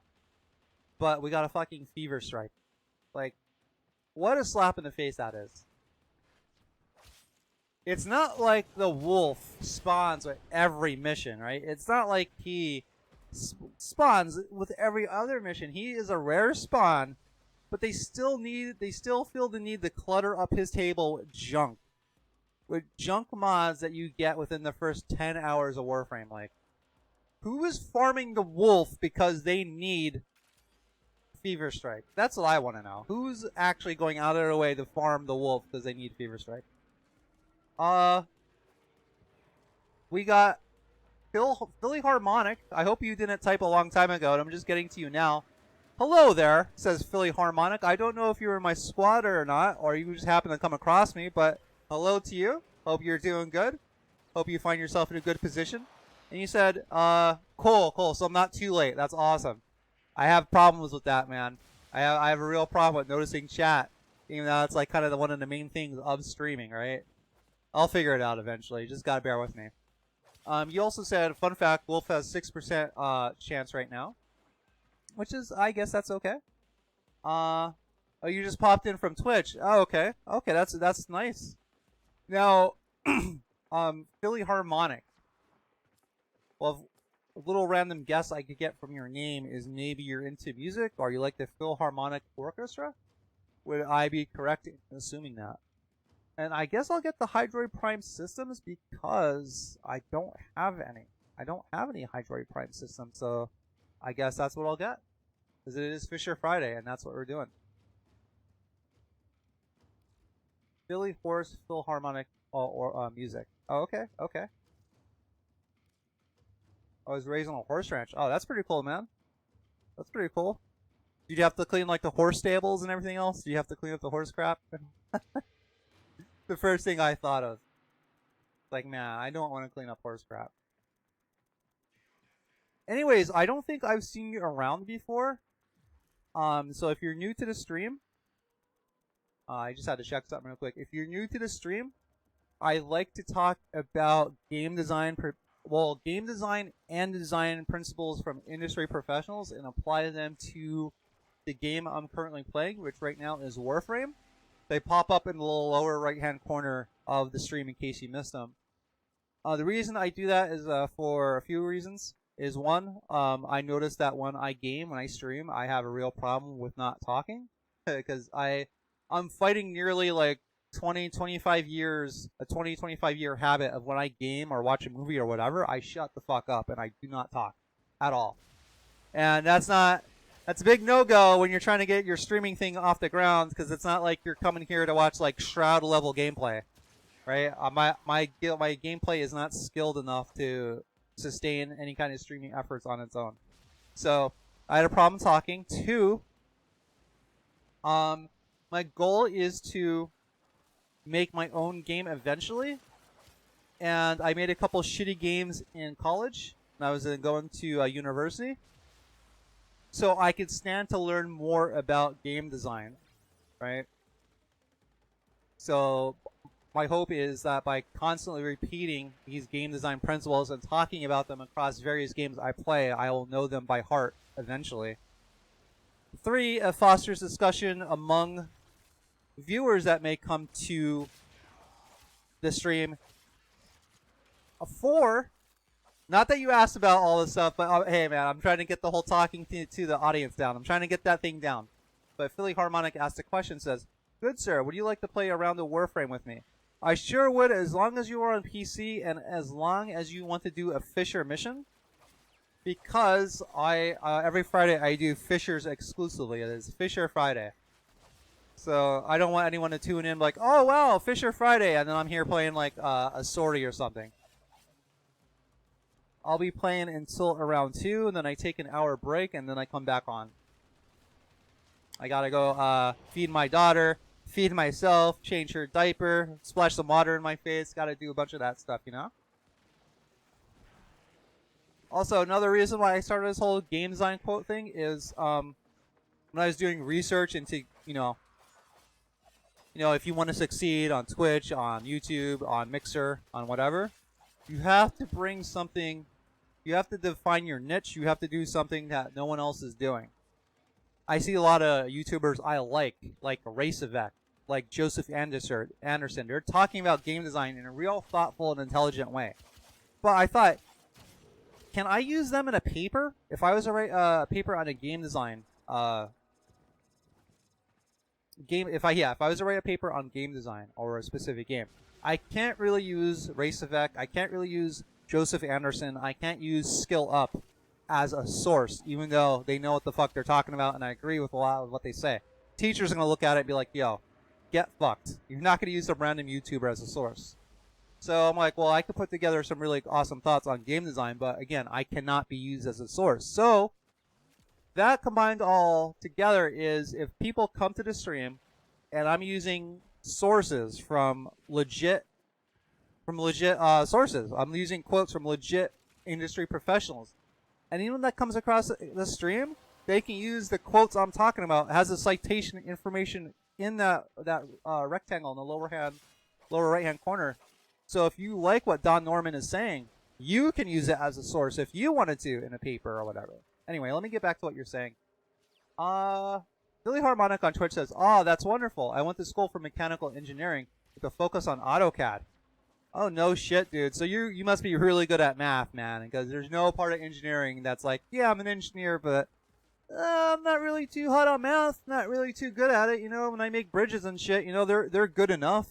They stand most of the tests that we put them through, but not all of them, because you know I can't really do the math.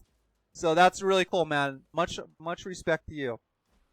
Philly Harmonic on Twitch says, most of my dorm mates were there for game design. So yeah, I heard and learned a lot from being in proximity.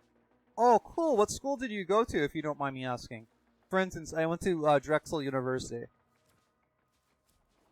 So I did come across some engineering students, but not a lot. They were in a separate college within the university. I guess I'll get the Loki Prime. I mean, it's the rarest one, right? It just got involted. Because I'm not trying to do shit with the Bronco Prime. That's for goddamn sure. Let's see if these rounds... Yeah, they want to keep playing. Uh-oh. Uh-oh, we got a split. Are we going to stay? Are we going to go? Are we going to stay? Let's go. Let's go, Christy. Let's go. Philly Harmonic says math. I'm better at spatial... I'm guessing spatial shit. Spatial shit work mainly does more with blueprints. Back in Worcester, Massachusetts. Oh, you know what's funny about blueprints? I wouldn't say funny. It's ironic. So, I was unsure what my branding for my Twitch effort should be. Besides, things I looked cool. I had an idea, right? But during the time when I'm not streaming, I take time off to do stuff with family. But I also think about like my branding. I do stuff that surrounds streaming, like social media.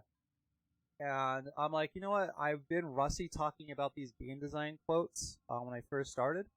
I only started this like a week ago. So I'm like, I'm only going to get better if I keep practicing. So I decided, all right, this is going to be my thing. I thought about it. I shouldn't be worried that I'm rusty because I have not practiced enough. So I'm going to keep doing it. Once I solidified that, I'm like, you know what my branding should be? It should be more like, it should have like blueprints. Because if you're examining the game design principles of a game or principles from industry professionals, you're kind of getting under the hood of a game. And what imagery is reminiscent of like getting under the hood and understanding something from its raw components? It is the blueprint. But yeah, we have a little bit in common. I have some roughs up of the blueprint branding. I hope to assimilate up on my Twitch page already, but they're just they're prototypes. Worcester, Massachusetts. Spatial orientation. Okay, I got you. Typos. That's weird. Did Twitch recognize spatial orientation as a curse and it typed it out, or did you accidentally like type like asterisk and stuff? Also for mechanical engineer, IGN Alphonse Eric 2 underscores. Okay. Hold on one sec. I think I can invite you. You're okay with doing fissures? Because that's what I'm doing, man.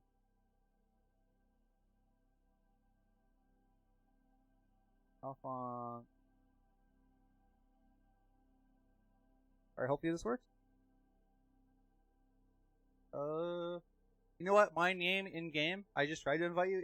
It's the same name as you see here. It's the same. I have the same name everywhere online. It's the word I accidentally made up. So if you just want to send me a message and I'll invite you, then we'll get this started.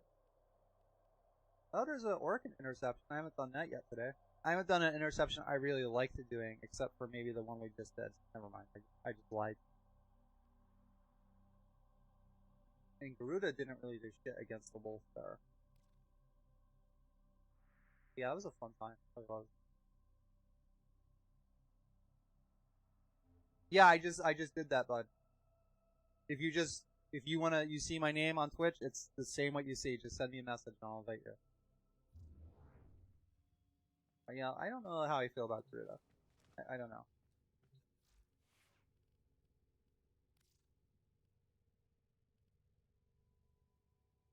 Hey, Philly Harmonic.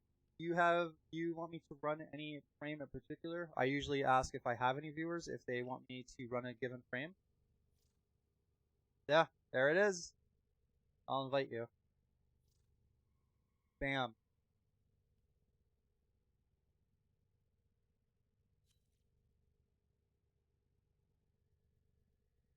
Yo, what, Bert, Crazy Stabber, do you, are you watching this stream right now? I don't know how it's gonna work, because you're across the world, and it hasn't worked out a few times we have, partnered up. We have, what, I'm trying to read a message from Mixer here. You're gonna have to give me a second with your name.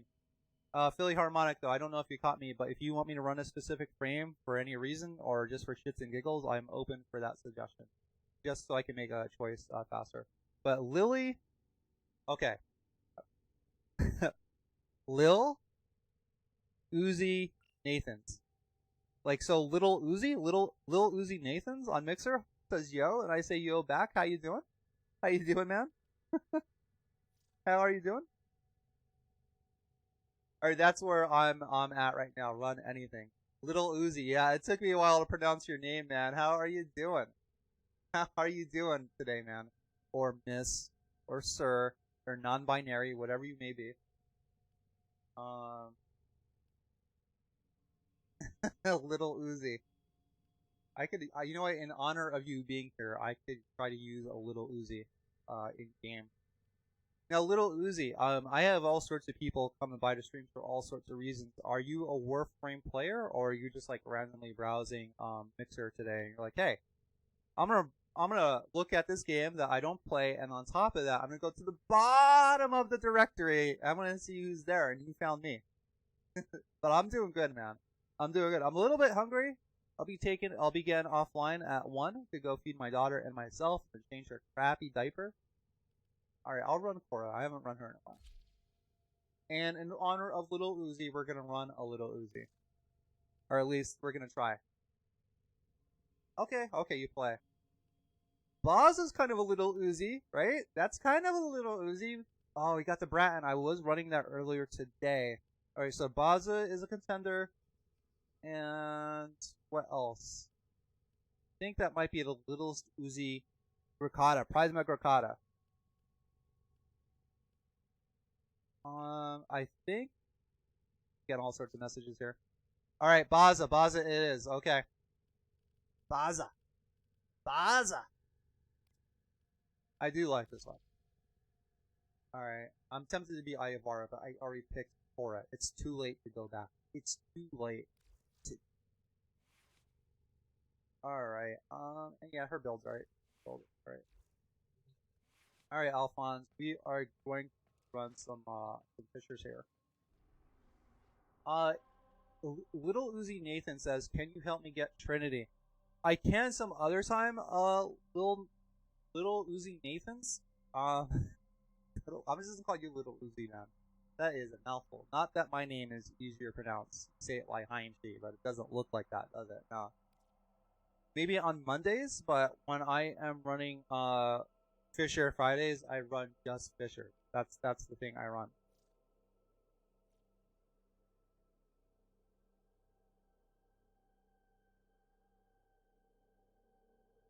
Alright, I don't know why I got a message from them. Check this. Alphonse Eric, greeting and salutations to you, man. Now I got a couple questions about your name. Not bad ones though. Not bad ones. Sure, let's do Crossfire.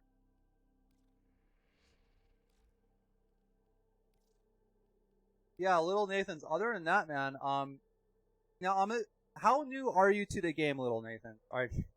Little Uzi. Little Uzi, how long you been playing Warframe for? Because if you play on PC, you can come with us as we're playing now. We can still help you get things, but I just run Fissures on Friday, since the whole Fissure Friday thing. Because my guess is, if you need help getting Trinity, there's still a lot of stuff you do not have in the game. Would I be correct in that assumption? I've been so busy chatting with my viewers here that I think I skipped a couple quotes. Ah, that Little Uzi sound, do you like it? Little Uzi, you like the Baza sound? And my incredible aim. There we go. I guarantee you there's a fair amount of people over the world where there are girlfriends.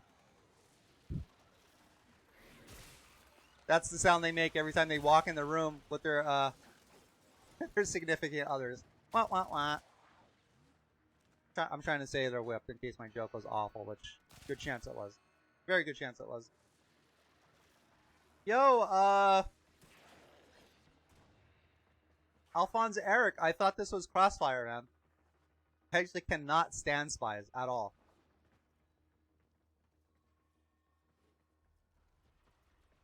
Did you pick Crossfire or what? What happened here?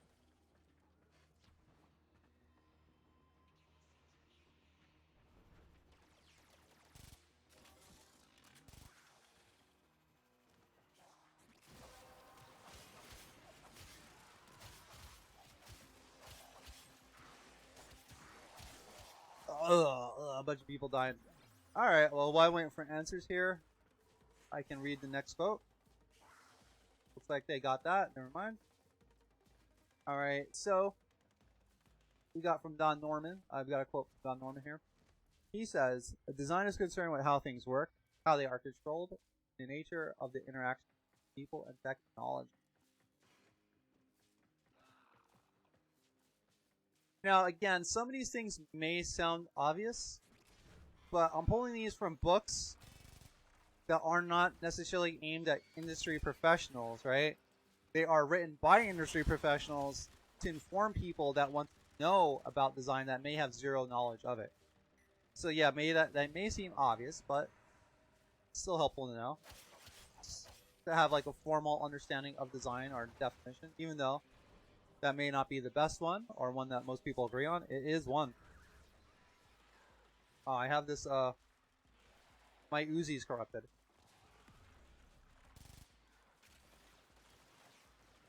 Alright, Alphonse Eric, I think you typed something. Let me get to it in chat.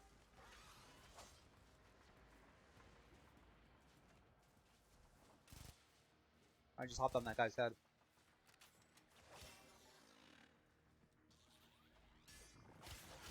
Oh, you know what? You're right. You are right. Oh, that's cool. I thought I thought crossfires could only be Corpus and Vernier. I didn't know Infested could enter the mix. That's really cool, actually. And I thought crossfires are always exterminate. That's good too. Crossfire is an interesting modifier.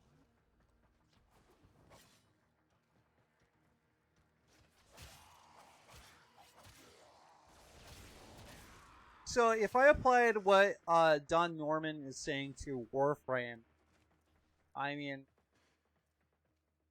here's the thing. Before we even get to like particular design things or instances within Warframe's larger system, right?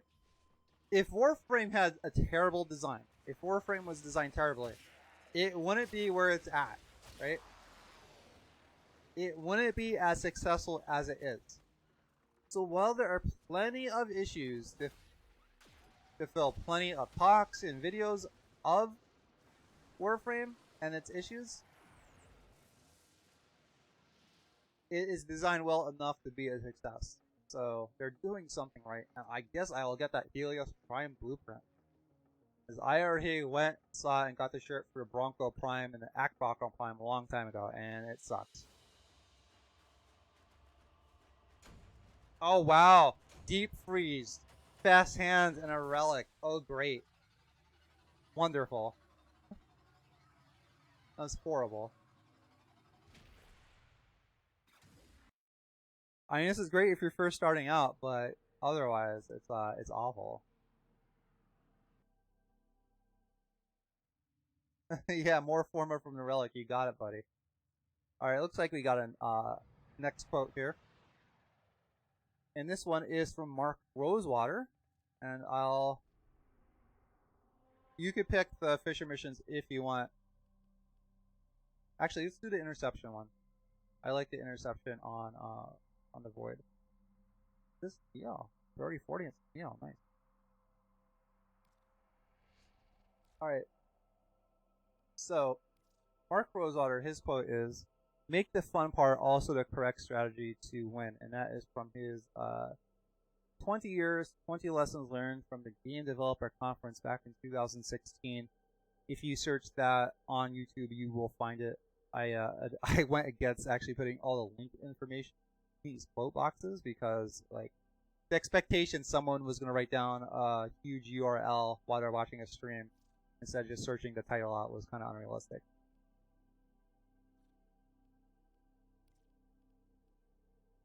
Alright, get this going here. Alright, so yeah, back to the quote. Make the fun part also the correct strategy to win. Now, I was thinking about this specific quote that Rosewater said when I was discussing raids and why they failed so hard. Let me get to what Philly Harmonic said though on Twitch. I'm going to show you why I keep my name as Alphonse. Oh, the reason I wanted to ask you about that is because are you aware of what's going on with Vic Mignogna and his whole situation? The reason you want to do one frame per interception point here, buddy? You don't need 2 frames on 1 point, bud. Yeah, I want to know if you were following the whole Vic Mignogna situation.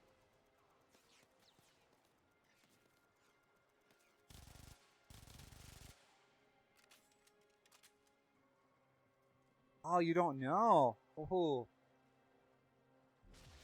right, and I guess you're talking about the brother that's stuck in the suit. For some reason, I thought you were talking about Edward Eller. But I'm talking about the voice actor that played Edward.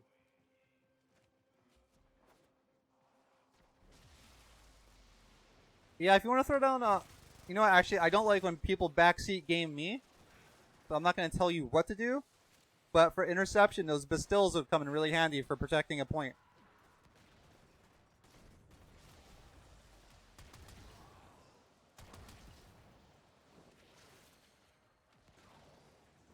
So would other players joining. That helps too. Alright, we're not doing awful right now. We're not doing awful.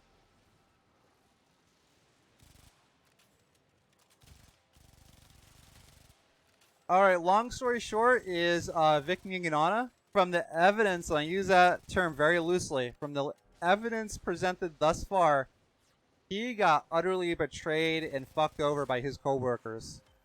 And he got dropped from Funimation and conventions and everything else. I'll let you look into it, or maybe we could talk about more about it if you want. But yeah, he got fucked over. It just recently started going to court, or it's about to go to court. A lawsuit has been filed, and there may be evidence that comes out that paints Vic in a darker picture. But for right now, everything that has been shown so far, it looks like Vic just got fucked over by longtime coworkers. That's what's going on with Vic.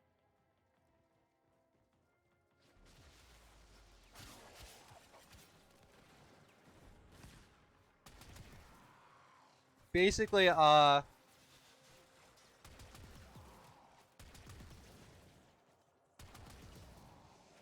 if you really want the full picture of what's going on, right, you really want to dig into it, I'll type this when I get a second in chat. There is a YouTuber. Well, there's a lawyer that has a YouTube channel. His name is Nick Rekieta, and he's the reason I even found out about it. Because I used to watch him from his previous videos where he was covering another YouTuber I used to watch. But anyway, because I was watching Nick Rekieta previously, he caught on to this whole this whole Vic Mignogna thing, and that's the only reason I know about it. And I've been following it, man. It is like, dude, it's really bad for Vic what's been happening, but it's been entertaining as a viewer, as someone that's not involved, because it seems like there is this whole social justice crusade against Vic. It's really, really sad. But yeah, once the round ends, I will say the name of the lawyer. I'll type the name in the lawyer, and you can look that up on YouTube. And anything that has like Vic Mignogna in the title, or Funimation, or anything like that, you could go watch it yourself, and you're gonna be in shock. You're gonna be in shock how hard these people went after him. Like, and what they actually went after him for. It's disgusting, man. Now, when this actually gets to court, because unfortunately Vic had to file a lawsuit, there was a GoFundMe for Vic that Nick Rekieta started.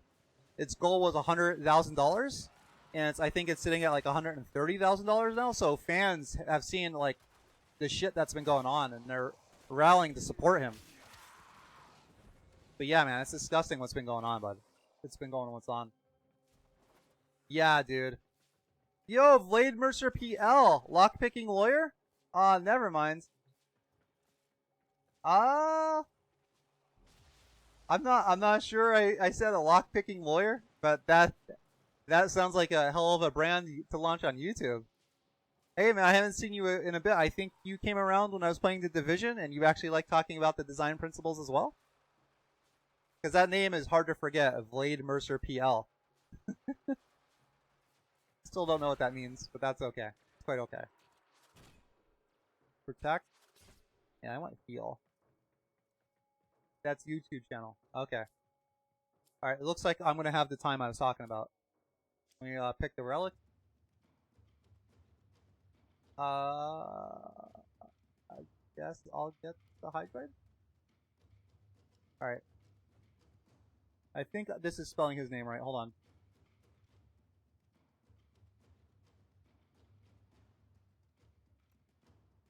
Alright, I think I spelled his name right.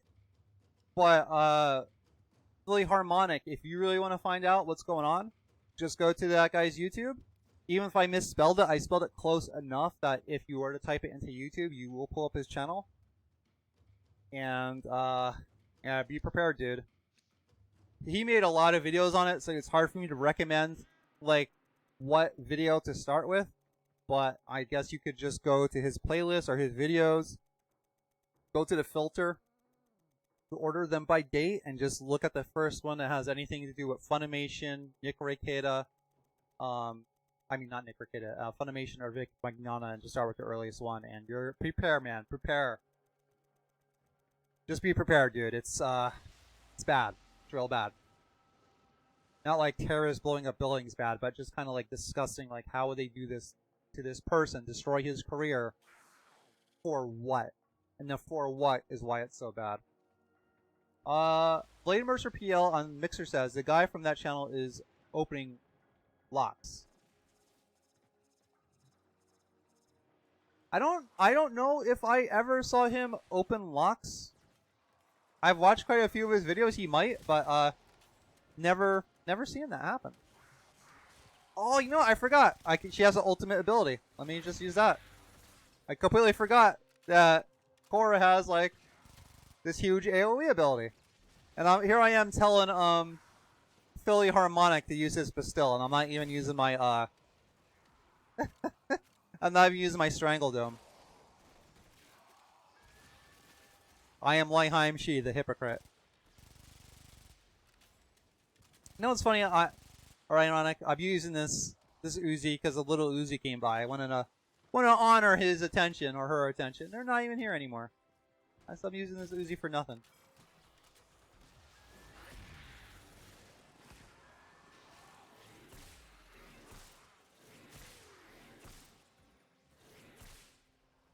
They're not even here anymore. Blade Mercer PL is this Warframe? Heard good things. Yeah, man, it is Warframe. It is a very, in my opinion, a very good game. Now, since I'm talking about design quotes as I play, I tend to pick apart the bad things of Warframe. But don't let that discourage you. It is free to play, and if you get it on PC, I could definitely help you out. I could power level some aspects for you. I won't do it all because I think it'll ruin the game for you a little bit. Like, there's definitely parts of this game that you should be left to your own devices and explore. But I could definitely help you out from time to time. I wouldn't mind doing so. Because that's how I started. Some people helped me out, and I was completely lost. So I'd like to return the favor if possible. But don't feel you have to. I'm just saying, if Blade Mercer PL wanted to, well, Lihim She would definitely play with him sometimes and help him out. Alright, looks like I got a new quote. My peripheral vision tell me something changed. Alright, let me use my 2. Philly Harmonic said, gotta be somewhat good if I've been playing it for 6 years. Oh, damn, I only been playing it for 3 or 4. I've been playing since the Echoes of the Sentient. So I take it you have Excalibur Prime, or you've seen this game just grow. At the very least, you've seen it grow from what it was until it is now, the whole history. Blade Mercer PL on Mixer says, that's what's stopping me. Big free to play. Yeah, the thing is, there is a pre-existing like stereotype for free-to-play games, and I'm not saying it's not deserved. But Digital Extremes, they have different. They actually have morals, right? And there is nothing in this game you cannot get, save for a handful of items and mostly cosmetics. There's nothing you can't get in this game that you cannot get for free. All right. To give you an example, I already have my greatest of all time, big, huge game. What game is that? By the way, Blade Mercer. And let me read the quote while I'm waiting for that answer. Restrictions breed creativity, and that is from Mark Rosewater. That is absolutely correct. I even heard something similar said by Trent Reznor of Nine Inch Nails. Don't know if you guys are familiar with him, but he is a pretty good musician. What should I get? I guess I'll get the Galatine Prime handle because I only have one of those. Let's see what Alphonse Eric said here. Okay. Yeah, you do have that stuff. Okay. I guess I'll go with the 118 relic because I have the most of that. Trying to burn through them. Division. Hey, dude, I get you, man. I mean, that's where we cross paths, and I'm trying to get all the trophies for that game. And I will be playing that tonight. I don't know if you mentioned if you're on the PS4. I will be playing that tonight. I wouldn't mind some help with that game. I mean, I'm doing okay. But the last couple runs I did of the Underground DLC didn't go too well because I spotted up with people. They kept running out in the middle of the firefight. They would get slaughtered. Then they would quit the game, and they would leave me to fight the higher difficulty enemies that were meant for 2 players. So I've been getting burned lately on the Division. Not burnt out, but burned. Burned by other players, by other Rambo players. Philly Harmonic, only 3 items cannot be obtained anymore. 4, yep. They have come here, and they know they are impure, however it goes. Xbox One player says Blade Mercer. Okay. Well, I will be playing that tonight at 7. I will be playing the Underground. I only have 2 more trophies to get with that mode, and I'll be done with that for a good long time. I yearn to actually be above grounds doing stuff now.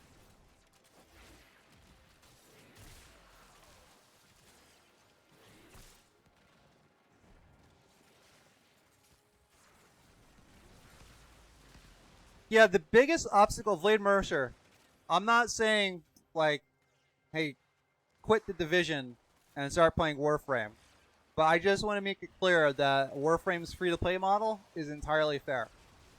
The biggest roadblock to that aren't financial practices. It's Warframe is a very complex game and it has a lot of systems.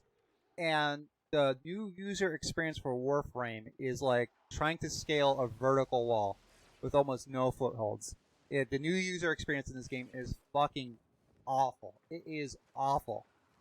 But once you know what to do and where to get shit and how things work, or where to farm stuff and how to get there and all that stuff, then whatever you want to get, if you're willing to put in enough time, you can get it.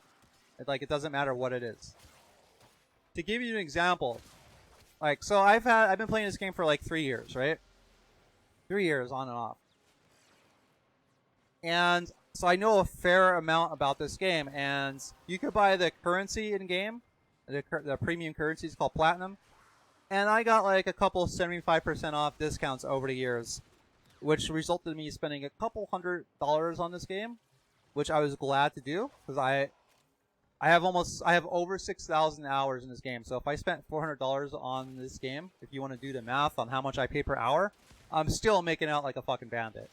However, I have a PlayStation 4, as I mentioned.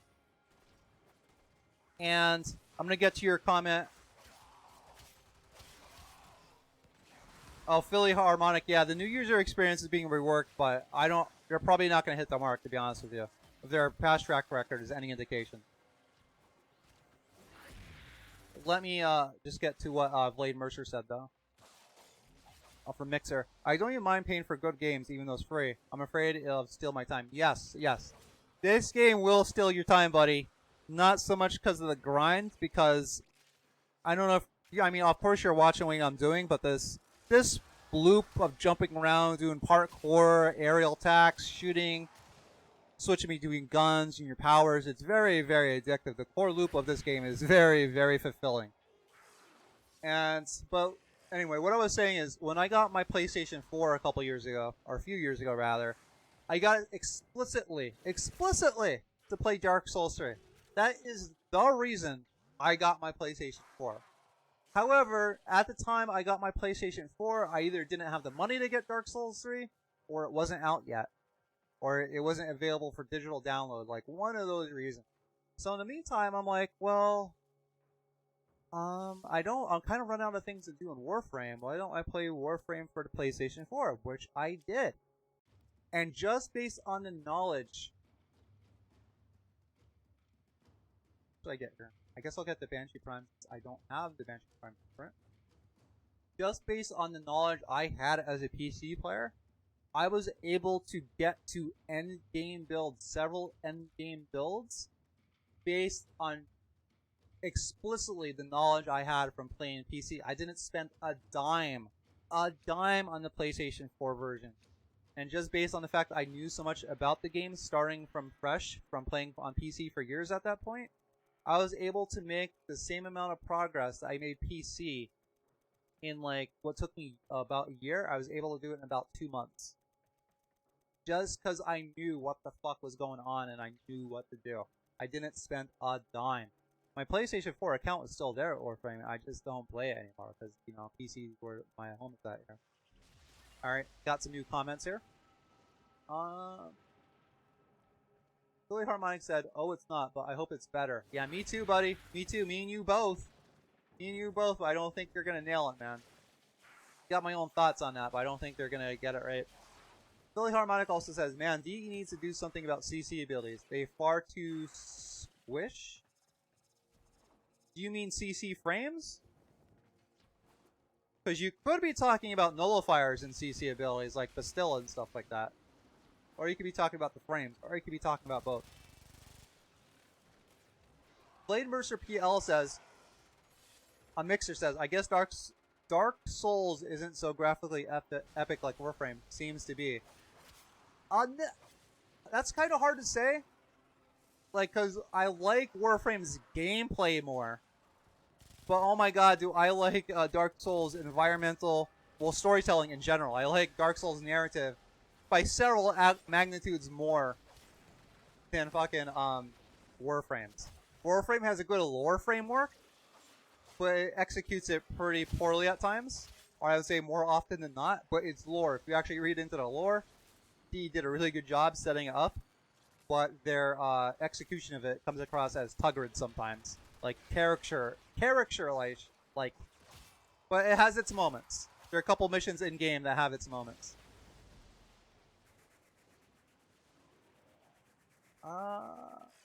Billy Harmonic on Twitch says, new user experience is so very hard to do right, but yeah, CC ability frames like Vauban. Here's the thing I have to say about that, man. Here is the thing I have to say about that.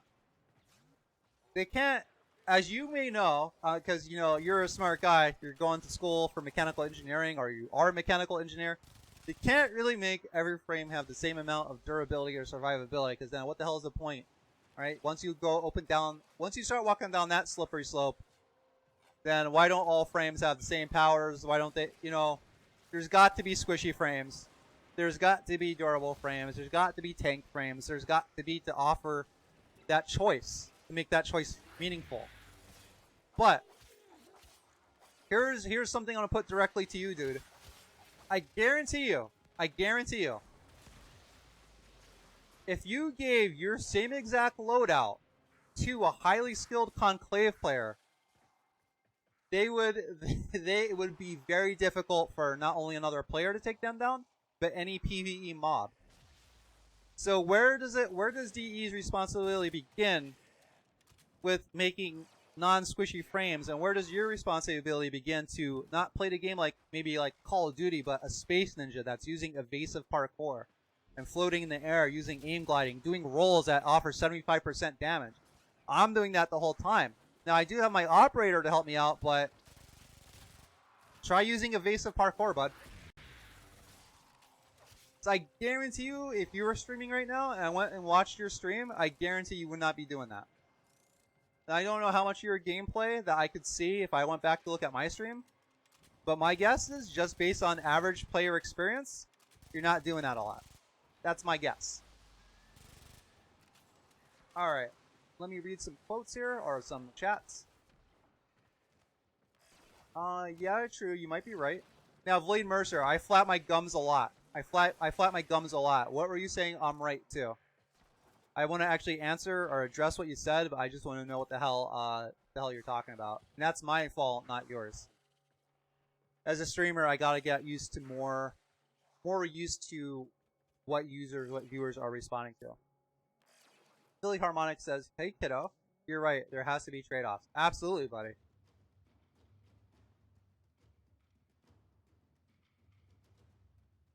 I guess I'll get the Tiger's Prime stock, because I want nothing to do with the Bronco Prime, man.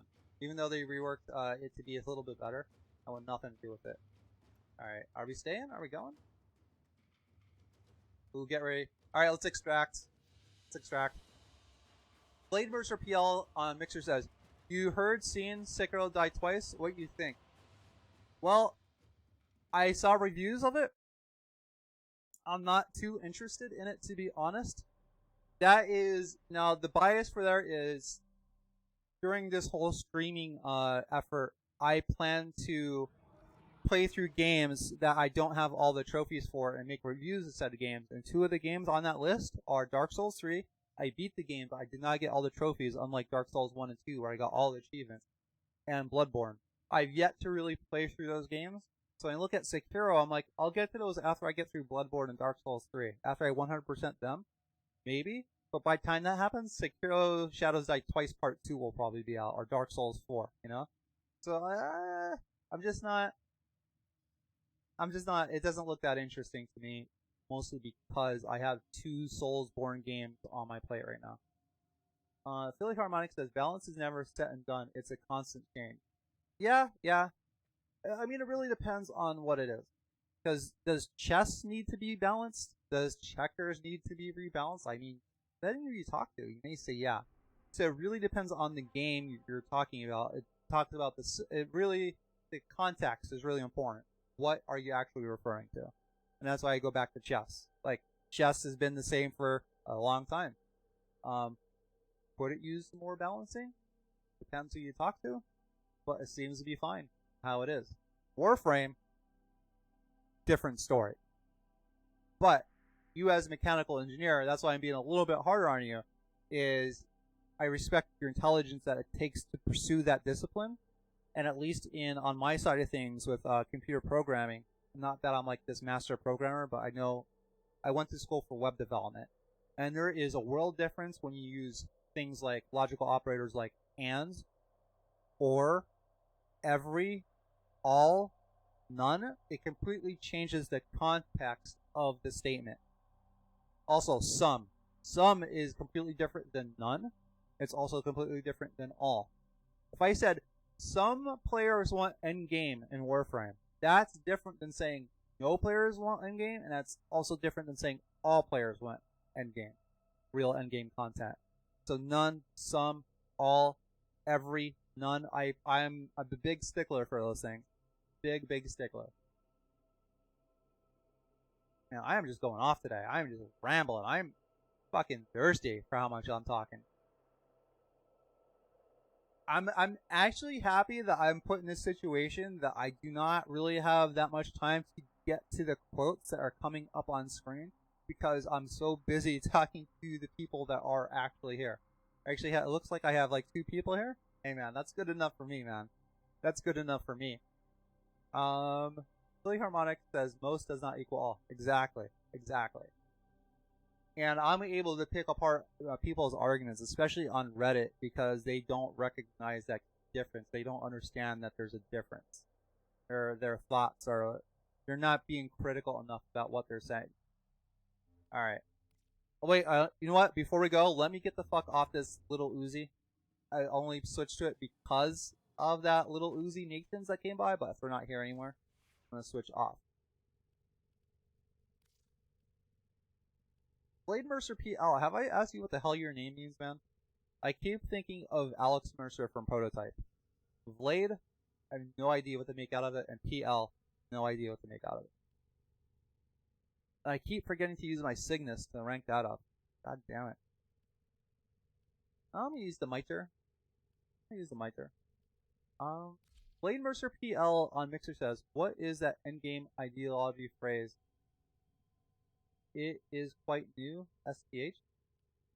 I don't know what STH. You gotta remember, man, I'm an older guy.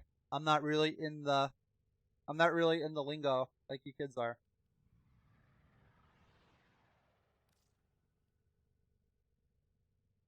And I think I'm gonna pick Mirage for this. Yeah, I was gonna say, Alphonse Eric, I'm sorry I kept you waiting so long. But I was gonna be good to go. Blade Mercer PL and Mixer says, just can't remember this word, and I'm a gamer since the 90s. Oh, okay. You're a little bit older like I am too.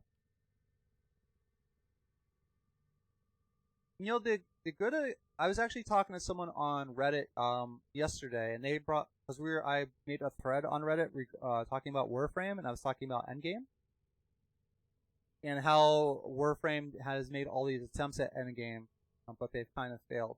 But basically, Blade Mercer PL, you kind of look at a game in, well, you played a Division, you kind of know. If you're talking about the Division, then you should be more familiar with Endgame than most players, because you have the narrative arc, right? You have the main PvE campaign. You play through the game, you get the story, you get your $60 worth, right? But now you've acquired all this gear. What else is there to do? Massive made this entire city of Manhattan. What else is there to do? That's the end game. After you finish the narrative arc of the game, once you finish like the core of the game that kind of teaches you all the mechanics, what is there left to do to keep players coming back to play it? And of course, that almost inherently involves a challenging content, because if the content that you're facing after you're done with the base game, if it's a cakewalk, it's not really going to be interesting. So providing a constant and escalating challenge, that's kind of what Endgame is. And for us Division players, that is the Dark Zone. That's the Underground DLC. That's Survival and Last Stand when I get to it. That's facing other players and trying to be the best you can be, because unlike PvE mobs, besting other players on a consistent basis, that is not something that's easily obtained. So that's what Endgame is. I'm back here. I'll invite you. And I think this is going to be the last Fissure mission I run, because is it? Yeah, because I got to go feed my daughter. Got to change her diaper that is surely filled with crap right now. I'm surprised she's not crying, and I got to go feed myself. But I'll be on around 2-ish. The Fissure Friday part, what is it, 5 right now? I guess part 6. Blade Mercer PL says, I just can't understand people running I'm assuming through campaign just to play multiplayer and giving shit about great story. Not giving a shit about great story? I'm imagining that's the thing. Interception Corpus. That's the one I was playing. Crossfire Defense Corpus. Let's do this. Sounds good. Go feed yourselves afterwards. Yeah, the thing of Blade Mercer is, people play, they entertain themselves with a given thing for their own reason, right? So while me and you are both on the same level, hey, massive entertainment. They took the time to craft a beautifully detailed New York, Manhattan, for us to experience what it's like to be in a city that's been overcome by this virus, by the dollar bill flu or whatever. and it offers this, you know, somewhat interesting gameplay. Why rush to that just so you can get to the end, the multiplayer slash endgame? But that's what some players want. That's what some players want. And it's really up to the player to decide what is best for them in some cases. Because people tend to know themselves and what they want more than other people, you know? It's like if me and you went to a restaurant, right? Let's say, I'm not saying you are, but let's say you were a big fan of spicy food, right? And I'm not, right? Well, when we get to that restaurant, you might want to jump right to the spicy food, and I'm like, Vlade Mercer, but you didn't even try the appetizers yet, dude. You didn't try their crazy milkshakes they offer here. You didn't try their bread that they make. You didn't try any of that. You're gonna ruin it for yourself if you get to the spicy food first, and you're like, well, dude, I like spicy food, and I want to get to that right now. I'm sorry. You can still eat what you want first, but I'm going to start with the spicy food. I'm like, okay, you know, do what you want, but I'm telling you, you want to eat the other stuff before you chew into that spicy food. And maybe you'll listen to me, maybe you won't. But at the end of the day, if you want to start off with the spice, that is your choice, and that is your right. It's up to game designers, really, to offer that option. If it actually applies to their project reasonably. If they can reasonably apply that option, if they can reasonably enact that option, they should. They really should. Fully Harmonic also says, in my honest opinion, rushing through the campaign also discredits all the animators, voice acting, and level designers of the campaign. Absolutely. Absolutely. But I'll bring it back to the spicy food example. If you do not want to go through the menu and you want to get to the right to the spicy food, sure, that's not paying enough attention to the chefs that make extra dishes. That's not paying attention to the signature chef dish that from the chef that was there when the restaurant opened, that may be running the restaurant, that was handed down from his father or whatever, and that recipe comes down from generations of cooking and trial and error. But the thing is, when you go to a restaurant, you have a menu. You have a menu for a reason. And that reason is so you can choose what you want. Perhaps the restaurant owners would prefer that you go through their menu choices in a given order. Like, hey, start with meal number 1, then move on to 2, 3, etc. That's why they're numbered. I think the designers should provide that numbered option. But if a player wants to skip ahead to menu number 5 or 8 or whatever, they should. They should be able to. Unless by skipping through the menu, it's going to ruin or compromise what they would select, right? And that could be most applied to games like if you could skip to some super high, uber difficult mission, but you're just not ready to take it on the first hour of playing the game. Okay, maybe that could be restricted. Maybe that could be restricted. Not just for your own sake, but for other people that may be playing that mission. So how many times have you been in Warframe, you're in this high level mission, and you need everyone to be on their A game, and you see some Master Rank 2 with a Mark 1 bow and a damaged ammo drum freaking mod, and that's all they have. Like, you're going to be picking them up constantly. So there is something to be said about limiting the player's choice, but there's more to be said, I think. There's more engagement and personal agency. There's more of that afforded by allowing the player to choose what they want. Now, I know you guys been saying something. Let me get back to it. Man, I'm getting thirsty. I don't play the Division. Do they have the option to replay this story? I think I missed some of your quotes, actually. You have the option to replace some of the... Really harmonic. I should have to think about that. Well, let me process that in the background and I'll get back to you. Blade Mercer PL on Mixer says, still finding tasty bites here and there in the Division. Philly Harmonic says, my shoulders get so broad sometimes. So much care. Blade Mercer PL, 900 hours and still like the dish. Okay. So let me get back to, I'm going to go back to, I just wanted to get them all read out loud. So as far as a story as a one-to-one beat, I'm not so sure, but I do know when I came back, when I started streaming again, I had to get this one trophy that I finished all the story missions on hard. So I had to go through each of the main story missions and play them again on hard. So I could replay those missions at least, and they were like the most like essential for the story missions. So I will say at least partially yes. You can play through the story mode again. And there's also collectibles and stuff you get that you can replay. I'm gonna take this. I already have. You only need one receiver for the Burst Prime. I'll take the Helios Prime. Hey, I'll play again. Alphonse, Eric, if you're playing again, I'll play again.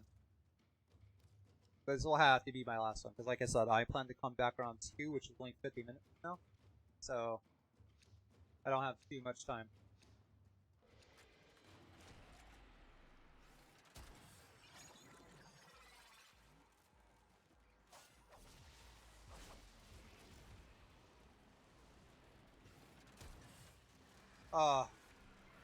Yeah, I stand by that, man. It really pisses me off. Like, I don't know if you guys ever heard. I'll bail when you bail, says Billy Harmonic. Last set? Yeah, something like that.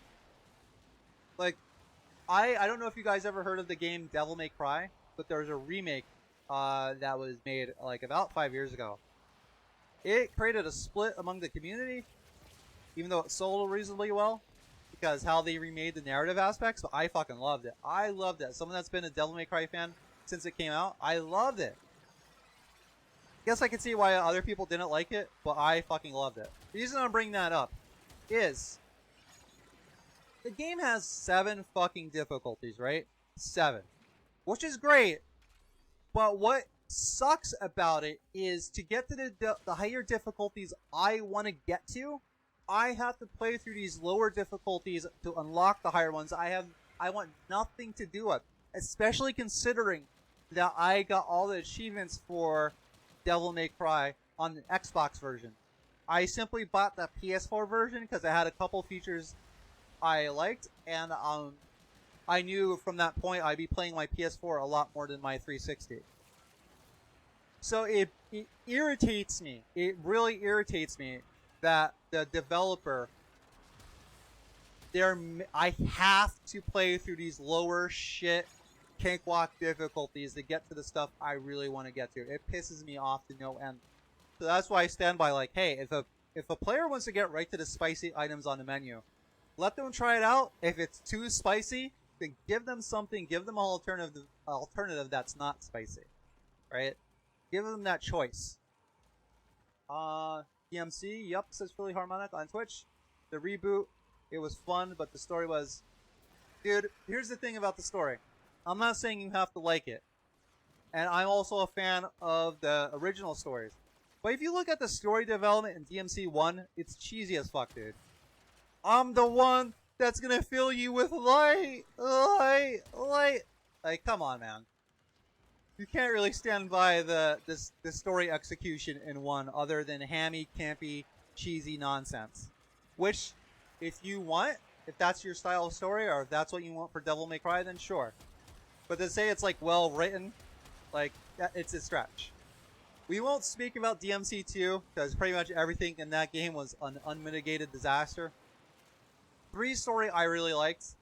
It was still kind of like campy. It was still kind of cheesy. It was still kind of corny, but I liked it. DMC 4 story was very tired. It was very samey. It was very bland. I did not like Nero one bit. And now I'm back. Well, we're talking about the story. I won't talk too much about the mechanics. Billy Harmonic said, but like a grilled cheese, it's cheesy because it needs to be. Yeah, I guess that's the thing. Like, DMC, the reboot, and I do not want to know why they called it DMC Devil May Cry. I will not defend that decision. That was fucking dumb. So I'm just gonna call it DMC.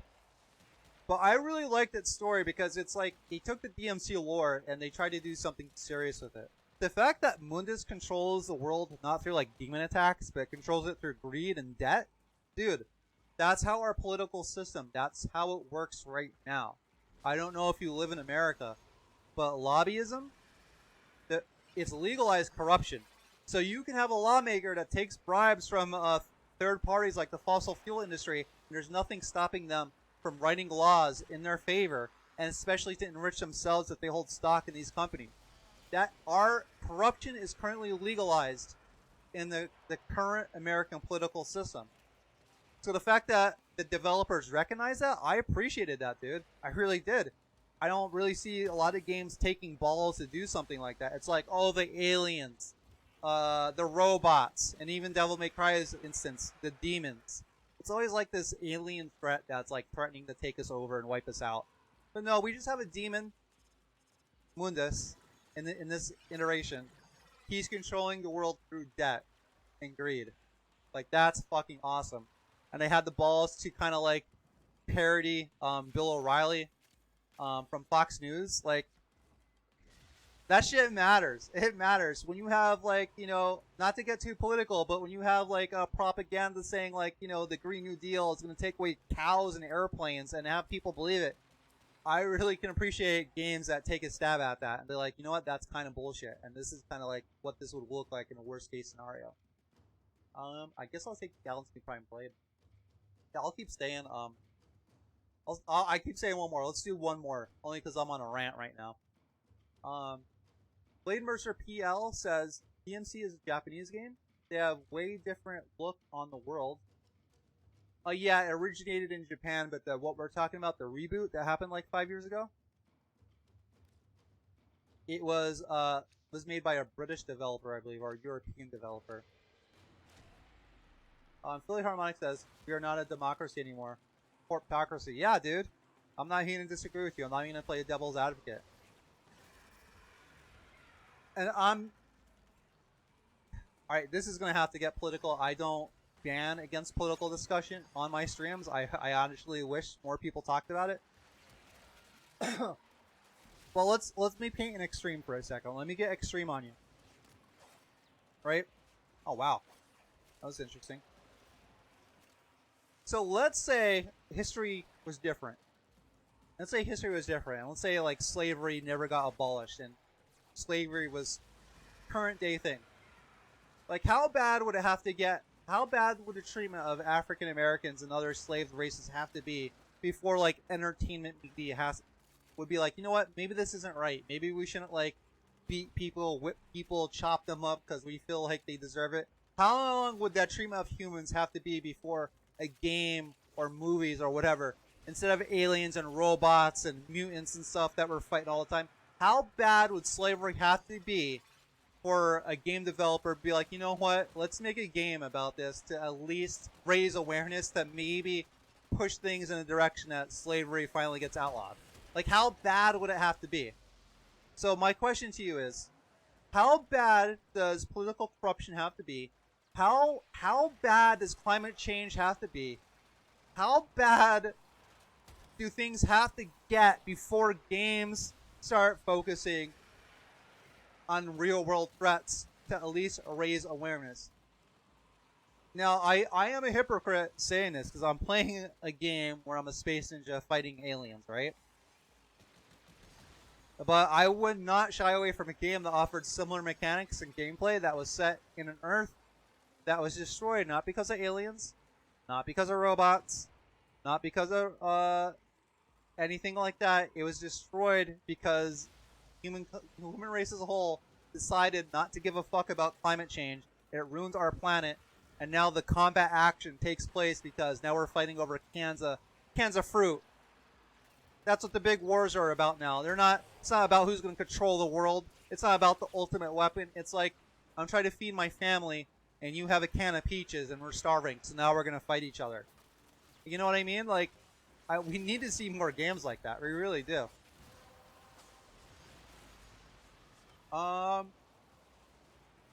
Corruption, yeah, the world is this world. Our world is just a dirty place.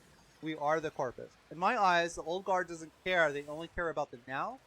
The corpus are not aliens. They are post-human. Same with Grenier. I totally agree with you, dude. I totally agree with you. Let me scroll up to make sure I didn't miss anything you said, though. I'm gonna launch my Okay, I didn't miss anything. I kept up. Yeah, the Greniers motto, I feel, is if they wanted peace, they would have defeated us. I think that's their motto. So anyway, my big long tangent about that Philly harmonic is that's why I really resonated with DMC's story. I am not looking for yet another cocky, campy, pizza-eating dude. Like, Capcom wanted Ninja Theory to go in radical new directions with the story and the characters, and they did. It was upon Capcom's insistence, because if you ever read into the development history, the original ideas that Ninja Theory had for DMC, they were closer to what DMC was. But Capcom's like, go further, go further, go further, and they did. A lot of people leave that out of the discussion, but hey, I know about it. I actually wrote a blog about it. It's on my Tumblr, but I gotta update the images. The image links are still there, but all the text is there, and all this information I'm talking about is there.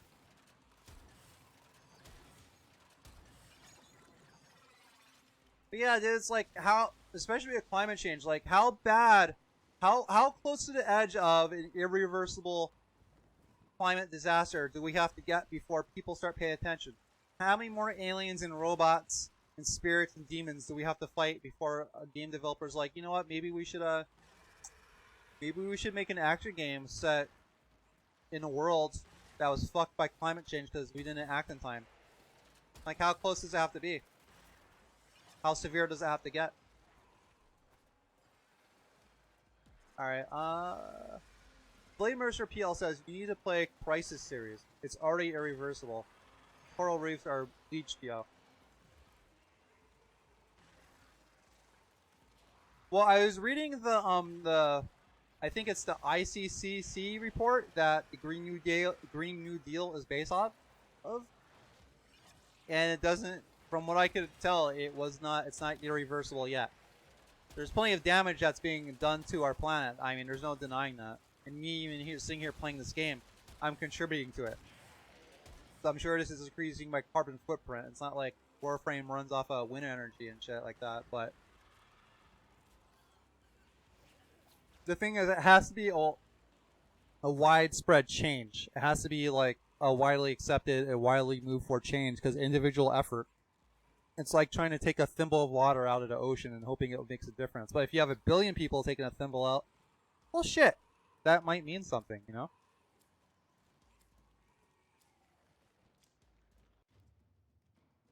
Alright, I'm gonna get out of here on this one. What should I get? Lex Prime I don't have? I might as well get it since I don't have it.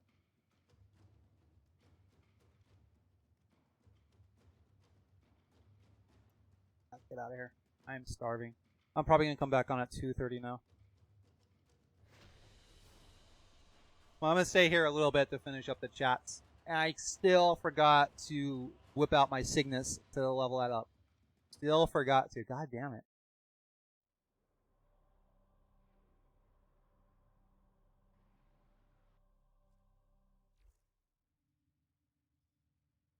Let me see how many void traces I have too. I don't want to be maxed out, and I've been not. Oh wow, I've been maxed out for a while. Okay. All right. Only thing I really need, what I want right now, is Redeemer Prime Handle. Do I have any relics with that? D2. All right. Already have the blade.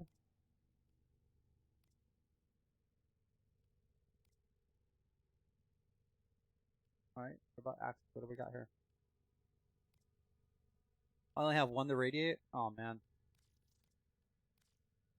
I need to spend some of these void traces if I'm not going to max myself out for no reason. Pleasure playing with you. Yeah, Philly Harmonic. Yeah, same with you, buddy. I'll be sticking around. Since I made a decision, I'm gonna come back at 2:30. I'm gonna stick around and finish up the chat. Blade Mercer PL says, I guess your kid is clean already. Nope, gotta go cleaner now. Gotta go cleaner now.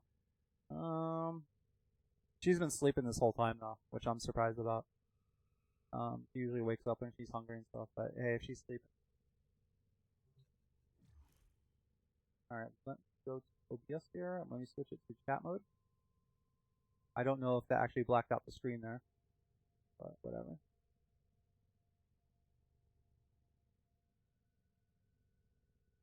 Alright. So yeah, I guess there's not too much I have to add to that. It's just, as I get older, I'm just starting to appreciate stories and narrative that draw from the real world more and the issues we face, because entertainment is the best gateway to whatever subject you wanna try to educate about. And I'm not saying we should get rid of, like, you know, alien games or robot games. I am not saying that at all. I'll never say that. It's just, I really appreciate when a form of media that seeks to be entertaining also includes real world issues, because that raises awareness by a little bit, and a little bit of awareness may result in some action being taken to address that issue. So if instead of Russians and aliens and robots all the time, games are focused on, like, hey, the planet's gonna be fucked.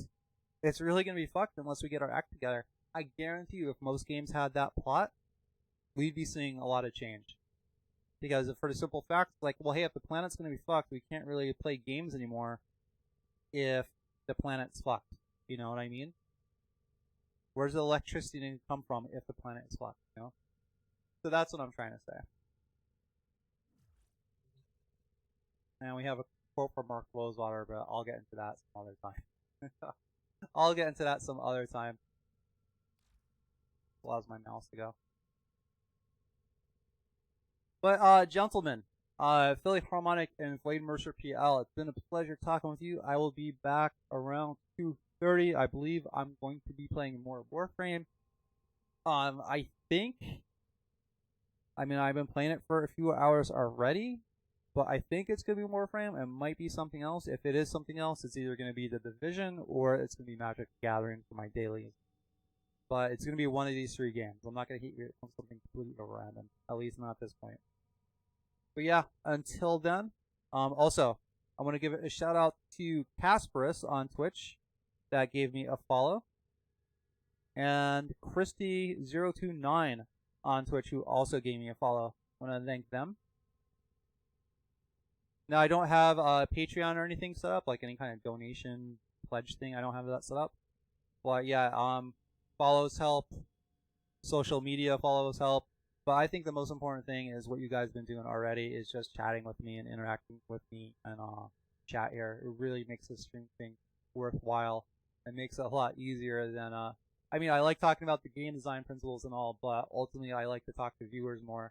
And the best of both worlds would be to talk to viewers about design and game design. I'm trying to learn from each other. Anyway, let me stop getting romantic on you both. I'll hopefully see you guys in about an hour. Until then, peace out.